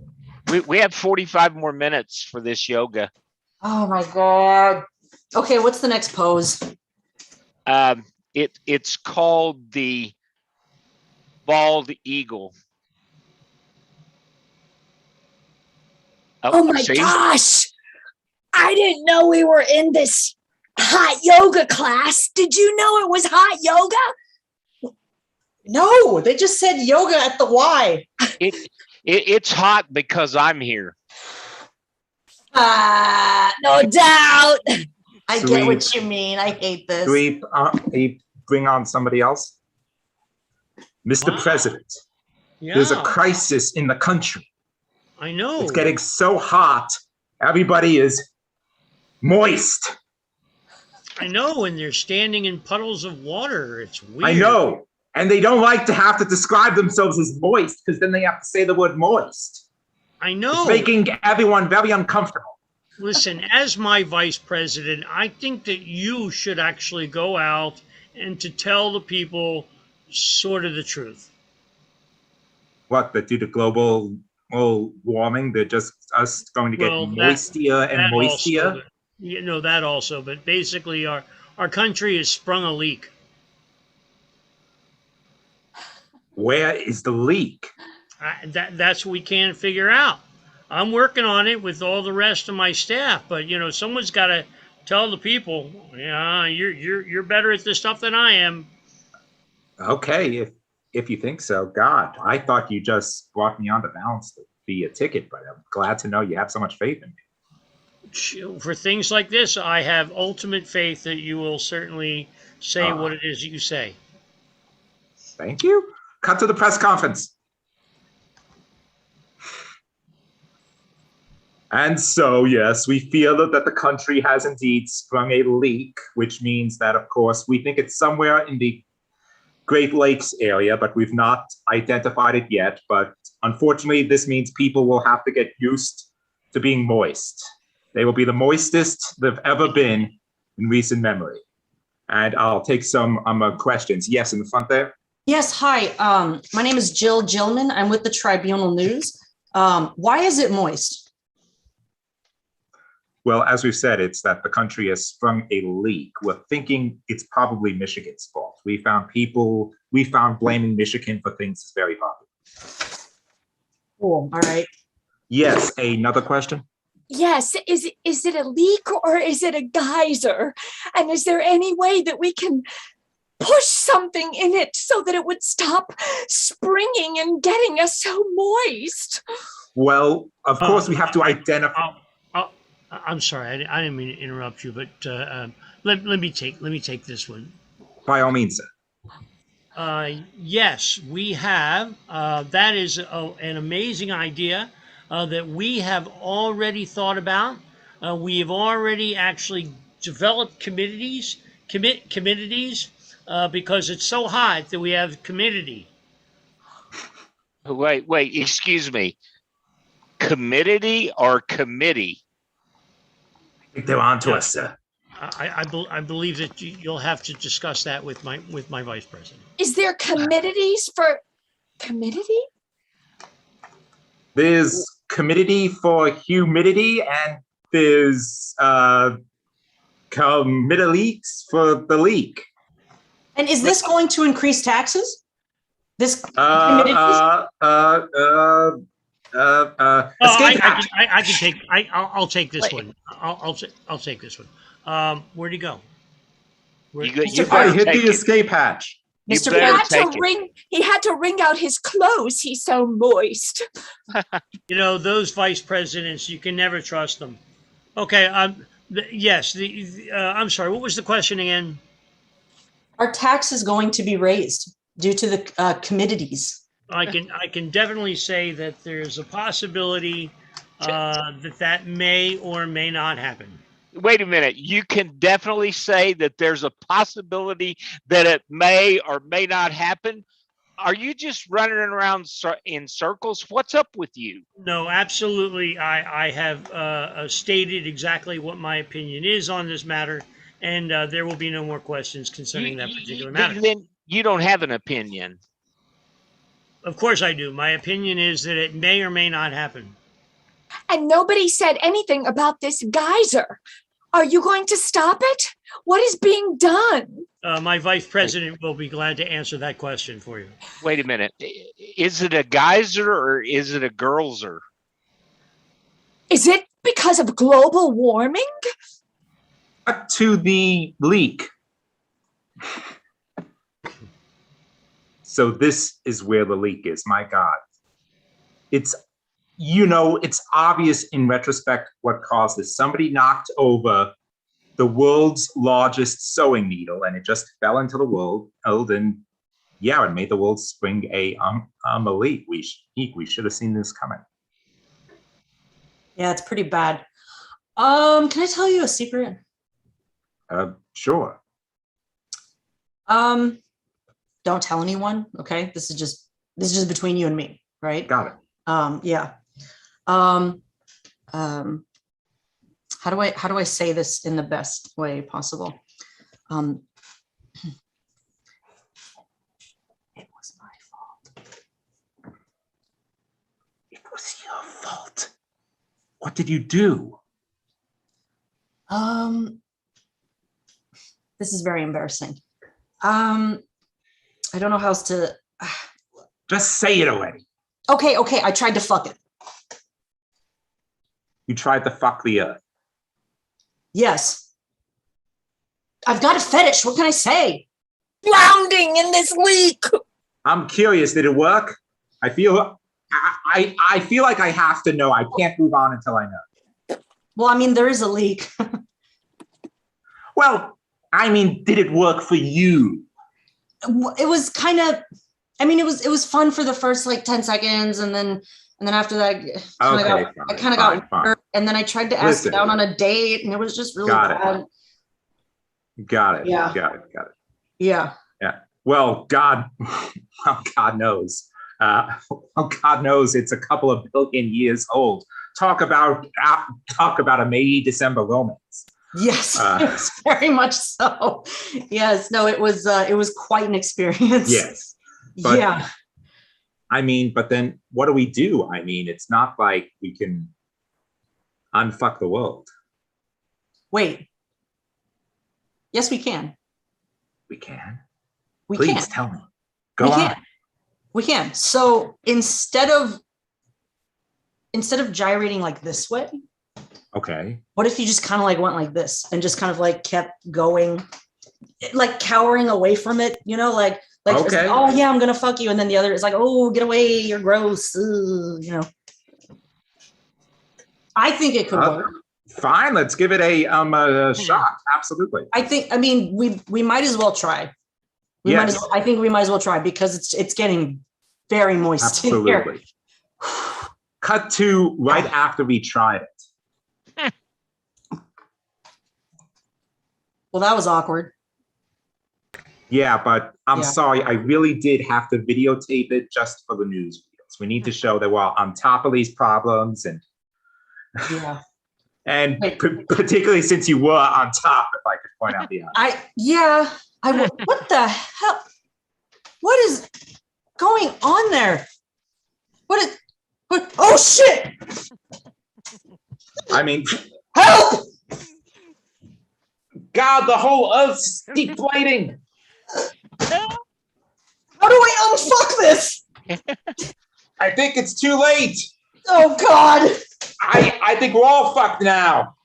God, why is this so moist? Oh, I'm so uncomfortable. You've been over the moist. Cord. And the cord. Sweet. I don't like the feeling. Sweet.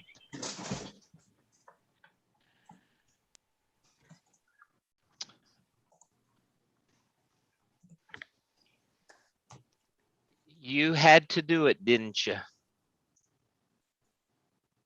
Yes. Well, that was just pretty quaint and to the point. It really was, Jack. It really was. Jill, listen. You know how it is when things get dry. Yeah. Yeah, very painful. Yeah, that it is. And that's when you start thinking about all of that moisture that we had. Yeah. When we were rolling down the hill, oh yeah. So romantic. It was, but it wasn't just rolling, it was the sliding part that I enjoyed the most. Yeah, that was really hot. You know, how come we never do that anymore? Well, to be honest, it's my age. Oh, Jack. Yeah, it is. You know, you come to a place in life where your joints are messed up and not working, and and I really enjoy sliding down the hill with you. But it's the getting up after the slide that is so devastating. Oh gosh, is that why whenever we tried to switch positions, you kept like back? Yeah, it's because both my hips were killing me. They were locked up. Oh shit, Mom! It's me, Jack. But yes, you were supposed to fetch me that pail of water. Oh God, it's half an hour ago because it's too moist in here. Mom, leave him alone. Leave him alone. Come on. Where the wow. I'm so sorry. She's kind of weird about her marriage. She is so demanding. Yeah. Mom, we're demanding. Yes, you are demanding. Listen, Mom, you're being very disrespectful to my husband. Okay. Yes. We've been married for a long, long time. We've had stories written about us. Like, this is a big deal. Okay. I love him. Yes, and I love her, and we hang out on heels. We do. And it's very romantic. And Jill. Yes. Yeah. Fabulous. Just fabulous. But I asked you to get me that pail of water because it's too hot and moist in here. I need a drink. Mom, you always do this. Hey, listen. You see the pail? See it? Here, you can have it. Why are you, Jack? Now you're dripping. Now you're dripping. Why are you so mean to my husband? Yeah. Because I wish you married the other one. What? Cut to the other one.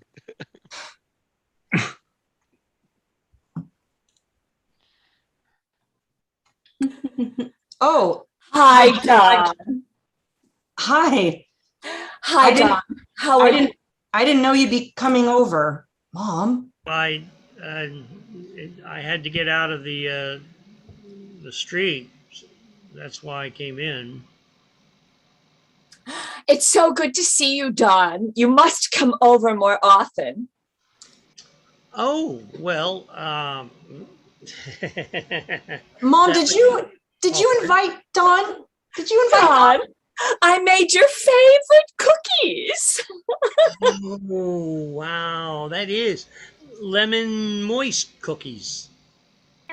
Yes, with just a sprinkle of powder, sugared powder on them. Excuse me, what are both of them doing in my house? We're in the mother-in-law's section of your house. Oh, we don't know. No, we don't have a mother-in-law section. You're not here, and this Don guy, honey, Jill, what's the deal with him? I want to know what the deal is with him, Jill. No, Mom keeps. Don, you're a great guy. Thank you. I'm very flattered. Fabulous, Don. Just fabulous. Thank you. I appreciate that. But it's just not.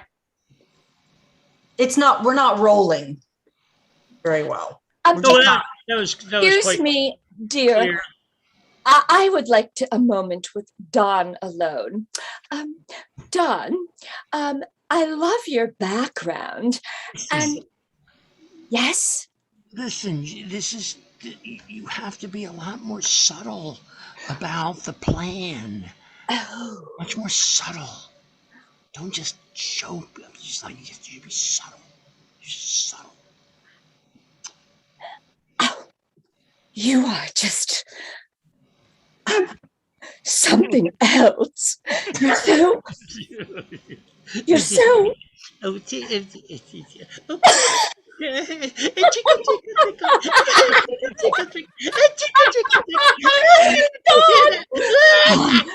I'm gonna get too loud. Don, can I come over to your pad? I just love your aquarium. Oh, it's beautiful. Come on over to my aquarium. Okay. Sweet.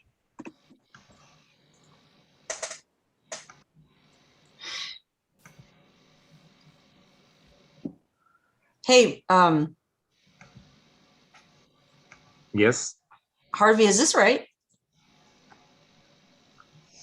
I mean, you're asking me how to apply my makeup. I mean, I didn't take makeup classes or wherever I'm a women figure that out. Well, I mean, you're my brother. I figured you would I don't know, help. Oh, you want me to do it for you? Is this right? I don't think that's right. I don't think that's what lipstick looks like. What is this? I have no idea. I just walked in on you using that.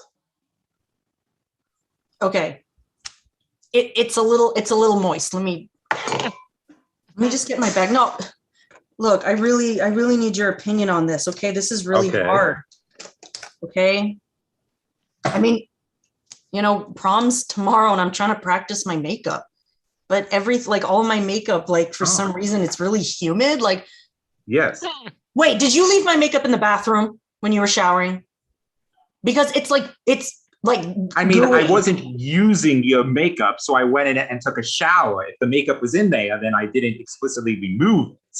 But it's not like I moved the makeup in there. God, you always fuck things up. I swear. It's not my job to watch out for your makeup. I can't even fucking trust you with anything at all. Okay. Of course, it's all my fault. It is your fault. I'm used to that. No, it is your fault. I am used to that, Emily. It's all my fault. Not you. It's my fault. on me. Kids, are you? I went to Stanford. Up there? Dad, shut up. I'm getting ready. Wow. You know that's why they love me more. Are you serious? You're gonna do this I right mean, now? they never said, but I feel like I know. You know what? I don't have to take this. I am going to enjoy my prom. Okay. At least I have a date.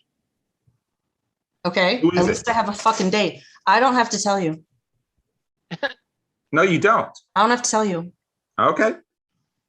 I look Do you think forward. this gets rid of like the dark circles under my eyes? Absolutely. Really? Yes. Look, Trust me. Nobody will think you're going to kill them. Thanks. Can I tell you something? Sure. Look, I look up to you a lot. I'm really jealous. Like, I think that's like, I know I yell at you all the time, and I'm really sorry about that. It's just Yeah, I can't hear out of my left ear. Go on. I just wish I was as smart as you, you know? Oh, well, listen, I already got out of Stanford. You'll get there one day. You're still at high school. I mean, it's a process. You don't just wake up smart. It's I know. But you'll get there, and I'm sure you'll probably even surpass. Cut to the prom date. So. Hi. Hi. Hi. I bought you a corsage. Oh my God! Thank you so much, John. Yeah. Thank you. There you go. Thank you so much. Here's my leather jacket. Thank you so much. They put around your shoulders. So how are you doing in AP Calculus? How's that class going? Doing quite well, and thank you so much for your help, because if it wasn't for you helping me, my golly, I would have looked like a complete pig.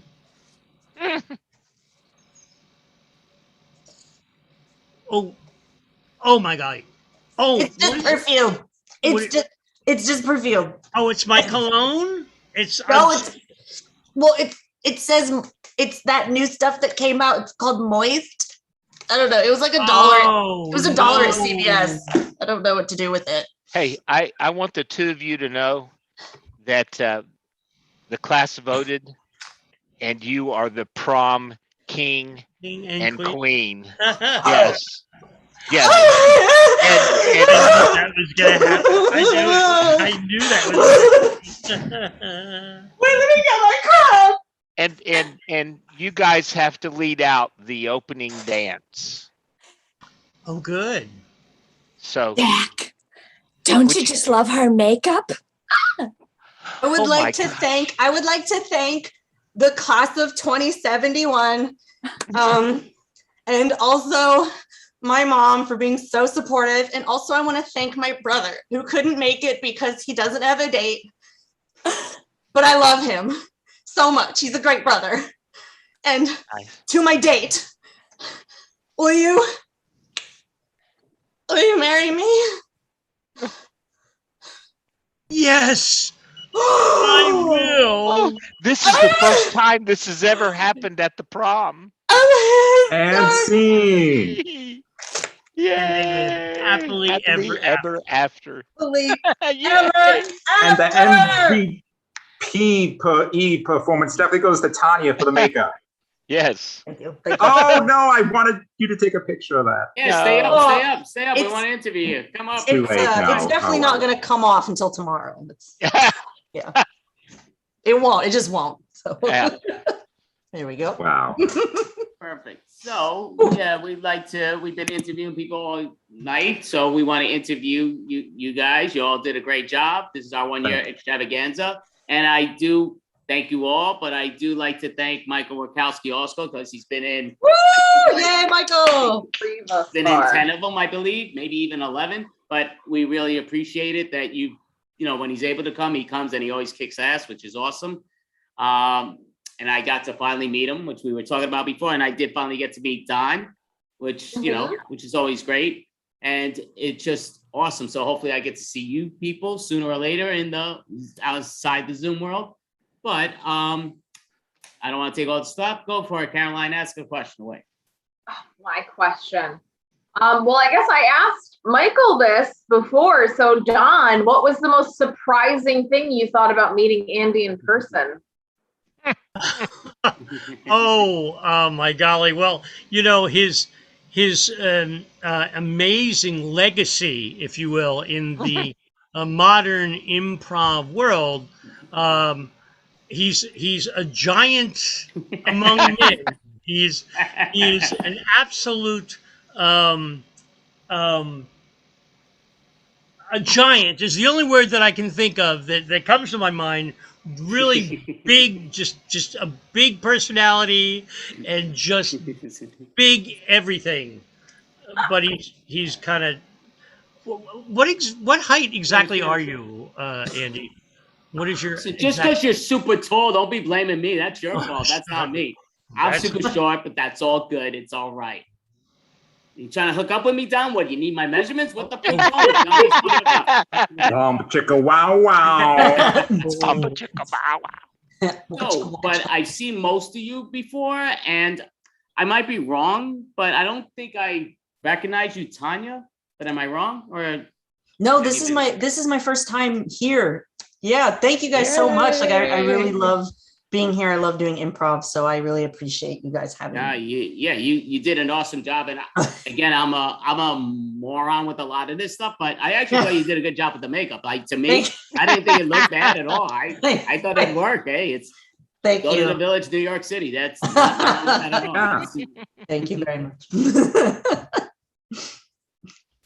So just so basically, before we get into the advertising of your improv team, because I know this team a whole lot better, does a whole lot of changes, which is always great, but it comes down to, and you guys are spectacular. So just in general, what is your, you know what, I'm just gonna ask each one of you real quickly. And I guess the way you see it. So I would just say, I see Susan up here. Susan, what is your goal, say 10 years from today? What is your goal, as in what improv's doing for you? I just love improv. I love the fact that it can lead you to different characters and you can create different characters. And within that, you can create plays. And I just love what comes out of the whole process. Yeah, no, well, yeah, you were spectacular and you're a great swimmer. I saw that was awesome. So thank you very much. Nelson, same deal with you. 10 years from today, what is improv going to do for you? You know what? This is going to sound crazy, but my goal is to do improv and dancing at senior citizen centers, retirement centers, nursing homes, get people up moving and get them up and doing improv and acting so that they will be active, because the older you get, the more active you need to be. And so that's my goal. That's what I want to do. That sounds great, Nelson. I for some reason it looked like you were talking to me directly, like trying to tell me what my lazy ass. But thank you, Nelson. You were spectacular. And Andy, thank you for having us. It's my first time coming over because I usually have a conflict, but thank you for having us. And congratulations on your anniversary. That is so awesome. Oh, no, definitely. Yeah, it went way further than I expected, which I'm very happy. So I want to do this forever now, because I didn't think I'd fall in love with the Zoom world, which I have. So I'm going to ask Don you the same question. 10 years from today, what does improv do for you, if anything? Well, I think that right now we're going through a metamorphose in improv. And I think what's going to be interesting is not how we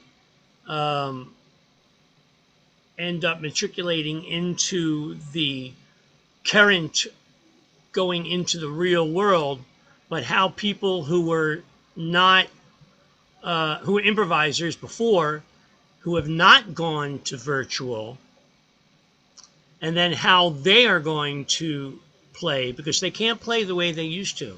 We've changed. That is true.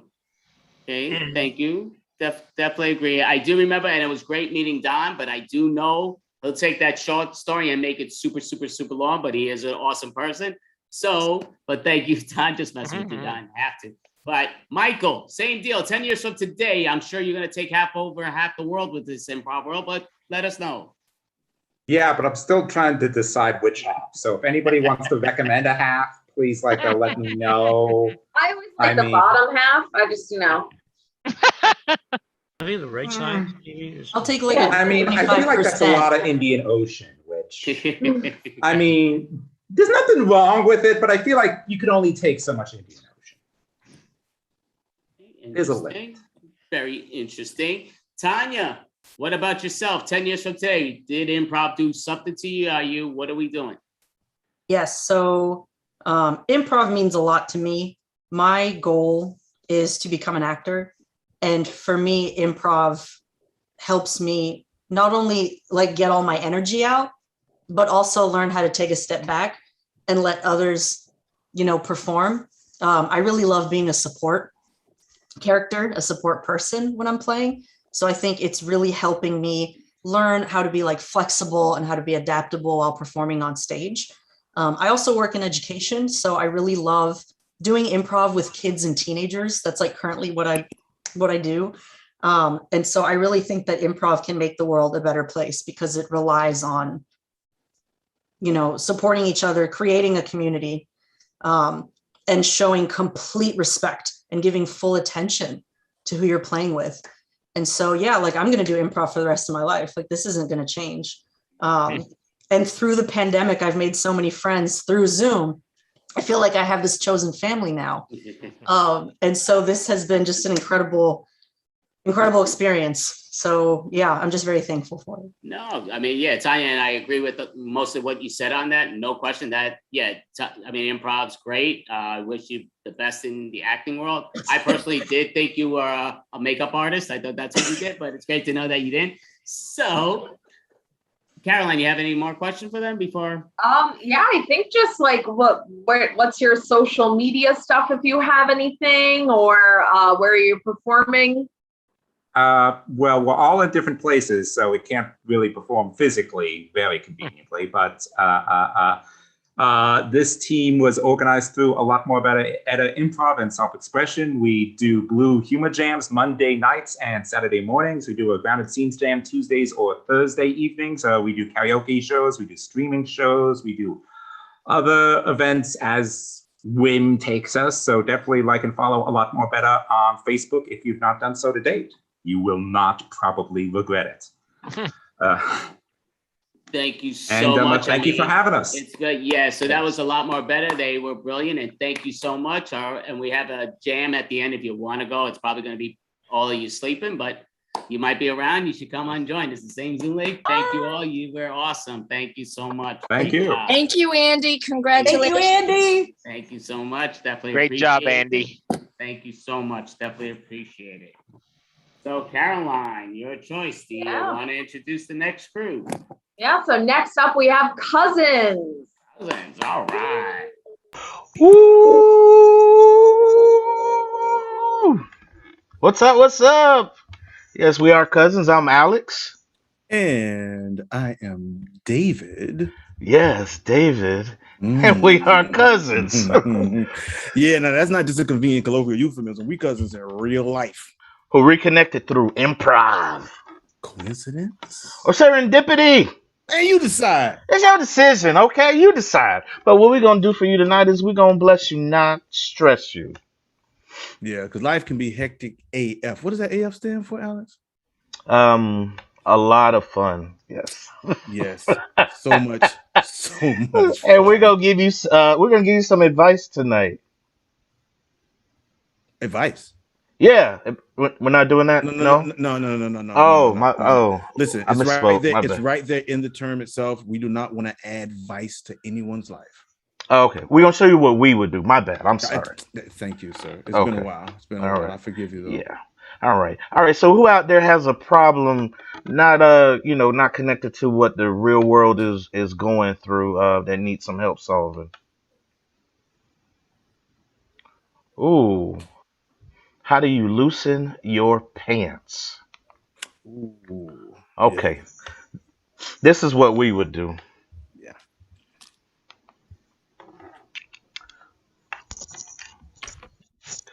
Hey there, Parthenis. Yes, sire.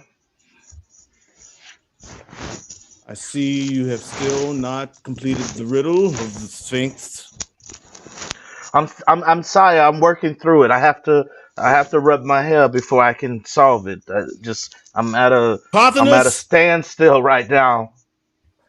Your beauty ritual will not help us when the plagues are released like the bowels of hell after Taco Tuesday. But I would be fine because I would be beautiful and the plague will not affect me because it doesn't affect beauty once it's beautified. Is that the answer to the riddle? Or are you just a narcissist? Well, that's what you liked about me so much, Saya, and that's why I'm the Duke here for you. Dookie here. You are Dookie here. Saya, that was the name that I had when I was in high school, but no, that can't translate to now, Saya. I'm grown. I'm an adult now, Saya. Wait, let me check the parchments.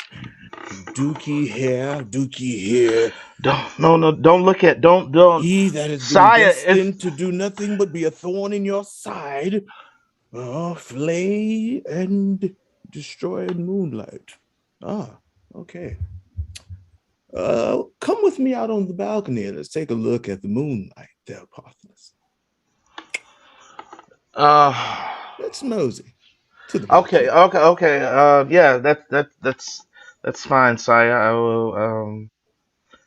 I'll go. Just go. I got you. Go. You've served me so well. I almost feel bad having to extinguish you, but Saya, one more chance. The riddle, Parthenos. The moonlight. I see the moon. It's a full moon, and it's so bright. Yes. And it has that hint of red and orange in it, sir. It's a blood moon, Parthenos. And it's coming closer, Saya. What is?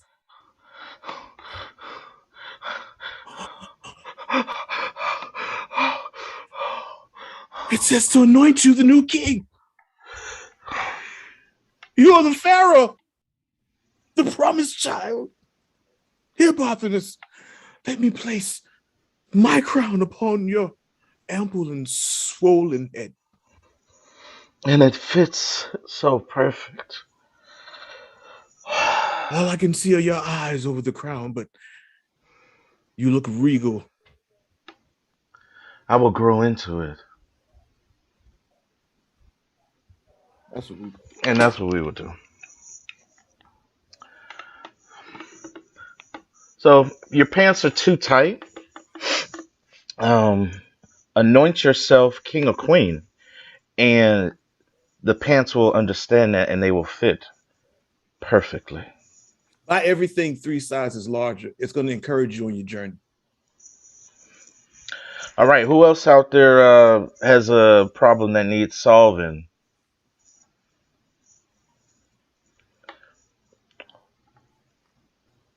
Oh, you were camping in the woods. You got no toilet paper. What would you do? Oh, all right. What do you do? Okay. What do you do? This is what we would do. Yeah. No. You didn't. My beard needs to be lower.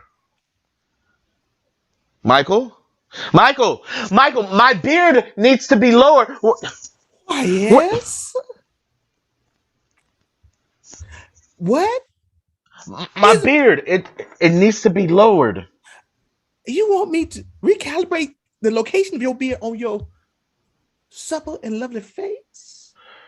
Yeah, because this is not the right height. This is too high. Oh, okay. All right. Hold on. Let me get my. Okay, here we go. Stand still. Very, very still. Michael, you're not acting. No, you're not acting right. You're not acting right. What's going on with you?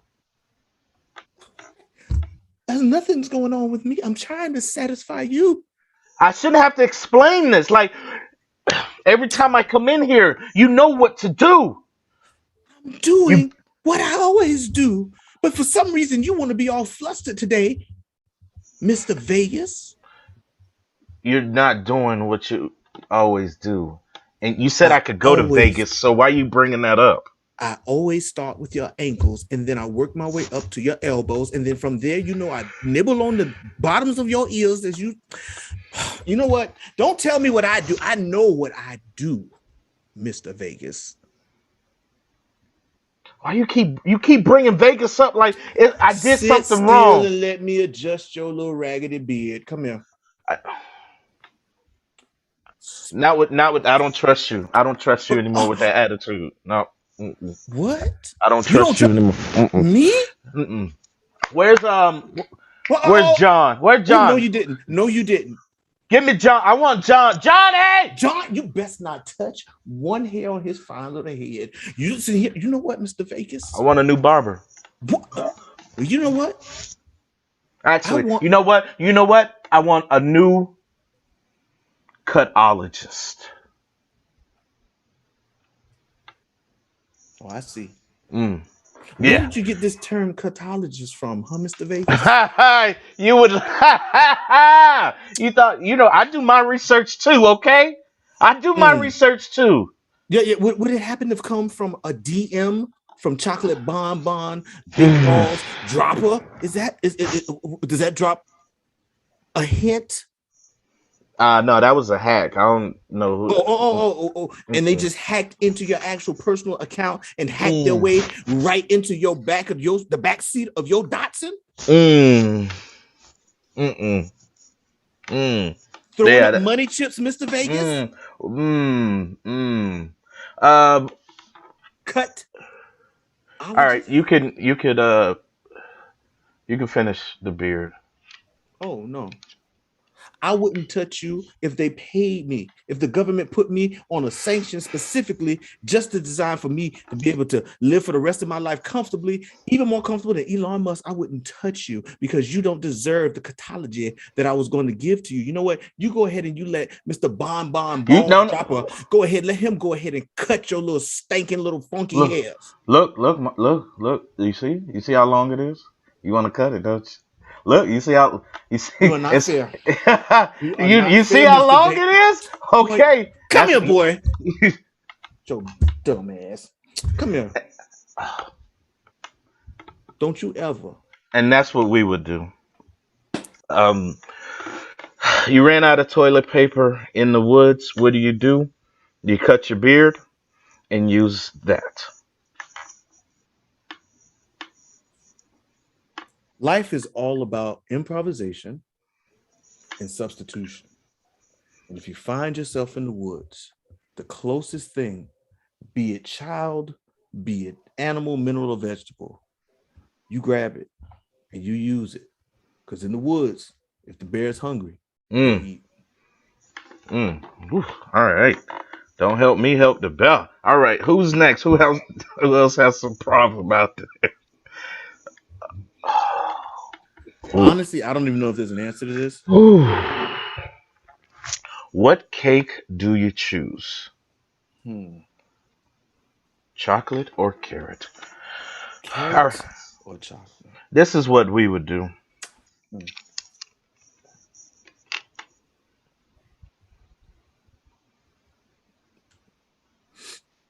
Oh, really? Oh, really? That's how it is? That's what you want? You want her? Is that what you want? I see her. That's what you want. That's what you want. The Kool-Aid. The pigeon peas and rice. I love the laundry machines. Yeah, I like the rumble in the laundry machines. I'm not. But you don't know, because I see what you want. I see what you want, and you keep putting it in my face too. No, I would never do that. You're doing it right now, James. You're doing it right now. No, I don't know what you're talking about. Cause it couldn't be me. I've been picking daffodils, and Turn around. She's in the mirror. What? I see her picture in the mirror. Wait. No, see, now we went to therapy and they told you start to mix up things with movies. You think if you say this girl name 5 times, she gonna pop up in the mirror, but that's not real. That's fiction. I don't even care what her name is, James. Yeah, well, okay, so let's go out in the rain. We could fix No, this. All romances get fixed in the rain. Let's go out in the rain. I'm not going anywhere with you anymore. What? This is over. This is over. It's over. It's Over. over. It's over the Over. rainbow. That's like we. Over. No, you. Over. You're like my fantasy. Your fantasy's in the mirror. But what are you talking about? I see And her picture. Zay, what? You always get flustered like this, and I'm keep telling you, you're so jealous for no reason. Now you're gonna have to get a hold of yourself because I'm not gonna put up with this no more. I hate to be accused of something that I didn't do. You didn't do it? Like you starting to act just like my daddy now. Telling me I didn't cut the yard when I know I cut 5 years the we've yard. been together. 5 years we've been together. I've never seen you put a woman's picture up there in I the ain't mirror did nothing with your until right carburetor, now. Daddy. I Look ain't did at nothing with your carburetor. Look at the mirror. Why you refuse to look at the mirror? Because the truth is in the mirror. The truth is that you is crazy and you need to look in the mirror and find yourself. I know what the I ain't truth gonna be is. accused of this. I ain't gonna be accused of this. Because you are accused of it. That's why. And the truth is in the mirror. Well, you know what? You a lie. How about that? How can I lie when you won't even turn around? You in denial. Oh, I won't. I see her eyes are looking. She's smiling. She's smiling. I don't even listen. I don't even know what you're talking about personally. So, hey, let's go out in the rain. Yeah, like we used to do. Let's no, get a little pina colada, go out in the sand dunes. You know how we do, right? Mm-hmm. Take the picture down. What? Take the picture down. If I do that, then that means you and me, we for real. And that's what we would do. Hold both cakes up. Look in the mirror. And whatever cake you put down, that's the one you throw away. All you really have to do is go on social media, find your celebrity crush, and find out what their favorite cake is. And then you emulate them. Because anything that a celebrity does is certified to be the best possible choice ever for the common person. Facts. All right, so we got another problem. Ooh, this is a good one. I want to go live outside of planet Earth. Which planet and why? Ooh. Oh, man. Ooh. There's so many of all. Yeah. The three. Wait, you're telling them. You're speaking. We don't remember. We don't do that. Okay. This is what we would do.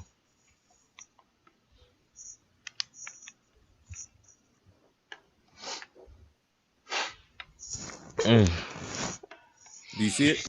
All right. But do you see it? I taste it. No, but this technology that you have created is very arousing. If I push this button, then you say we just immediately achieve weightlessness? We have gravity. Right, but this button right here says push button and immediately achieve weightlessness. Wastelessness. Wasteless? So we'll lose our wastes? No, that means you'll be recycled in the bin of recycling space air. I'll be recycled with Ben. I wonder what happened to Ben. I thought maybe he got shot off into the catapult out into the spaces. But no, Ben is here. Okay. I like Ben. I'll go chill with Ben. Lewis, I don't understand. Huh? Lewis, you're not getting it. We're gonna I need to just push the button. I want to achieve Lewis. All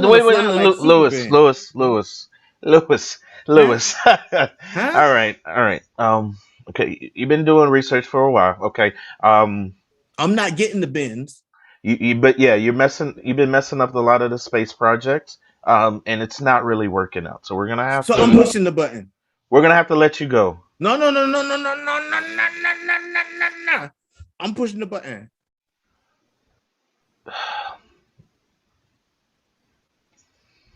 I'm gonna push the button. Push the button.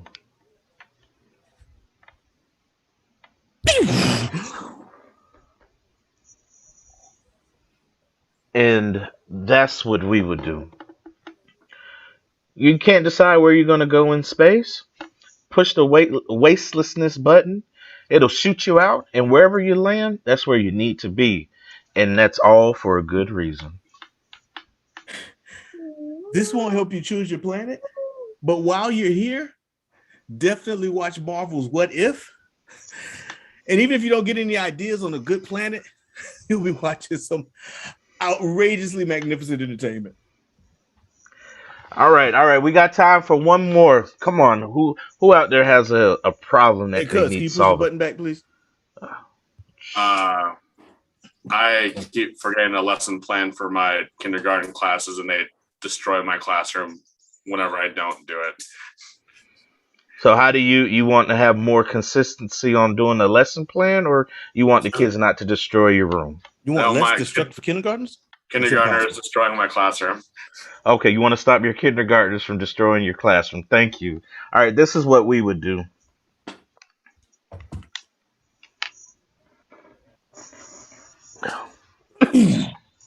I see you.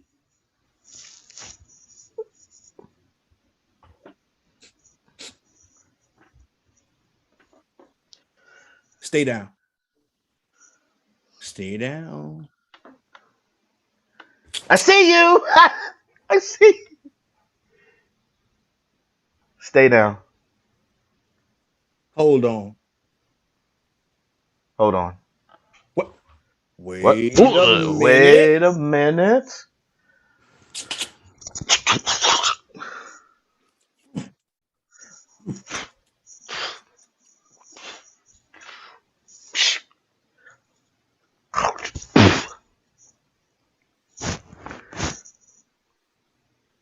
minute. Wait a minute.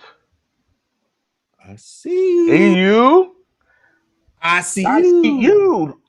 I see.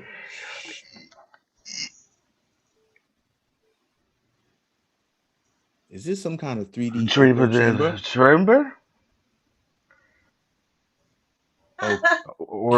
Okay. So I just now I've got a head delay. Wait. Touch. Oh, I like this. That burnt. That was hot. Oh, yeah, it was. Okay. Wait. Oh, that feels. Oh my God. Oh, static. Electricity. I feel like it. this. Oh, yes. Wait a minute. Oh. Put my lips Wait a on that. minute. Okay. All right. Ooh,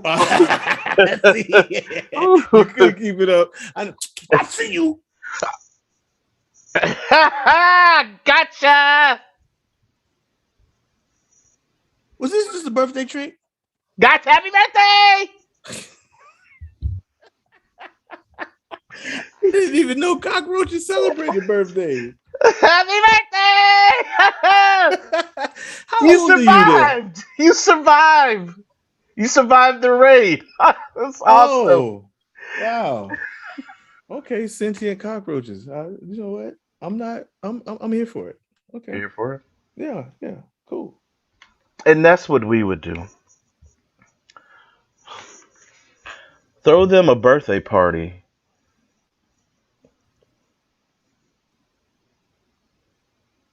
Thank you all. I mean, don't leave yet, but right now, I'm thinking he's studying. I'm actually messaging other people by mistake saying so many minutes, blah, blah, blah, because I don't know what's going on, but So It's it all wasn't going good. to the public thing, but It's a mild stroke.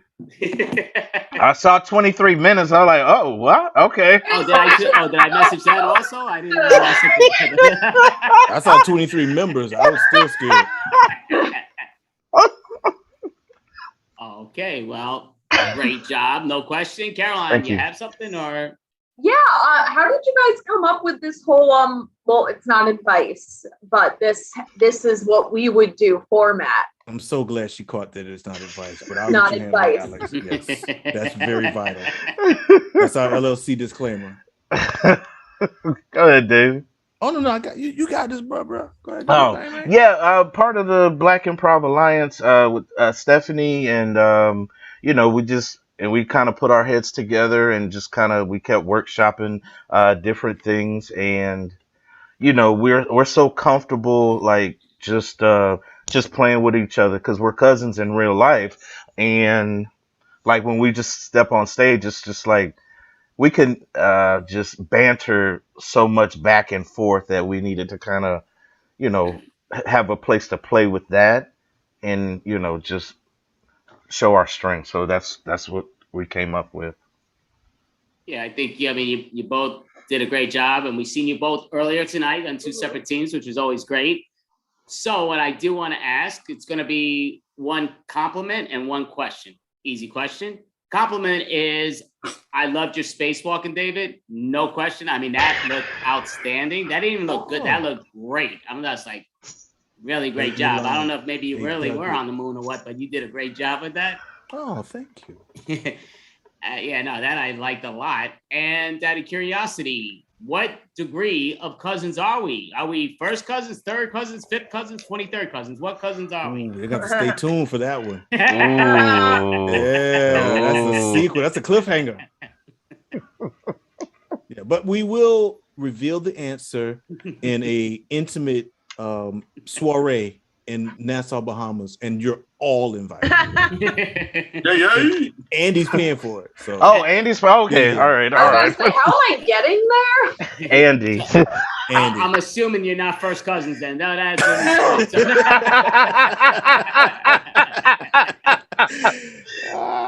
correct.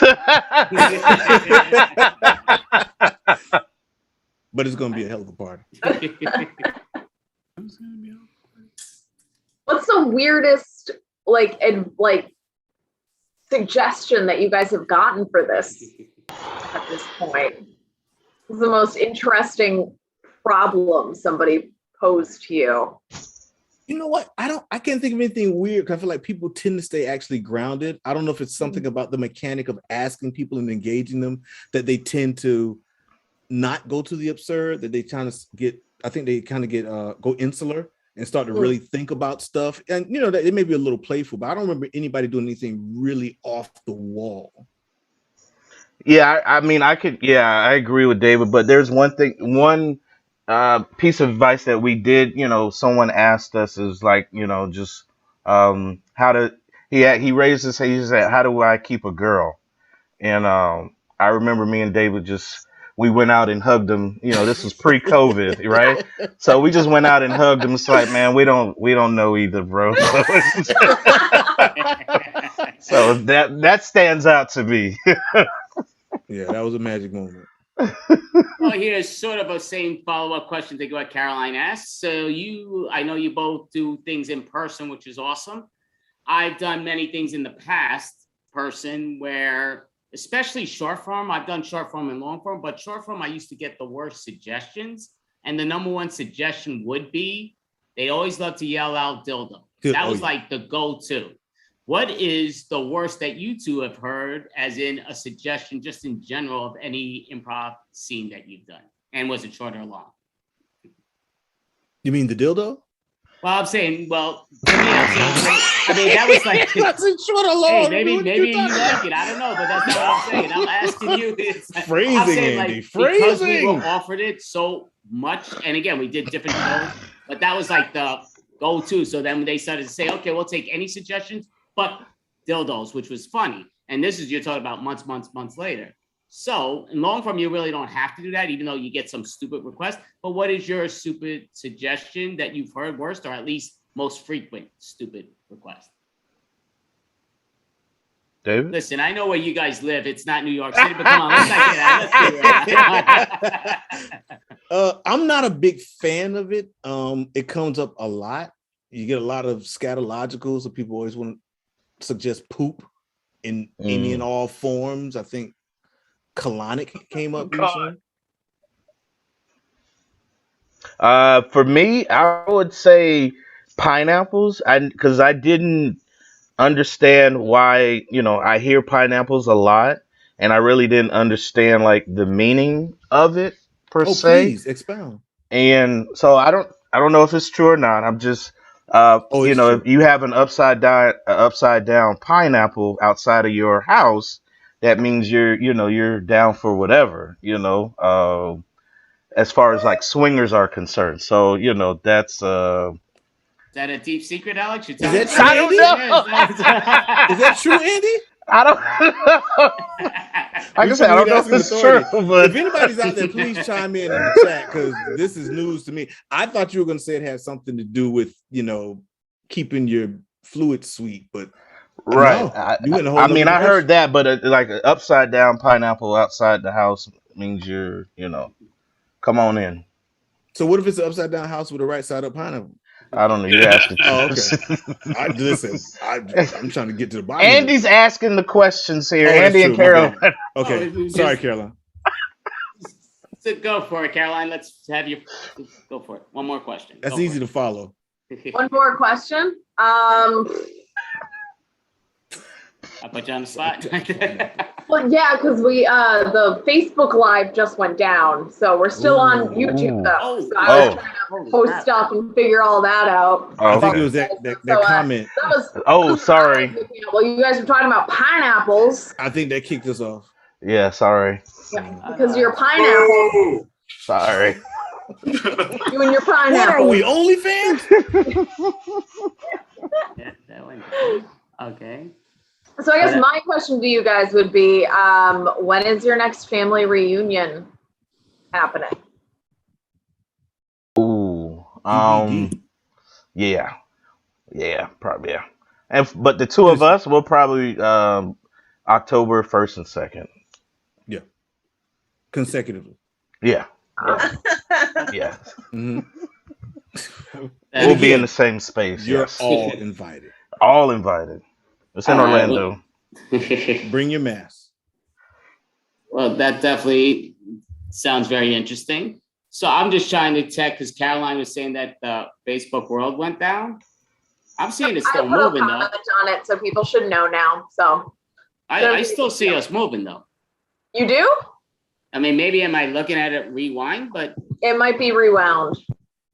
But who knows? Maybe it came back. I don't know. We're moving. We're you moving. know what? This might be a rewind. Okay, so you know what? No, don't worry. We'll be back live on a second. So drop a beat. Let's go.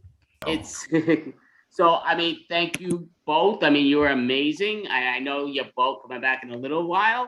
So we are gonna close it just because I mean we are on the YouTube, which is always a great deal. But I know there's a lot more viewers on the Facebook world, at least in the way of how I got in it. So, Faustino, you're there, right? Yes. Yeah. So I am gonna close this thing up and just put it on. So everybody just sign off and sign right back on. Oh, okay. Thank you, Andy. Appreciate Thank you so it. much for having us. Okay. Yes. Thank you. You both are Pineapples for outstanding, and we're gonna everybody. redo the Zoom thing. All right. Oh crap. Doesn't because it's otherwise going to be just YouTube. But yeah, we'll